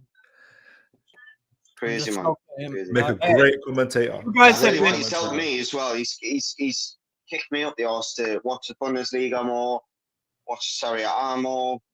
The wife's not too appreciative of life, but she likes me, so it balances out. I wouldn't go that far, Steve. She might smile at you when she sees you. No, mate, Philip, been a pleasure meeting you, mate. All the best, gentlemen. Absolutely. Look forward to it. Take care now. Have a great evening, guys. Take care. All the best. Peace out, bro. So, Steve, what's the crack? Well, what's our next game? Chelsea? Yes. Yeah. Yeah, we got Chelsea. Lost. I think it's stuck him. I think we'll probably lose that, I'll be honest. Yeah. And I don't think we'll lose because they're a better side. It's just that whichever way the game's going, they can change it. That's what it is. That's what it is. I just think like the 9-men thing, it was jammy, it was this, it was that, but like it gave them momentum somehow, some way. They need it. That's all you need. They need it. Sometimes you gotta dig real low and that, but then get the result, get the win. So, it's one of the, and then to draw 4-4 with Man City. Yeah, defensively, their goals they conceded, the 3 out of 4 were sloppy, of course. But bro, Cole Palmer is a big problem. Cole Palmer is a big fucking problem. Got some big balls as well. Exactly. That's what I like. That's what I rate about the fucking kid. If he went to Real Madrid tomorrow and he was starting in whatever game, I'd be like, I'd fancy him to do really well. Because it's just that kind of. Could have been so easy for him to turn around and say to one of the, like a Sterling or something, "Look, you take this penalty, I don't want it to be all about me scoring against Man City and whatnot, or missing against Man City, for example. No, hats off to the kid. And it was a bit of a finger up to Pep as well, wasn't it? Because Pep had said something in the press the week before. I don't know if you've seen it. Saying that he had a conversation with Cole Palmer, and Cole Palmer said, look, I want to leave. And he went, well, then go. As if he didn't care. But then he come out and give him some complimentary comments, like, you know, he's a fantastic player, etc., etc. But I just don't think he's got the ceiling of Foden. So I think it's more. No. It's more. It's not bad though. The fact that you even have to say that means that there's something special about him. It's just not. Maybe Foden is a tier 1 is like fucking incredible, amazing, generational, whatever you want to call it. He's a tier down, Foden. And Palmer, his stats might hold their own of Foden in time, but I just don't think he's as good as a player as Foden.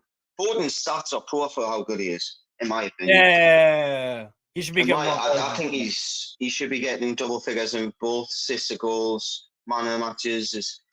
He's a game changer, mate, isn't he? I mean, let's be honest. I feel like Foden has been good for them this season, though. I do feel like he has. Tonight. Huh? Shit. He was shy tonight. I've always said that, you know, how many times have we been saying about England? Foden should play for England. Blah, blah, blah. It doesn't matter what the rest of the side is. Okay, it was a slightly changed side for England tonight. Foden was the focal point of that, and we played awful. That's because I was watching a City podcast the other day, and they were talking about Pep and him and what he wants to do. And they were talking about how they don't like Foden on the wing because, and Pep might see it the same way, because if you play it centrally, you see a better overall vision of the pitch. And the deeper you drop back, that means you see even more of it. Yeah. Along those lines of when you drop further back, there's just a different view of the game. There's more awareness. You see movement. It's like good midfielders that have dropped it. Like Vincent Kompany, for example, dropping the centre half. He can see the game in front of him. Yeah. I get what you're saying. Yeah. Like, what's the term? Bird's eye view. Yeah. Bird's eye view. So that it's kind of like, I want you to see it from this perspective. And he kind of wants him to be an all-rounder, kind of like an 8 or something. But he doesn't want to go. I think he's a 10. Yeah. Don't get us wrong, he can play an 8, he can play on the right, he can play on the left, but if you get the right players around Phil Foden in the middle of the pitch, I think he's frightening. Look, history may tell us that so far things will say I've got food for thought, so to speak, but he's not really. I mean, look at his trophy record. He's 22, he's won 5 Premier Leagues, a Champions League, 2 FA Cups, 3 FA Cups, whatever it be, Super Cup, final of a European Championship, he's already a winner. Of the World Cup. He's already a winner. Now he just needs to contribute more and more and more. Yeah, he'll be I have no doubt he'll be a monstrous footballer for Man City or Real Madrid. I have no doubt. It might take a bit, but he's in good hands with Pep. That's the overall point of it. When do you think Pep gets bored of Man City? This is a question I was going to have with Lee the other night, but he's in Benidorm, so let's say he's a little bit under the influence. And I'm wondering when is that guy going to get sick at some point at Man City? What else have you got to win at Man City? 2 questions for you. Are you just hoping that happens? For selfish reasons, because he loves Newcastle, because he was good friends with Bobby Robson and Enrique. No, Pep. Oh yeah, Robson. Yeah. Sorry. Right. Pep sent a letter when Bobby Robson got the job. If you ever watched the Bobby Robson documentary, Pep's on there speaking about how he sent a letter to Newcastle United Football Club and Bobby Robson saying, "I want to leave Barcelona and I want to come and play for you." Wow. I did not know that. Bobby didn't have the money or the wage structure or anything to bring him in. And he went, no, I want to come and play for you. It wasn't the case that he was in the Premier League. He just wanted to play for Bobby Robson.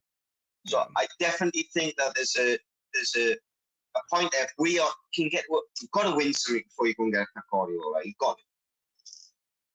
But if we could, then there's a good chance that if anything's going to entice him, it's the Newcastle project, because it's effectively just a bigger version of Man City's. When I say a bigger version, what I mean is potentially with the finances that are potentially available in it. Yeah. It's a similar job to what he's got at Man City, except from he's going to have to start all over again. And the teams play in different colors, and it's a different place in England. Yeah, that's the difference. Yeah. No, I think he's gonna do what Ancelotti did. He's gonna go hop around. He's gonna wanna. I could see him going to Italy. I could see him going to France. I could see him going. I think he stays in the Premier League. I wouldn't be surprised. But it's like I wouldn't. He already did Bayern, Barca, England. He could go in. The only Juve, really, isn't it? It's Juve or Inter Milan or AC Milan. Finish the set, so to speak. Right. No, I genuinely do think, and I'm with you. I'd be over the moon with Mourinho, but we've got to get to a certain point before we get a Mourinho. No. But when you're in love, because Mourinho does love Newcastle. Yeah, of course. So I think that can blind you sometimes. You've got to remember that. It can blind you to take a job. Yeah, of course. That's the next point I was gonna. Yeah, exactly. Love can blind. But I just think that would definitely be interesting. I would obviously take Pep over Mourinho, but we'll just see how far Eddie Howe goes with it. Like, we're in a rough stretch right now, but I don't want to say it about it. I don't want to say it about Eddie Howe. I'm daydreaming, mate. Yeah. Hey, that's all.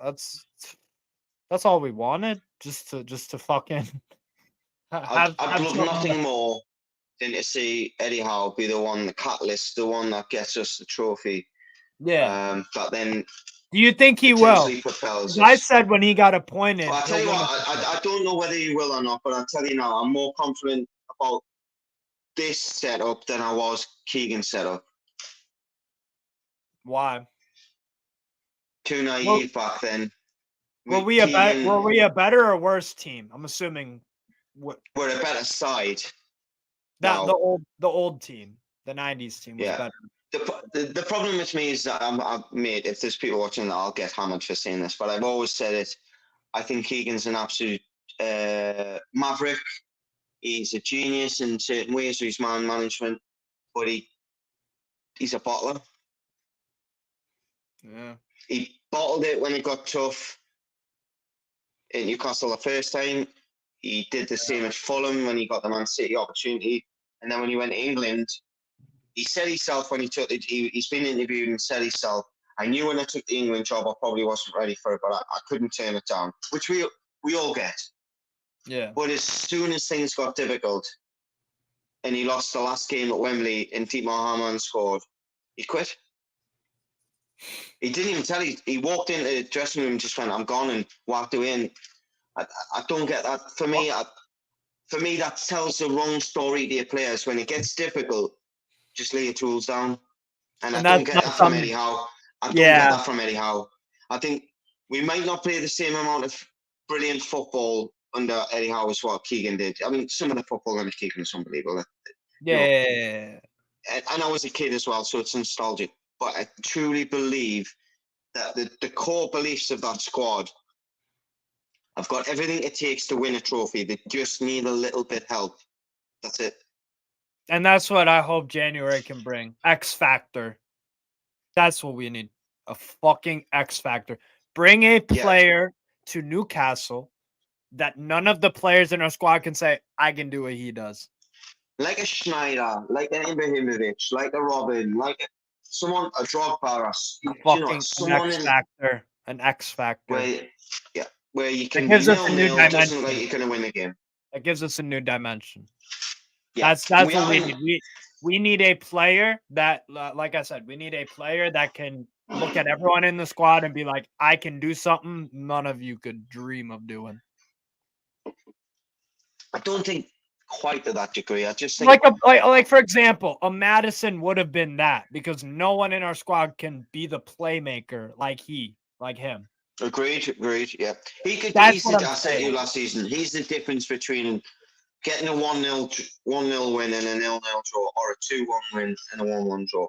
Yeah. You could be the second best team on the pitch that day, and he gets a free kick in the 89th minute, and you win the game. Yeah. Yeah, exactly. We don't have that. You know, Trippier, don't get us wrong, is very, very good at free kicks and all that, but how often does that happen? Let's be honest. We've got the Man City, we've got Everton, West Ham. It's been a while. It's been a while. Yeah. Yeah. And I think for me, that you stick a game-changing midfielder next to an Isak. What's up? Well, Wolfgang's just said it there. Yeah. I think Isak's the nearest to it as it stands. I'll be 2 seconds, mate. I'll just sneak out of the little boy's room. Yeah. No, you're good. Nah, Isak is definitely that guy. What I'm saying is, Wolfgang, I'm saying an X factor, like I said, in terms of someone that can offer me something that no one else in the squad can. An X factor, right? Particularly going forward.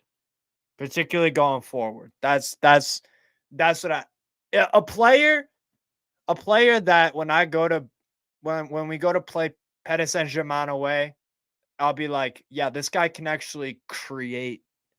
This guy can fucking just grab the game by the scruff of the neck and be like, I don't give a fuck, I'm scoring. That kind of player. That would be what I would be looking for. And we might not get that. And I'm not saying it's a failure if we don't get those kind of it's not a failure, but that's just that's something I think we could use. That's something I think we could use, definitely. So yeah, a talisman, no. Playmaker. A playmaker. That's what it is. A playmaker.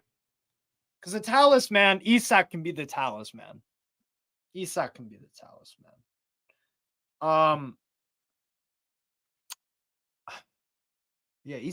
talisman. Someone that, again, can pick up the fucking ball and just be like, I'm fucking scoring. Like a James Madison. Florian Wirtz, that would be the dream, of course. Someone like... I'd have to look at my fucking laundry list of thingies, but a Florian Wirtz, that would be the dream. I don't think it's going to happen this January, but someone like it, right? Because Florian Wirtz can say, yo, I can do something. I can offer you guys something that no one else in the squad can to my level. His stats this season is unbelievable. And the goal he scored the other week where he cut in from the right-hand side, defender backed off him like he was going to cut it back and he just whips it in the bottom corner. It was brilliant. Yeah. He's a proper... He reminds me of Ozil. Wow. But with end product, he's a player, man. And some pace. Some fucking rapid.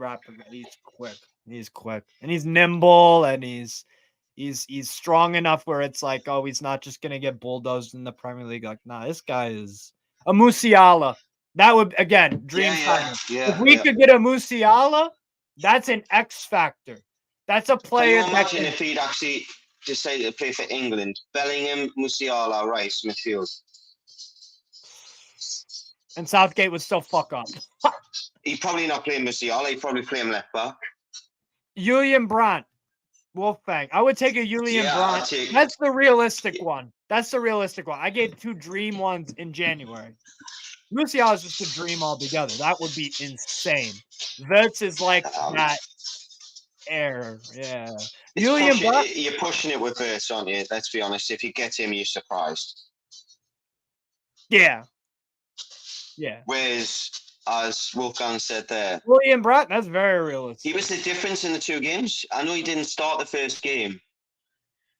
Did he come off the bench in the second game? He only played the home game. But he was the brilliant. Dortmund were brilliant. He was the player that when he got on the ball, we dropped. we dropped because we knew he could either run in behind us, play We don't 1-2, do get that. up the pitch. We don't do that. And we don't do it exactly. We don't do it. So Eddie Howe's definitely identified the threat that he carried. And I've been watching him for a good few years when he was at Leverkusen before or Schalke or I can't remember where he was before. He was at somewhere before he went to Dortmund. He's an academy kid. I've seen him play for somebody else. Sure have. But anyways, I've seen him for a good while. He used to have long hair, and I was thinking, good player. Good on the left foot, good on the right foot, good in the air. Oh, you're talking about Brandt. Sorry, you're talking about Julian Brandt. Yes, he was at Leverkusen. Sorry, I thought we were talking about. Thank you. Yeah, Wirtz is an academy kid, but yeah, you're right. Yeah. Brandt came from. Brandt for me is the realistic one, like you said as well. Yeah, but it's a case of who do you drop, who do you upset. But it's got to get to that point. This is where we're going to find out whether Eddie Howe is going to be a top manager, because he's going to have to make these tough decisions. He's getting these relationship with these players, and he's taking them from, potential championship players to Champions League players, and then got to turn around and say to them, I still want you to be part of my side, but you might not start. And that's how you manage. To be honest, that's what the top managers do best. Right. The Wilson and Isak one's been pretty fine this year. I haven't heard any chirp it. They actually, so far, how often have they both been fit though? Yeah, that is the issue. But when we've had them available for a good little stretch, it's worked perfectly fine. Isak, yeah, of course, it's worked perfectly. Wilson midweek, whatever. Can you do that over 38 games in a season and not upset any of them? Right. That's a great point from Wolfgang. Exactly, man. Exactly. It don't matter. It's no one's bigger than the club. That's the thing. But it's the number. It's the picture on the front of your shirt that matters, not the back. Okay. Here's the question: would Osimhen? Again, I don't think we'll get him. I don't think we'll get him in January. No, neither do I. Osimhen would be an X factor for me. Yeah, an X factor. Because he can do things that the other guys in the squad can't. It pains me to say this. But Isak is really good. Yeah. He's tailor fit for Chelsea. Yeah, he is. Yeah. He's tailor fit. Whichever way we're looking at it, the shoe fits with Chelsea. But I would love it, and I mean love it, as Keegan said, if we could get him, Isak on the left, and when Osimhen's not the fit striker, Isak's the fit striker. Because then you've got Gordon, Harvey Barnes, Miggy, Murphy, whoever to come in. If you've got Isak on the left, look, mate, I know Sam Milner will tell you he's better up front than he is on the left. Well, I'll tell you what, you show me a better goal that he scored than the assist that he got against Everton. Because that was some of the best football I've seen in a Newcastle United shirt, and I'm 38 in February. Yeah, he got to the byline. I went, where's he going? Where's he not getting the ball in for? And then he doesn't even hit. It's a hit movement. He doesn't even move his feet. How the fucking hell? And then I remember 10 minutes later, he nearly does it again. If you remember, he goes on another run in the same game, and he nearly does it again. And you're thinking, Michael Keane's an international, not that he should have been, an international footballer. Tchaikovsky is. He made them look like 8-year-old kids. Oh yeah, it was embarrassing for them. If you can do that on the left side with a guy with Osimhen in the front, who's always going to be in the box when you want him in the box. That's fucking terrifying. Anytime you stick that ball in the box, he will be in that box. We will win games. That's fucking terrifying, man. That's fucking terrifying. That proposition. Isak, Osimhen, and Diaby on the right hand side. That is. If you've got a number 10 like a Wirtz or something like that, that's some side. It's a mean motherfucking. That's badass. Yeah. As long as you've got two midfielders that are disciplined and behind them, then that five is going to cause crazy. And then you've got Gordon, Harvey Barnes, Miggy, Elliot Anderson. I honestly think Elliot Anderson's going to have a big. I'm a massive fan of Joe Willock. You know this, mate. Yeah, Joe the Willock. way Eddie Howe plays, anyways. I'm not saying he would do it in a Man United side or anything like that, but the way we play, Joe Willock is vital. Yeah. Because he stretches the pitch. Yeah. He really does. He can pick the ball up deep and just run. And not only that, it's the times when he does that and then checks back and gives the defence a rest when you've been under pressure. Gutierrez used to do it back in the day. I don't know if you remember watching Gutierrez. Gutierrez used to do it. He used to go on these staff runs and then just take the ball near the corner and just hold it. And the defence, you could see them like, thank God for that. Fucking, I've got 2 minutes and rest. I love Neto. Wolfgang's right. Pedro Neto on his day is magic. Love Neto. It's whether he's consistent enough to kick any of our players out of their position for me is, Miggy's numbers is probably better than Neto's in my opinion. But the player, but as a footballer, it's none. I like Neto. Like Neto can pick up. Neto has, when he didn't, before he got injured versus us, he's grabbing games by the scruff of the neck, grabbing them and just. Was it Man City? He was fucking brilliant against Man City. Yeah, absolutely brilliant against Man City. Yeah, that wasn't that. He was brilliant up against Bomb. I think they drew 2-2. Yeah. And he was brilliant against them as well. Oh wait, Wolves? Nah, Wolves beat Man City. No, I'm saying he was brilliant against Wolves when Wolves beat Man City, and I think either the game before or the game after, they played Bournemouth. I think they were 2-0 down Wolves in the comeback, or 2-1 down, or whatever it was. Yeah, you're right. Definitely. Someone like Kubo as well at Real Sociedad, little Japanese winger on the right. That would be an X factor signing, I think. Is that the kid that was at Barca? Nah, the one that went from Japan to Real Madrid to Sociedad. Right. Okay, different. Kubo. I'm not seeing a lot. I've heard of he's on loan at the minute, isn't he? Nice. Sociedad. Not the one I'm thinking of then. Sorry. Not the one I'm thinking of. Kubo's awesome. Kubo is fucking. I know he's got a shitload of goals and assists this season. Yeah. I was looking at the. I think Verts, mate. I think he'd be right up there on my shopping list. Right up there. Fuck yeah. Absolutely. Definitely. And it's no disrespect to Leverkusen. We're in the Premier League and we're competing. Why wouldn't you want to come? Yeah, I'm not. Yeah. I'm not worried about it. But it's a case of who else is going to be after him because I bet there's not very many top sides that's not looking at him.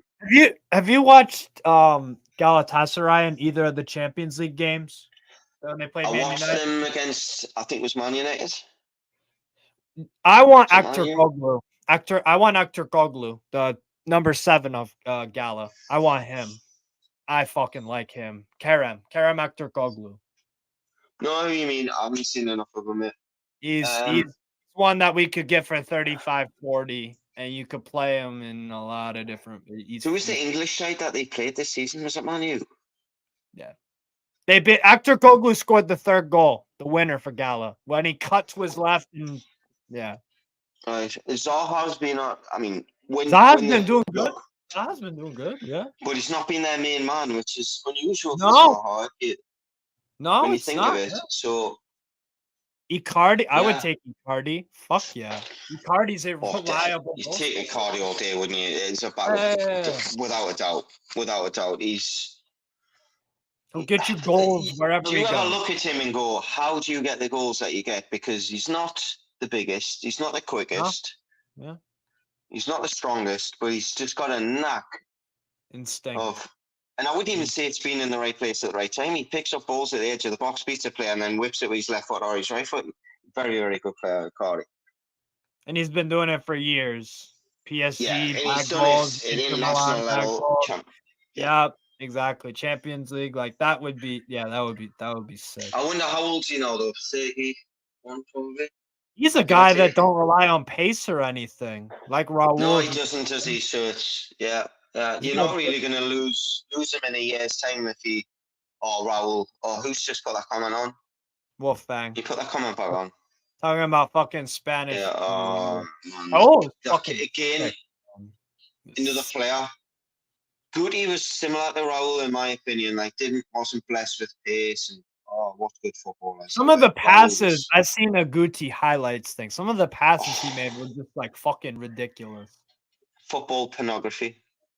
Like, how did you make that pass? How did you see that? Like, he backheels one. I can't remember. I think it's with Zidane. He backheels a ball, and he's in front of the back four, and Zidane makes a run behind him. How the fucking hell he sees him? Excuse me, French guys. How he sees him is, and how he plays the pass with. If he's looking the same way, never mind looking the opposite way. Ridiculous, mate. Facts. I remember when Ruud van Nistelrooy went to Real Madrid, and I was like, because I loved Ruud van Nistelrooy, I thought he was brilliant. And I was like, oh God, and it made me watch the highlights of La Liga because he was playing with Guti, Raul. Oh mate, there were some. They're the type of players that would be better players now in this era than they were in that era. Really? Wow. Yeah, I think so. I don't know if Wolfgang agrees. I just think the game's a lot more technical now. True. And them little things make the difference. But honestly, Riquelme, another one. Oh. You know what I think of Riquelme? He'd be £200 million player now. 250 or something. You get whatever price. Easy £150 million player. If Declan Rice is worth 120 million, Riquelme is worth trouble. Just write a blank check. Honestly, write a blank check. But it's going to be interesting, mate, because the Chelsea game for me is one of them ones where we could go into it and steamroll them, or it could be. I think it'll be a game of the. I think it'll, if it follows the Man City and Tottenham blueprint, it'll be another fucking just psychotic game. Just fucking. When I say steamroll them, I mean with a full squad. Right. I don't mean with what we've got available. I think ultimately it's going to come down to if we score first. I think we've got a good chance of getting something out of that game. I don't think it matters in this game. I don't think it matters. I do. I think because that. Well, yeah, obviously you want to, but like I could see us go 1-0 down and just fucking punch one back. Because Man City chase the game, Steve. It gets to 60 minutes. Let's say they score in the 60th minute. They're able to go, right, let's take Modric off, let's take Sterling off, or vice versa, let's take Palmer, put Sterling on. Right. We are not in a position where we can, if we go one up, at least we can sit in. And when I mean sit in, I don't mean sit behind the ball like Steve Bruce or Rafa Benitez. I mean just try and keep the ball, control the game. Yeah. Whereas if we go one behind with half an hour to go and you make a change, let's say, for example, you take Gordon off, what are you doing then? Who are you bringing on? Yeah. That's your energy really up top. The press gone. Yeah. So then you're going to have to go more direct. We haven't got anyone to go direct with. So I honestly think the first goal in that game is vital. Yeah. It might be. I don't know what people... I wish I could see the comments when I was on here. Oh, yeah, Wolfgang. I'm about to end in like 2 minutes. I'm about to end in 2 minutes because I'm doing a. Oh, get him on, man. Get him on for a couple of minutes, man. All right. No, I gotta dip. I gotta be somewhere at. Oh, you gotta dip. I'm a bit. You got a date, eh? No. No. I don't got. Why am I surprised? Unfortunately, Wolfgang. I'll definitely when I do Chelsea previews and stuff like that. Fuck yeah, I will definitely. You'll get on and a few others, Chloe and stuff like that. Well, would you mind sending Wolfgang this? I don't know if you can do it. If I was behind the scenes with Wolfgang, yeah, Wolfgang for sure. Yeah, absolutely. I'll have a chat with him. Not a problem. Absolutely. Nah, he's chill as fuck. I like Wolfgang. But yeah, big up everybody for watching. Fucking 4 hours 30. Yes, thank you everybody. Sorry, I was doped up when I went to bed. I've had like 3 hours sleep in 2 days. So I don't care, man. I don't care. It's all good. It's all good. But yeah. Big up everybody for watching. For a change, so I don't know if I'm shouting. Sorry. Nah, you're good, man. You're good. But yeah, Wolfgang, hop in the link. Then I got a dip. Andy's a nice dude. It's all good. But yeah, thanks everybody for watching. Thing you've ever said about me. Thank you. Take care, everybody. Cheers, Steve. Peace out, everybody. Hit the like, subscribe. Peace.